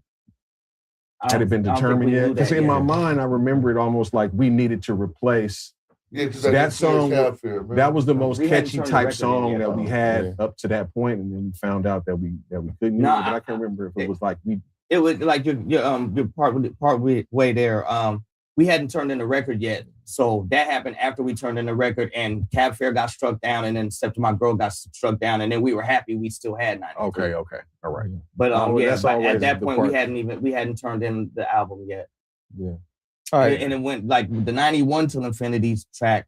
That was like from 11th grade. It was like a slower track, and it was more about like camaraderie, whereas. And then the Burnt song with that Ope was talking about, where he said Infinity was 92. And then we just kind of rehashed that concept in 93. Instead of changing it from a camaraderie, like heartfelt thing, it was more like he said a chill vibe. Yeah. You know what I mean? So Certified Classic has endured for 3 decades plus. And you guys decided in, I think, 2023 to do a cypher with all new verses. Did you have hesitations about that? And did you expect it to do what it did? Because for us, it became, if not one of the biggest posts we ever had, 4 million views just on our platform alone. Like, wow. Yeah, I mean, absolutely insane. So what was your thought in making that? Did you have any concerns? Like, did you know it was going to have the reaction? Like, I think they got us with the concept, which was the 360 thing. I mean, at least for me personally, I was like, oh, that's super cool. Like I had to go watch the stuff that was done before. And I think, I can't remember what group it was. Maybe it was Coast Contra, I'm not sure. Yeah, I had seen theirs and I was like, oh, this is dope right here. I wasn't even thinking about like new raps over 93 Till or anything like that at that point. I just thought the optics of it were dope, you know?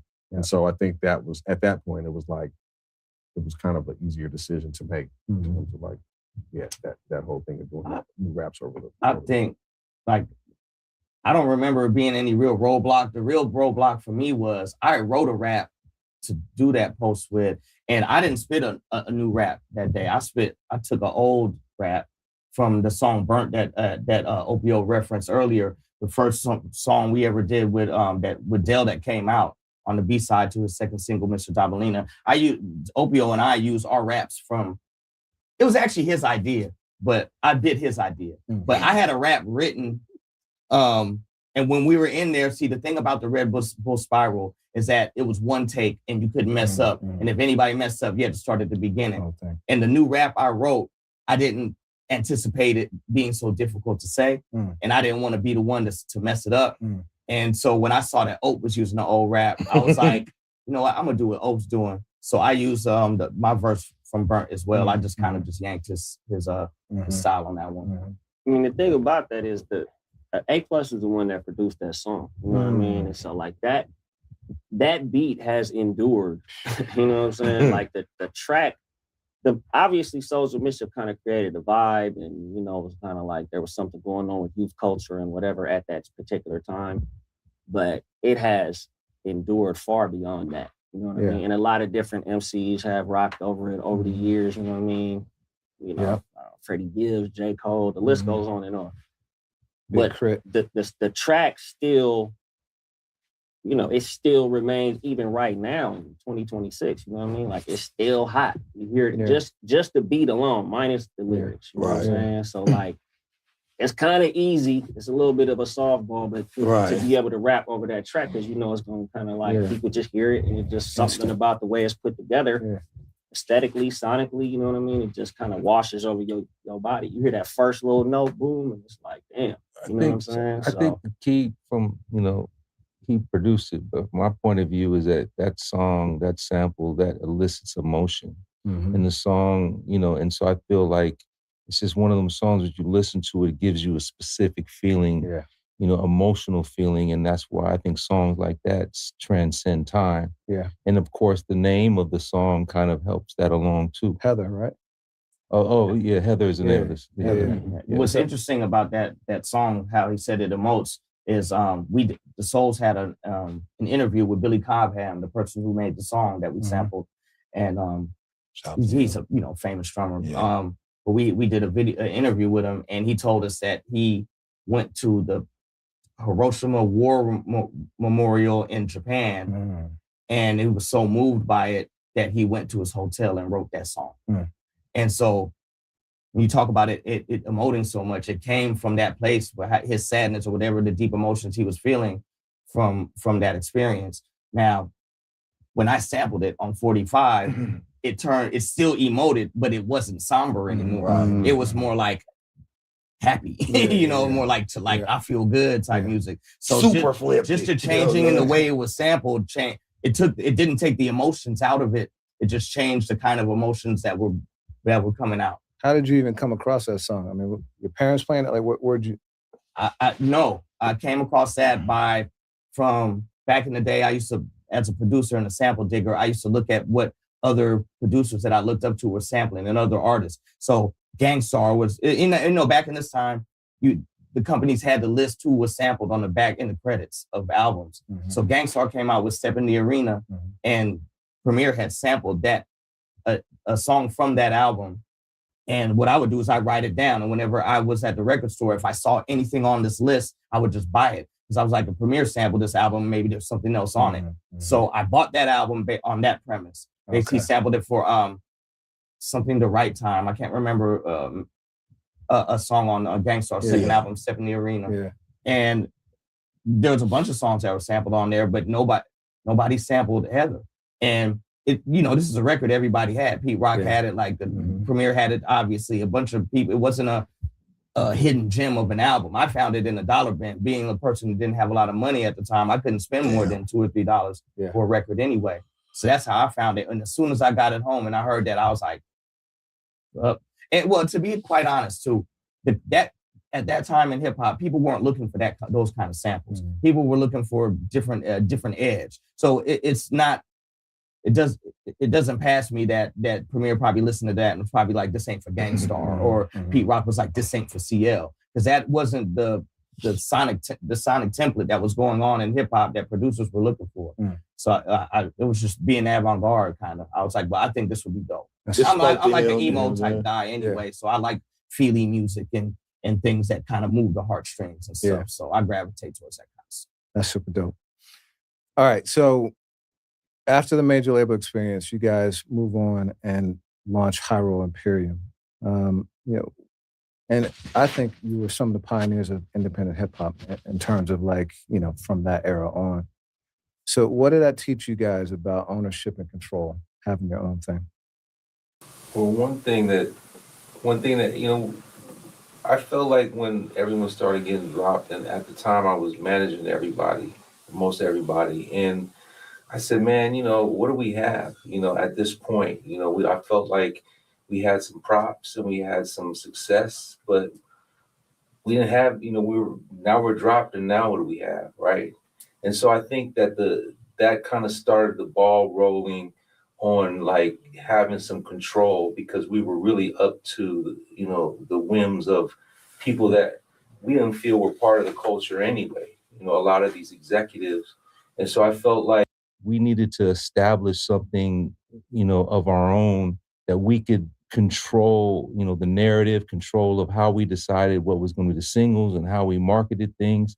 And I think that was, of course, ownership, but I don't know if that was the first thought, And then I think the final, and that's kind of, how it started. It was kind of like a way, I think initially it was a way for us to kind of get a little bit control, put out a record, and then everyone would get signed again, you know, but we would say, hey, we did it ourselves, so let us run the shit, kind of. That was kind of the initial plan. But then once we put out Third Eye Vision and we started having success in touring more than we ever had done, when we had hit records, you know, we see, well, this is the way to go. I think that everyone kind of lost the focus on, you know, trying to get signed like shortly after that. Yeah. And I think ultimately, as far as ownership, I think the thing that was the kind of defining moment in my mind was we had an idea to put out the best of hieroglyphics, you know, and we wanted to do like some of our indie stuff, but also get like, you know, songs from the major labels as well and license them and have the best of hieroglyphics, you know. And then we contacted Elektra and they said no about using Dell's songs. And I thought, man, you know, like he can't even get approval to use his own music. Like that kind of was, you know, we were already well on our way as far as being independent, but that was kind of like, it's all about ownership really at that point when someone can just tell you, no, you can't use it. You know what I mean? And that's his blood, sweat, and tears, our blood, sweat, and tears. And it just didn't seem right that we didn't have artistic and creative control and ownership to be able to do what the hell we wanted with our art, you know? Now you guys, like, you were ahead of your time because D2C, you know, direct to consumer, DIY are the new buzzwords, but y'all been doing it for decades now. So how important do you think that is in the longevity you guys have had? Oh, it's of extreme importance. I mean, maintaining the relationship with our fan base is why we pack shows every night, headlining our own tours. Like, we don't be really going out with other people. They open for us more so. I mean, we had the opportunity to go out with Tribe and De La early on, and then Cypress in 24. But I mean, within that 31-year time period, the rest of it is just us, and it's made possible by the sort of D2C, what's going on. I remember sitting with Domino on, you know, my mom's steps, stuffing packages, cassettes, after getting, you know, order forms and filling out order forms and sending checks in. And you know, we're talking to people. That's when we realized you have a global fan base too. Like when you're doing the record stores, it's all about, you're at the mercy of your distribution and how far out the distributor can reach. But we were getting stuff from people stationed in Iraq and you know, like people all over the world. And that's when it was like, oh, we got a global fan base. And we had this way to talk to them. And then, you know, through the forum, shout out Stinky and hieroglyphics.com, because we were way early on that. I mean, we had websites before most of the major corporations had them. We were able to actually talk to them.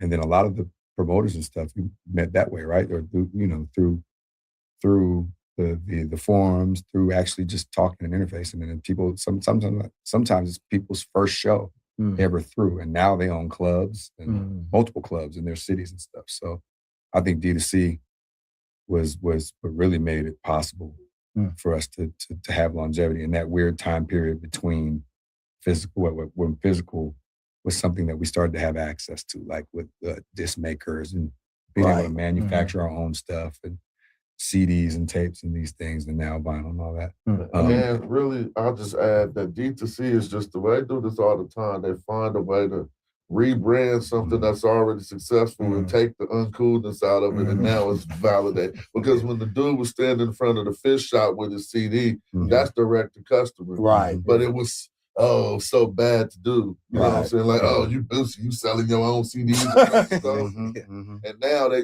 rebranded it and they're trying to figure out how to get in between you again. Right. It's direct to customer, then why we need to be talking to y'all? Yeah.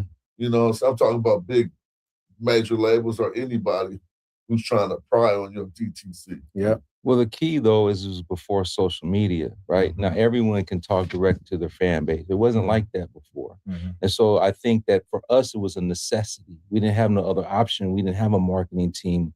You know, we had some benefit where, like, you know, friends of mine who worked at you know, radio promotions, God gave me lists, and then I was able to, like, we were calling, you know, college radio and stations, and a lot of them knew us from our earlier releases. But ultimately, because we found the internet early, it was kind of the only way we could sell our stuff. And we had established, you know, the internet you know, in the forum. And so we were in there talking about projects we were working on. Like, for instance, Future Development, Dell, when we started that, it was going to be on Elektra. And Right. Well, it wasn't called that yet, but we were working on it. And so we were, you know, doing updates on what we were up to on the site. And so when Cass started getting dropped, or when Dell got dropped, it was like, well, what happened to this album that you know? And so then we just initially just started going, well, all right, well, we'll press it up ourselves, and then, you know, just start selling it. And then a kid that I knew in St. Louis would call me all the time and be like, you need to send me like a cassette of some of the unreleased stuff, you know, stuff that hadn't come out. After calling me probably half dozen times, I finally made the tape. And then I remember showing Tajay, I'm like, yo, we could sell this. Or no, I was like, I made this, and Tajay was like, we could sell this.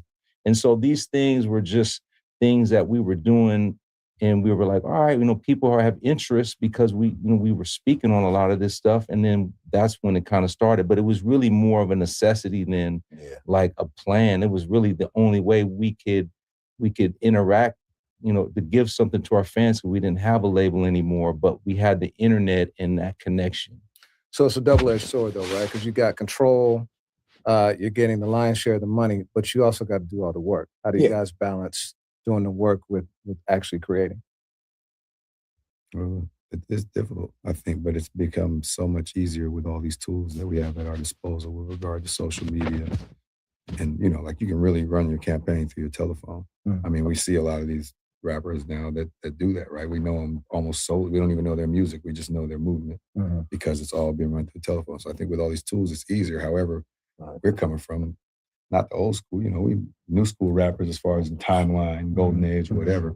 But having to acclimate ourselves to that has been a learning curve. And I mean, you look at what Casual's doing, he's eating it up. Whereas for me, you know, I'm like, oh, I need to be recording this. And, you know, like, and getting used to being comfortable on the camera, knowing that you're taping yourself, making sure that you're capturing things that we may not, we think are just regular stuff. Like, we tour the world, we do this all the time. And it's fascinating to people who haven't seen it. For us, this is our job. Like, this is just what we do. So knowing that we need to capture these things, using the technology at our disposal, I think there's a sharp learning curve for us who are not digital natives. You know, and for our kids, I mean, they're documenting everything, right? You know, it's just part of their whole thing. But, you know, with the glasses and all these different things, I think that we're starting to climb up that learning curve. But it has been, for some of us, more difficult than others. Me personally don't have to balance a creative process with business. If you look at how we form our projects, I ain't even thinking business minded when I'm in my creative process. I'm in the stew vibing, you know, so there's nothing to balance it.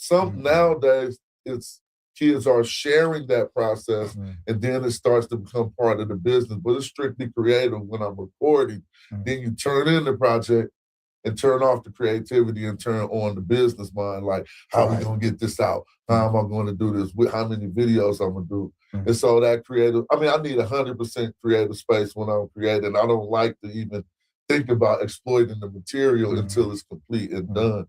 And then once I'm finished being creative, my brain is all free for business thoughts, you know. And that's a creative process too, when you're thinking in business mode, but it's a different kind of creativity, you know what I'm saying? Well, I think the key is that now it's so oversaturated that you kind of have to get creative in your process of getting it to the world.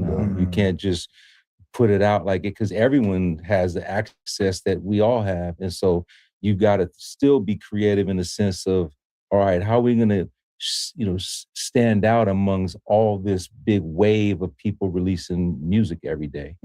I feel like the closer you get to yourself, naturally, you're going to do what you want to do. I think that's the thing, to cut through all the other stuff. If you do what you really want to do, and you're not scared to do that, it's got to be you. Nobody is like you. So I think that's the challenge. It's getting so close to what you about for real that you could do that with no problem. You know what I'm saying? That's real art. And that's real art. I think that the art and creativity has a quality of, you know, invaluable in a lot of ways. You don't know you don't know how. They may try to like put it into a different process. You got to do this and you got to do this to get this, marketing, promotion, formulas and stuff. But it transcends that in a lot of ways. And there's a point where you have what's called compounding interest, where all of a sudden you go from one fan to 1 million fans. How did that happen? Or one sale to 1 million sale. People not knowing who you are to, overnight sensation. And I don't think there's ever been any business that actually knows exactly how that process happens. Exactly. That's beyond business, but a lot of business gets done. They think, they think they found out some, you know what I'm saying? So you talked about the global impact you guys have, Iraq, all over the place, right? So when you look at artists and collectors out there now, are there any where you see the Hyro blueprint manifesting itself? I mean, I don't see it like being called. I mean, even acknowledged as that. But we laid come on now. It's all half these independent labels to tell you they watched what we did and did it. We watched others, the ones before us. Dangerous Music. Exactly. Dangerous, Profile and all of those. To try to leave the mark we made out like you did. If you came after us and you independent and you didn't know about what we did, then you didn't know the whole field and you didn't do good research. So I would say it was safe to say that hopefully you did inspire people in this direction. And if you wasn't inspired directly from us, then you probably was inspired by somebody that was inspired by you know what I'm saying? Like, and this includes that mid-tier or whatever you want to call this touring that everybody's doing. Like that's Dom and really, really reaching out to all these guys. Like when we're saying like, the St. Andrews Hall or the what is that? SOBs, like that those types of rooms throughout here, they was not taking chances on hip hop because hip hop was seen as violent and dangerous. Right. And we were seen as palatable and kind of clean. So we were really like the first rap shows that a lot of these promoters did and a lot of these halls did that are now the staples of this underground hip hop tour. Or this, and became like the circuit. Like, our first tour that Dom put together with dude from the agency, that everybody, all the underground groups started doing that tour and have been doing it since. Dom put that together with all the big companies was influenced by us. Live Nation, AEG, Another Planet, all of them. What he's saying is real though. Like the places that are now being all purchased by Live Nation, those were not spots for hip hop before we started. We're talking about now 20 years back, 18, 19 years back. Remember what I was saying though? Take about 10, 15, 20 years.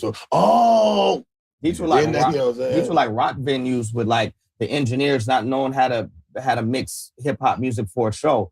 We were doing hip hop in some of these venues for the first time ever. Back in like 90, 96, 97, 98. There just wasn't an underground touring circuit in that era. It was mostly like you either got on the Budweiser Superfest or you were huge. There wasn't like the independent touring circuit. And basically I just saw what punk was doing. A lot of that's a fact. And so they basically get in the van and just go and because it was like we didn't have no way to promote things, and that was the main way. I was thinking we should go to these cities and go to radio stations and kind of accomplish it all out there face to face. Well, we talk about saying antiquated or like we talk about something old, but they just did 90 shows last year or something. Now let me ask, who else could do that? So they still trying to figure out the new template, like how they do that just last year. How did y'all do 90 shows? 125. It started 125. Yeah, it was Tajay's marketing genius on that. He's like, let's do 93 dates for the 30-year anniversary. Once it started coming together, it ended up being 125 shows. That's crazy. But it was like, so what Cash had.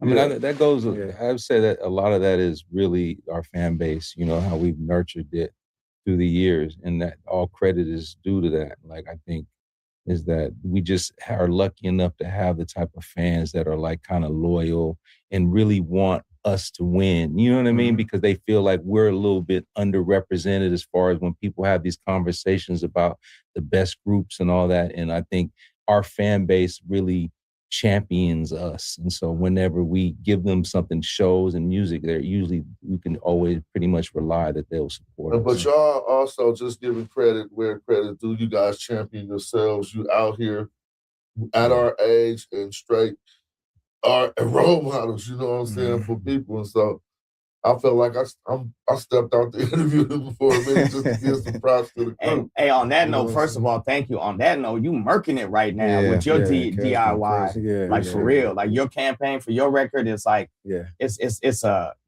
ice.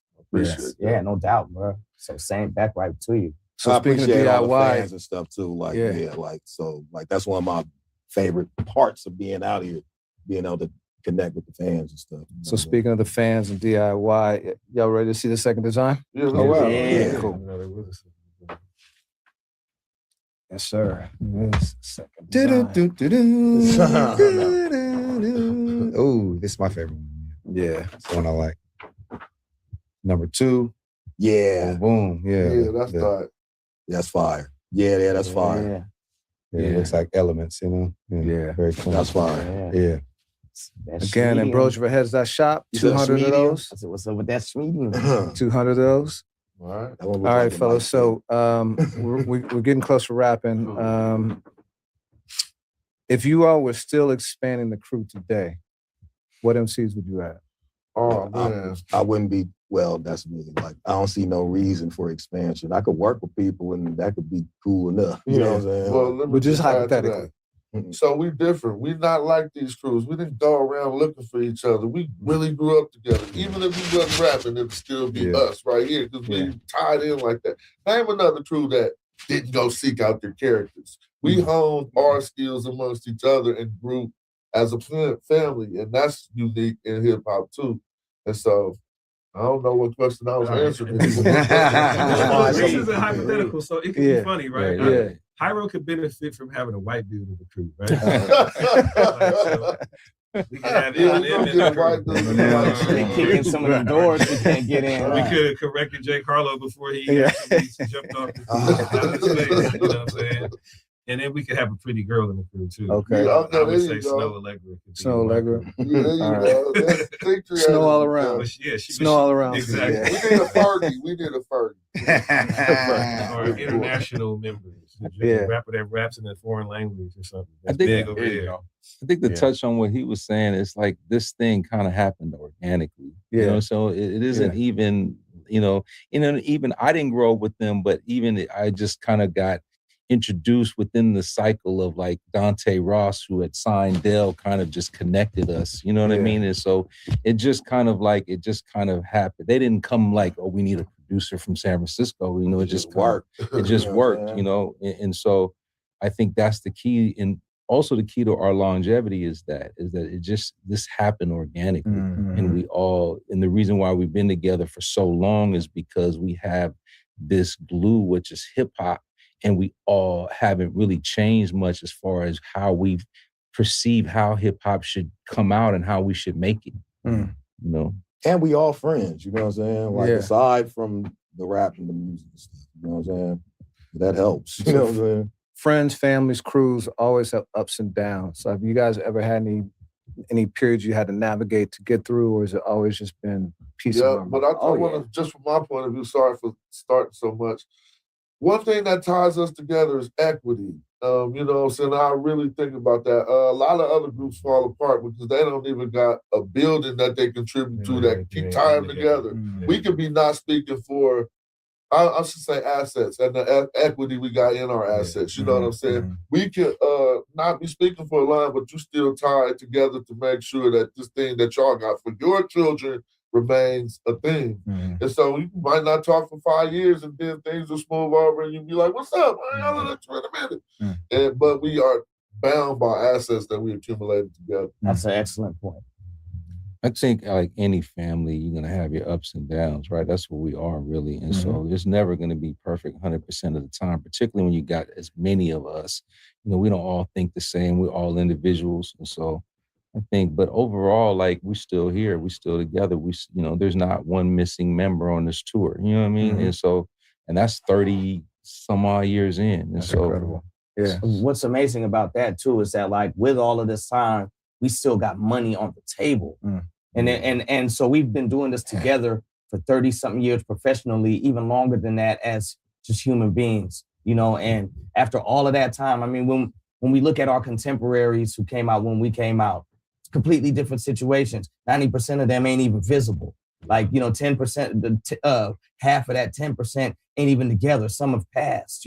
We're here all together after all this time, got the equity in our assets like Cash talked about, and there's money on the table, and we all alive. We love hip hop. It's like ups and downs, whatever. Let's get it. Money Let's get it. Bigger moments to take advantage of and leverage to create than ever before, actually. And that's partially because we existed for long enough for it to be something, the equity has built up. Of course, we got to use our minds and our attitudes the right way to make the most of it, but it's there in a way that it's bigger than it ever was before. And I think that kind of makes people be like, okay, what do we got to do to make the most of this? So one of the assets you guys have created is a full-blown cultural event in High Road Day. Can you talk about that, what it means to you, how it came about? Oh, well, Casual, I guess somebody reached out to Casual about it's funny a fan because base, right? I think we was like in the same, sitting in the kitchen in the van or something. of the building. Somebody reached out and suggested that we make September 3rd into High Road Day to teach fans about it. And just like Tajay does, he was like, we should expand on this and make this actually be a High Road Day.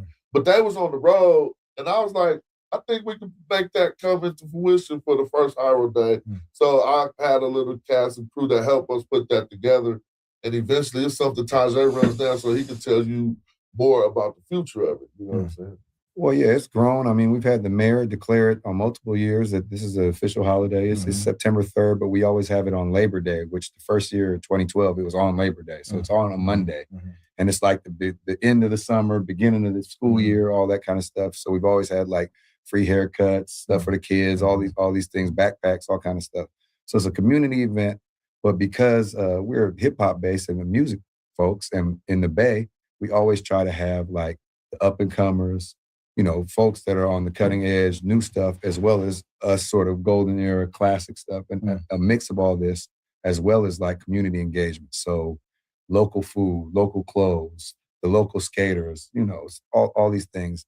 And it's just grown and grown. I think this year, if everything, all the stars align, we're going to have 3. So we're going to have one in Southern California, we're going to have one in the Bay, and we're going to have another one in Canada. So it's growing. And we want it to be something that commemorates us after we're gone. Hopefully, it's the longest running hip hop festival in the Bay Area. And I mean, if you're looking at a lot of these other hip hop festivals, one of the longest running, period. We're in the year 14 or 14 at this point. Yeah. So it's just, we want to be able to have something where we can put on for hip hop the same way Lollapalooza or somebody puts on for rock or whatever. Yeah. And we wanted, it's been growing organically, and it's been a tough road, but I think we're in the clear as far as now we've understanding how to make it move in a different way so that more people can participate. And that's why we're expanding to these other cities too. Love that. So Kaz, you got Black Magic just dropped last week. Anything you want to tell the people about that? And I'd love to have a deep dive, one-on-one about that at some point, but Yeah, well, Black Magic really, a lot of people get confused about that because I dropped it on Friday the 13th too. I like playing with people's little scary, spooky. Oh my God. You know what I'm saying? But Black Magic is really Black excellence. Yeah. I mean, being at this age and spitting the way y'all hearing I'm spitting, come on now. I'm trying to show, I like to be an inspiration. I like to be an inspiration to people who look like me, and I think that's one of my most powerful tools is to inspire other people. And so I'm like, Black Magic, my record ain't even about me. It's about the other artists like me who might think it's over for them. I'm like, look, poof, listen to all these new bars and listen to all this thing that can get you juiced to say, man, I can do this too. Yeah. And you notice they ain't saying it to me, but they saying it in a different ways. I've been getting contacted like artists like, yo, you got me on my shit, you know what I'm saying? And that's why I'm like, yo, we can get it popping. So that's Black Magic, just showing them like, Black don't crack, even with the bars. You know? Yeah, your record, Making Them of the Mad Rapper, is probably the best breakdown I've ever heard of the music industry on a record. Like it's incredible. So definitely check that out. We'll come back and do a deep dive on that. Of course, it's hella funny too. And Pep, you got something. You dropped something in November, but you still releasing singles. You want to talk about your project? Oh yeah, I released an album called Acres of Diamonds that's just only on vinyl and cassette, and Yeah, it's been out for a few months, and you know, if you want to hear it, you got to buy it. There's not a lot that I can direct people to online or whatever. You just got to go come to our website or come to one of our shows and copy it, hear it for yourself. Yeah, it's vinyl only, set only too. Yep, Dell right- just right had vinyl, his cassette only. and Dell just had his Saturday Night Live debut last week with the Gorillas. You Went got great. you want to talk about that a little bit?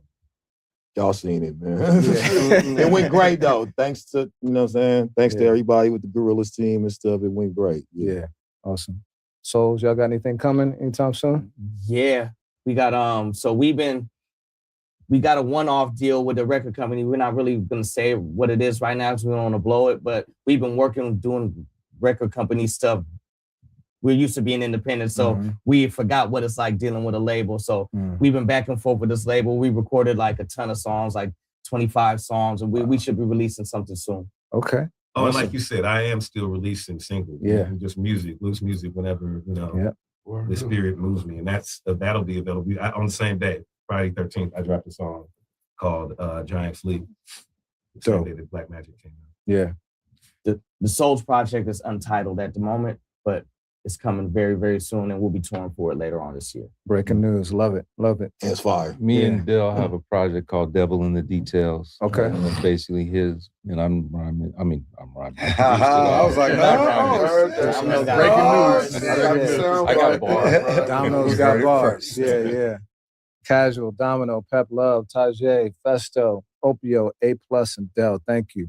Thank you. Shout out to Appreciate DJ it. Teray, man. You know, who's here, but you know, limited space. Shout out DJ Teray. Yeah. DJ Teray. Thank you for your time. Thank you, man. Thank you, bro. Yeah.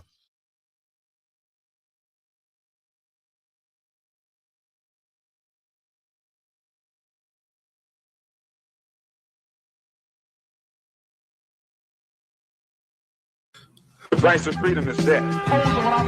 We're coming to get our check. Welcome, my brothers and my sisters. It's good to be here. We got much to discuss tonight, okay? Roland Martin's having another temper tantrum, y'all. Somebody needs to check on him. He's ranting about FBA. And I know for a lot of people that may seem, normal. It kind of is. It's like every other month or so. But why is he doing it right now? Like, for what reason right now in particular is he doing it? I know why, and you'll know why towards the end of this live stream. So that's why you need to stay tuned, okay? Because there is a reason he does it, but there's a pattern, okay? There's a method to the madness, so to speak, as to exactly why he's doing this, all right? What rant are we talking about? We're talking about this right here. We're talking about this right here. Listen to so-called black-loving black people who got lots of smoke for Democrats, but they don't say nothing about this here. They don't say nothing about the poly markets and all of these little betting apps and how folks are making millions and millions and accounts opening right before Trump makes an announcement. Y'all, last week, Trump pardoned 77 people who engaged in Medicare and Medicaid fraud. Straight ass fraud. Folk buying pardons. One dude got arrested because he tried to extort somebody who owed him money for one of the pardons. So it amazes me when I listen to these people who sitting here, yeah, man, he buck dancing for the Democrats, when these people are doing what we said they were going to do, rape and pillage this country. All right. Gonna stop that. We're gonna pause it, okay? He brings that up. What does he mean, buck dancing for the Democrats? And when we say buck dancing, normally we say people be doing tap dancing and all of this stuff. When we say the guy was buck dancing, we quite literally mean he was buck dancing. Let me show you. I'm so serious. This is him like for real, and this is not the only thing, okay? This man for real, he'll cut a rug. He will buck dance for real. This was him during the trying to get Hillary Clinton elected. This is how Roland is. I told you I don't need the music.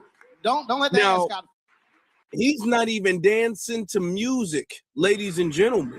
He's not even doing that. What he's doing is he's quote unquote teaching Hillary Clinton how to dance. I told y'all need to be now. The rant about FBA. I want you guys to understand this happens around election season. Every time the Democrats have a major loss, he goes on these FBA people, which is interesting. It's interesting because in one breath, he'll say we're just this online fringe group of people who really don't have any consequence in the world, you know, doesn't really matter what we think and what we say because we're just online, we're not anywhere. And then next thing you know, he's blaming us for everything. So in order for me to really break down this rant in particular, the most recent one, we're going to have to rewind and go back. So that's what we're going to do. We're going to rewind and we're going to go back. All right. Now, he's mad because he understands based off of the last election, it didn't go his way.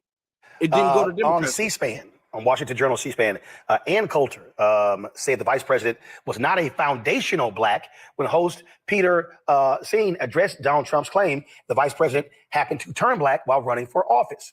Trump, of course, made those comments at the National Association of Black Journalists.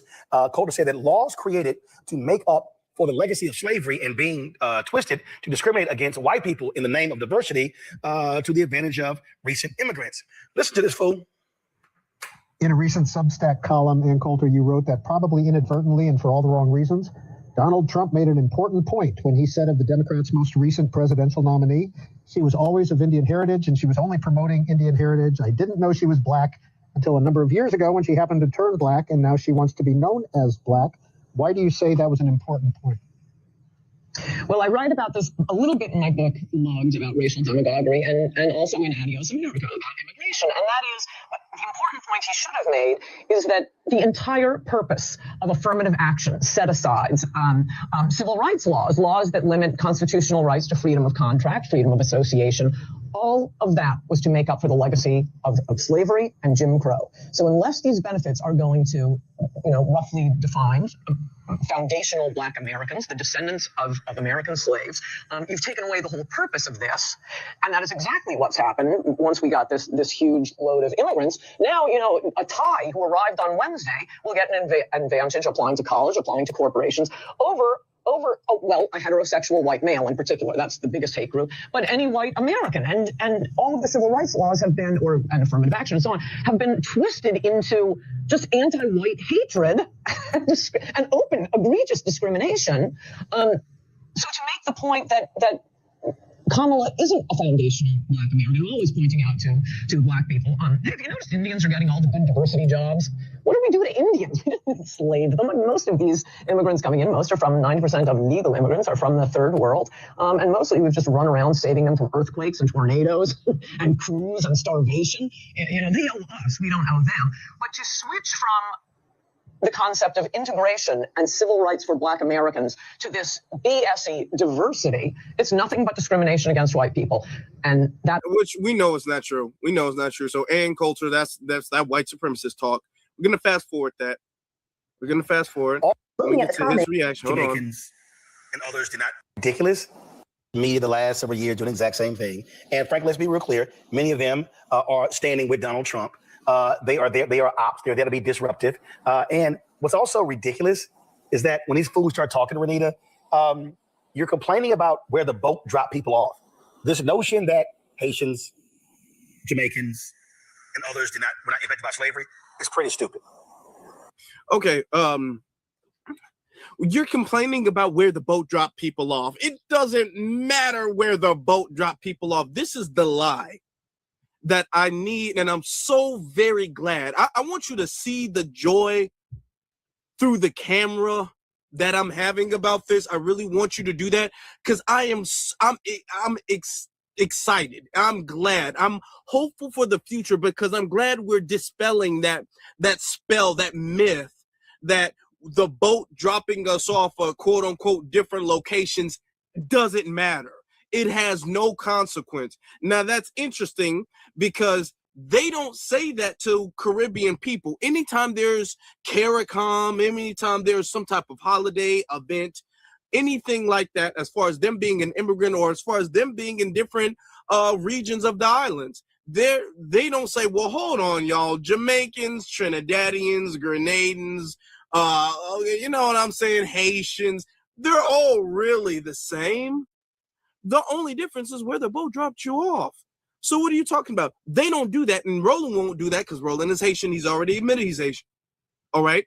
It's only when it comes to foundational Black Americans do we have to act as if the boat dropping us off, which completely changes, they make it seem like it's just a simple drop-off as if it was in the next town over. That's literally how they make it seem. Like one dropped off in Virginia and then the next in North Carolina, like the next town over, the next couple of towns over. No, you drop them off in really a different continent. They're all the way in South America and we're in North America. We've dealt with completely different conditions. Slavery, yes. Harsh, yes. Inhumane, yes, we share those, but the conditions were vastly different.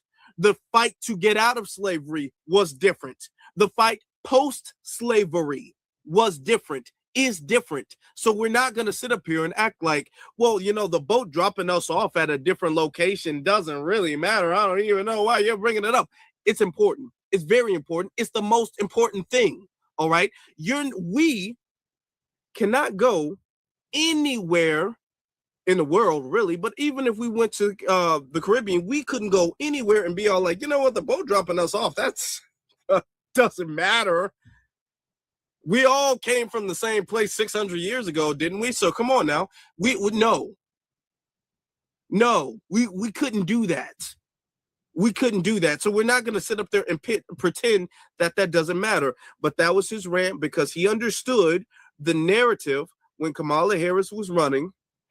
It was very important that she got, quote, this abundance of Black credibility. That was very, very important for her to win that campaign. Very, very important. And what we were saying from day one is, hey, you're not a foundational Black American. You're not even really Black, if we're going to be honest with you. But you're not a foundational Black American at all. Okay? Roland pushed against that because they needed the credibility of her being Black. That's why she was putting on a whole bunch of Southern accents and things like that. That's why she was talking about cooking her greens or cleaning whatever her greens in the bathtub. That's why she was doing that, because she needed to be Black, because that was her policy. My policy for Black people is I am Black. So that's what you get. And that's the only thing she was offering us was being Black. So that's why they needed her to be Black, but we shut that down. All right.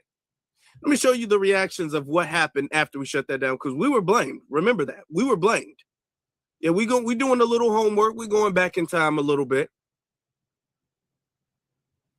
Now, Roland, I noticed, even though they won, there are all of these chaos agents, these Trump supporters, these fake FBA ADOS people who are relentlessly everything that comes out of our mouth, they're countering in this chat and they're amplifying Donald Trump. So even though they won, they're not lighting up on their communication strategy because they understand that this is a cumulative impact of making sure that their narrative is the winning narrative. And so Democrats have to attack all of the conversations we have with the same level of discipline and relentlessness that Republicans are showing. That to me is the very first step, is being as relentless and as devoted to countering what the Republicans do. Now, I thought they did a pretty decent job during the Trump era of having their press conferences and pointing out all the bad stuff that Republicans were doing, but they didn't point out all the bad shit they were doing while Biden and Harris were in office. And so they have to not let up this election, for the remainder of the Biden-Harris administration, and they have to invest in the same things that the Republicans have invested in. If they do that, then we have a fighting chance with West or with whoever else will be the nominee in 2028. Rebecca? You know what's really interesting, Reese? I was also reading the comments. I see a lot of FBA and ADOS. Yep. And you know what? By any account, I am FBA and ADOS. My family has been in this country for centuries. Mm-hmm. We have survived for centuries. And what's always interesting is whether it's Tariq or Yvette and they're doing their discussions and they're talking about tangibles or lineage, how are we going to make decisions? And even with thinking about the concept of reparations, that still goes back to the economy. Mm-hmm. Right? Because we're now talking about personal economy. We're talking about things that are owed to those of us who are descendants of people who have built this country. But even still, what's also kind of weird for me, though, is even seeing the bots or the people with misinformation saying, well, oh, we should just burn the whole thing down. When has that ever, if you are ADOS or FBA, when has it ever been a Black American ideology of just burn all this down? Yeah. My family built this, and you tell me to burn down everything my family built? No, I'm going to take it over because it's mine anyway. Well, but here's what's interesting, though. All right, now let's break that down. Now, let me get to this woman right here. What she's doing is she's trying to signal that there needs to be a massive propaganda campaign for the Democrat Party. The propaganda campaign for the Democrat Party was not big enough. This is what she's saying. She's talking about how really us, okay, when I say us, I mean me, I mean you, me and you, all of us together, we have dispelled all of the lies, the narratives that the DNC is talking about. We've debunked that. We've bought receipts up, and we've been demanding, and this has been, really ever since Obama, but we've been demanding tangibles and specific policies for foundational Black Americans. And more people are starting to realize, like, you know what? They do got a point. Now, FBA is not a group or organization, but they be all like, the FBAs, people who use the term FBA, do have a point with that, and it's starting to grow. So what she's talking about is she's talking about massive campaigns to kind of push us down, massive campaigns to spread propaganda against anybody who uses the term foundational Black American. This is what she's talking about, because they can't successfully confuse people. They can't successfully tell a lie and manipulate people if you have people like you and I who are out here telling the truth. If we're out here debunking all of these DNC lies, if we're out here holding people accountable, they can't do that. Okay? They're running from real people. I've met several people from YouTube in real life. Some people stop me like at the gym or at different places at the store and all that stuff. They see me in person. You don't get to see Roland or any of them in person. Not that you would want to, but you don't get to do that. You don't get to do that because they're hiding from the people. They're not real people of the people. Let's remember, y'all, Roland Martin got paid $300,000 for that interview he did, which turns out not to be successful at all, for Kamala Harris. Remember? Kamala the chameleon, Kamala the cop, Scamala, whatever name you want to say. He got paid over $250,000 for that. I have not taken no money from no politician, from no political party, from no organization, no nothing. Everybody you guys watch, everybody you guys trust, don't. Okay, none of us do. We are real, authentic, grassroots people who really are in touch. We're not bought and paid for. We don't even have ads from, not to say I would be opposed to doing ads from Black folk, but I'm saying we don't have like Pepsi and Doritos and all of that stuff. Be all like, oh yeah, let's sponsored by M&M. Like, we don't do that. We don't do that. We're straight for the people and the people only. This is why he can't have no real genuine debate. I would debate him. He's not going to do that, though. So she's talking about they need to pretty much shadow, because we get shadow banned. Okay. YouTube promotes what they got going on. That's what she's talking about. All right. Because she's worried. She said these people are only growing. Their numbers are getting bigger. Their voices are being more trusted than ours. So in order for us to deal with anything, we need to shut them down. Okay. Now this woman right here, she's talking about she's FBA and her family goes back centuries and all of that in this country. I don't know who she is. I don't know if that's true or not true, but for the sake of the argument, we're just going to say it is. Now she's going to talk about you guys, even when it comes to reparations and all that, which she didn't really make a point with that, just brought up that has to do with the economy. Okay. She said, y'all don't want to burn this down. Y'all don't want to burn this down. How dare you guys say about burning this down? My family built this. Ma'am. Not a single one of us have said anything about burning anything down. Nobody is burning nothing down. You don't want to do that. We don't want to do that. We want to repair and make whole our people. That is it. We're not talking about mass destruction or chaos. These are the things, y'all, that they're doing. I want you to think about this again. The first lady came up and was talking about she wants pretty much to snuff us out because our voices are too powerful. Okay, or gaining the trust of the people. We got to get snuffed out. Then she comes up and talks about, oh, how could you guys say you want to burn down America, burn down what my family built? How could you guys say that? What she's trying to do is make us seem like we're some type of anarchist chaos agents who don't want peace, who don't want civility, who don't want justice, and who wants to burn down America and bring about chaos in the country. That's what she's trying to do, because when she can put that jacket on the movement, because FBA is not the movement, but when she can put that jacket on the movement, it's easy for us to be labeled as some, what they call xenophobic, what's another thing they say? Xenophobic, alt-right, self-hating, xenophobic, alt-right, self-hating, broke, unintelligent hate group. They use all of those things. That's why she said the thing about burning America down. When have you heard any foundational Black American talking about, I'm going to burn down America? We should just burn it all down. When have you heard that? You haven't. You haven't. Okay. But she's saying that because she wants us to be labeled as a hate group. That's what she's saying that. Okay. This was him. Let's get, this was, remember, I'm talking about every single time the Democrats lose, whether they lose a general election, whether they lose a presidential election, every time the Democrats are having a hard time, here comes Roland ranting about foundational Black Americans, which is why he's going on his recent rant. I'm doing all of this to let you guys see the pattern. All of you FBA, B1 people who are out there yelling about how more checks were coming and Trump was sitting here, y'all wanted tangibles. Oh, Trump was going to give you tangibles. Oh, you can bank on the tangibles that Donald Trump is going to give you. It's going to be a foot in your ass.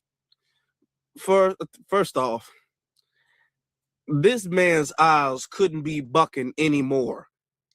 Can we get some Google eye emoji in the chat room, ladies and gentlemen? I just want you to listen to it. Just listen, look at it. Look at it.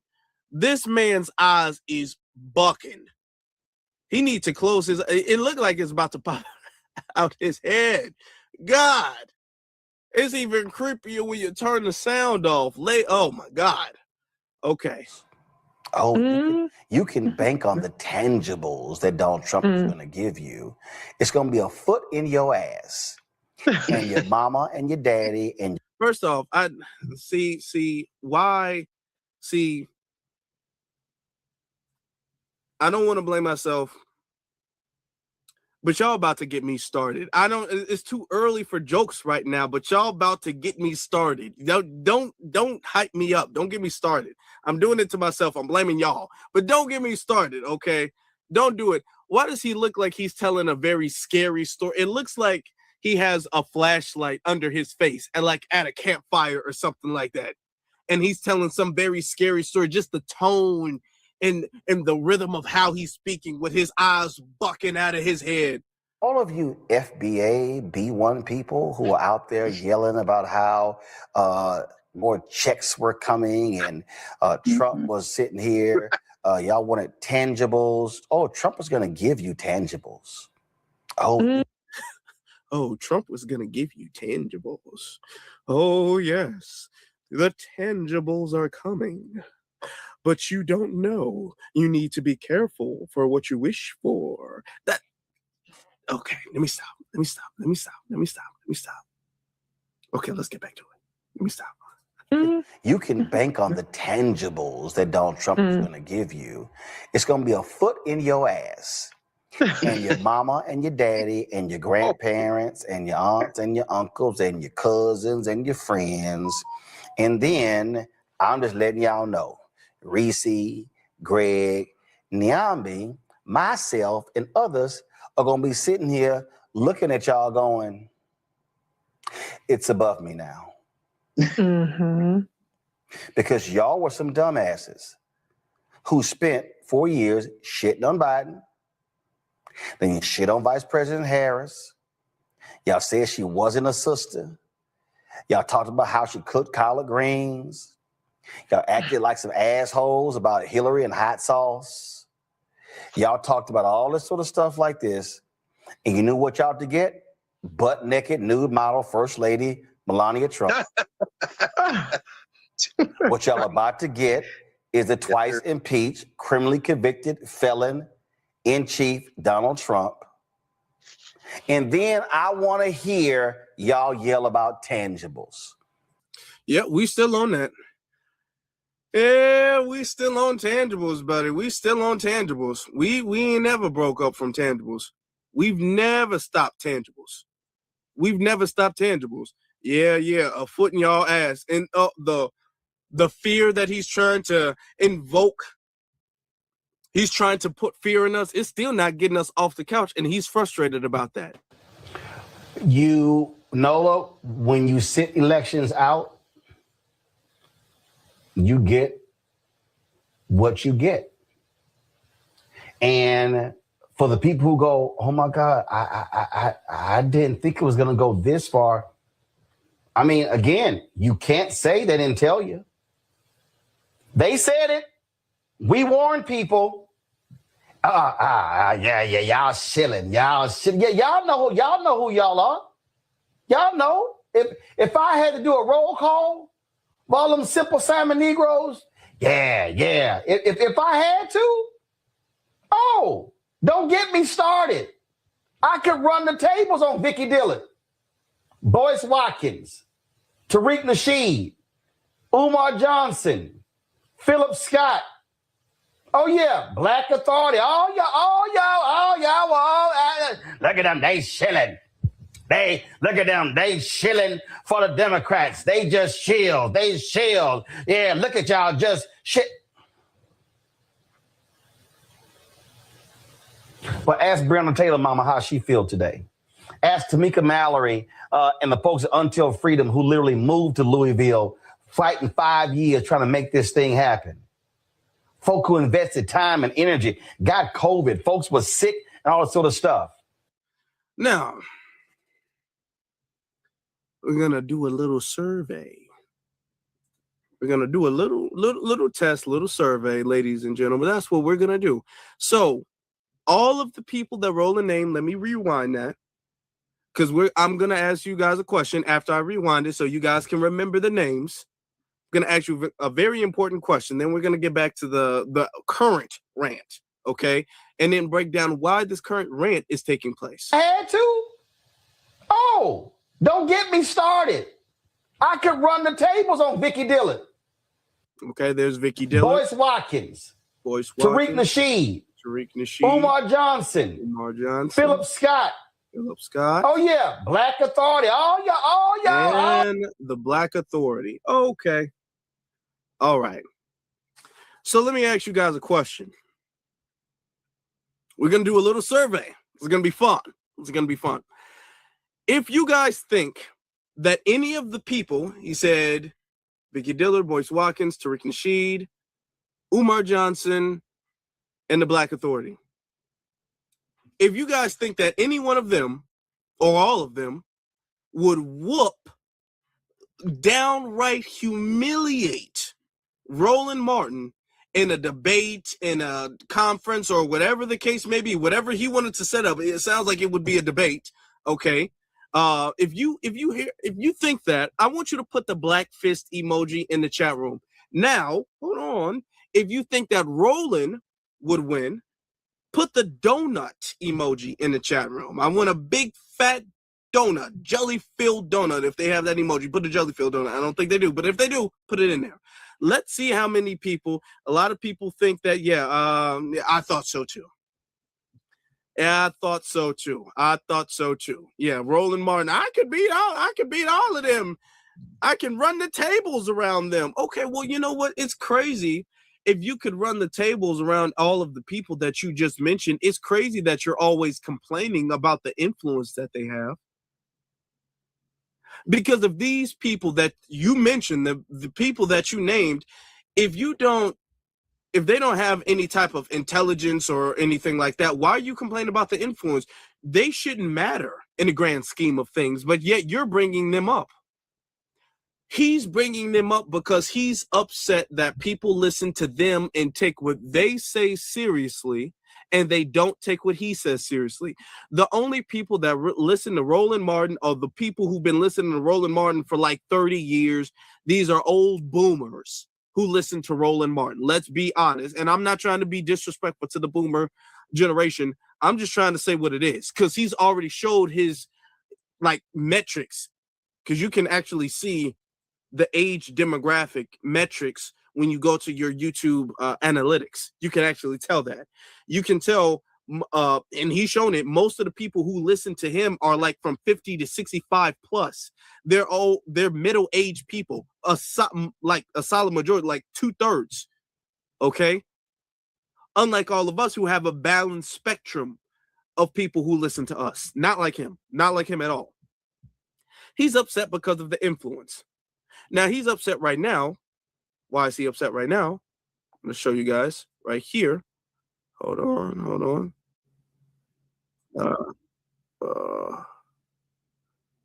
Okay, hold on.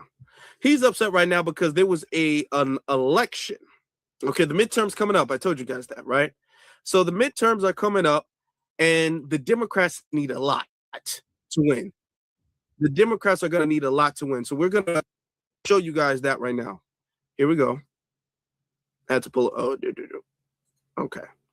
The Democrats need a lot to win this midterm. Key primaries coming up this summer in races where Democrats are hoping they'll be able to compete in the fall.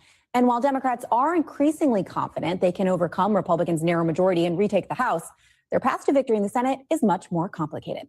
Joining me now to break it down is our NBC chief data analyst, Steve Kornacki. So, Steve, give us the reality check here. How realistic is it that Democrats are actually going to be able to retake the Senate? And if so, what is their path in order to do so?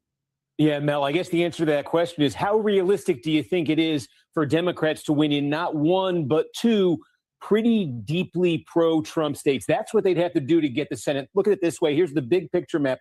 Democrats need a net gain of 4 seats if they're going to take back the Senate. Now, the first order of business for them is they don't want to lose any ground. They got to protect a couple seats here. The 3 you're thinking of there, it's John Ossoff in Georgia. It's also Democratic-held seats in New Hampshire and Michigan. They don't want to lose any of those. That would only add to the Republican majority and make the Democrats' hill probably too steep. But if they do win those 3, hold on to them, then they still need that net gain of 4 seats. And they'd be looking to do it probably from this list. These are the 6 Republican seats that I think to some degree folks think are going to be in play this year. Now, again, Democrats need 4. You could look at Maine, Susan Collins running in a state that already didn't vote for Trump. That's the most realistic for Democrats. Of course, Collins has survived in some tough conditions before, but that could be one for Democrats. North Carolina, Democrats excited about their candidate there, the former governor, Roy Cooper. Trump only won it by 3 points. That's not unrealistic at all for Democrats. That could be 2, but then draw a line there because the complexion politically of these states changes. Ohio, Alaska, Iowa, Texas, Democrats hoping to pick up Republican seats here. All of them double-digit states for Donald Trump. These aren't just red states. These are, in the Trump era, these are very red states, certainly in 2024. And in the political atmosphere is just different in red states. Take a look at this. This from sort of a compilation of all of our NBC News, CNBC polling. Our pollsters put this together here. Trump states, that's what we're talking about, Democrats needing to win at least 2 of those Senate races here versus swing states versus Harris states. Views of Donald Trump. In swing states, they're almost 10 points more negative than positive. In Trump states, Trump is above water by 3 points. Views of the Democratic Party, they're not good anywhere. 23 points negative in swing states, but almost 10 points worse Now, than that. I just want to pause that. And I want you guys to look at the screen. Turn your attention to the screen, please. I want to make an example, or I want to make a point. In Trump states,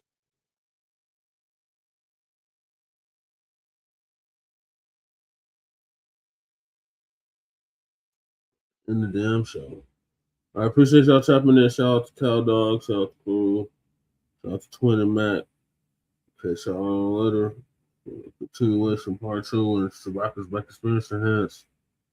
So y'all doing peace.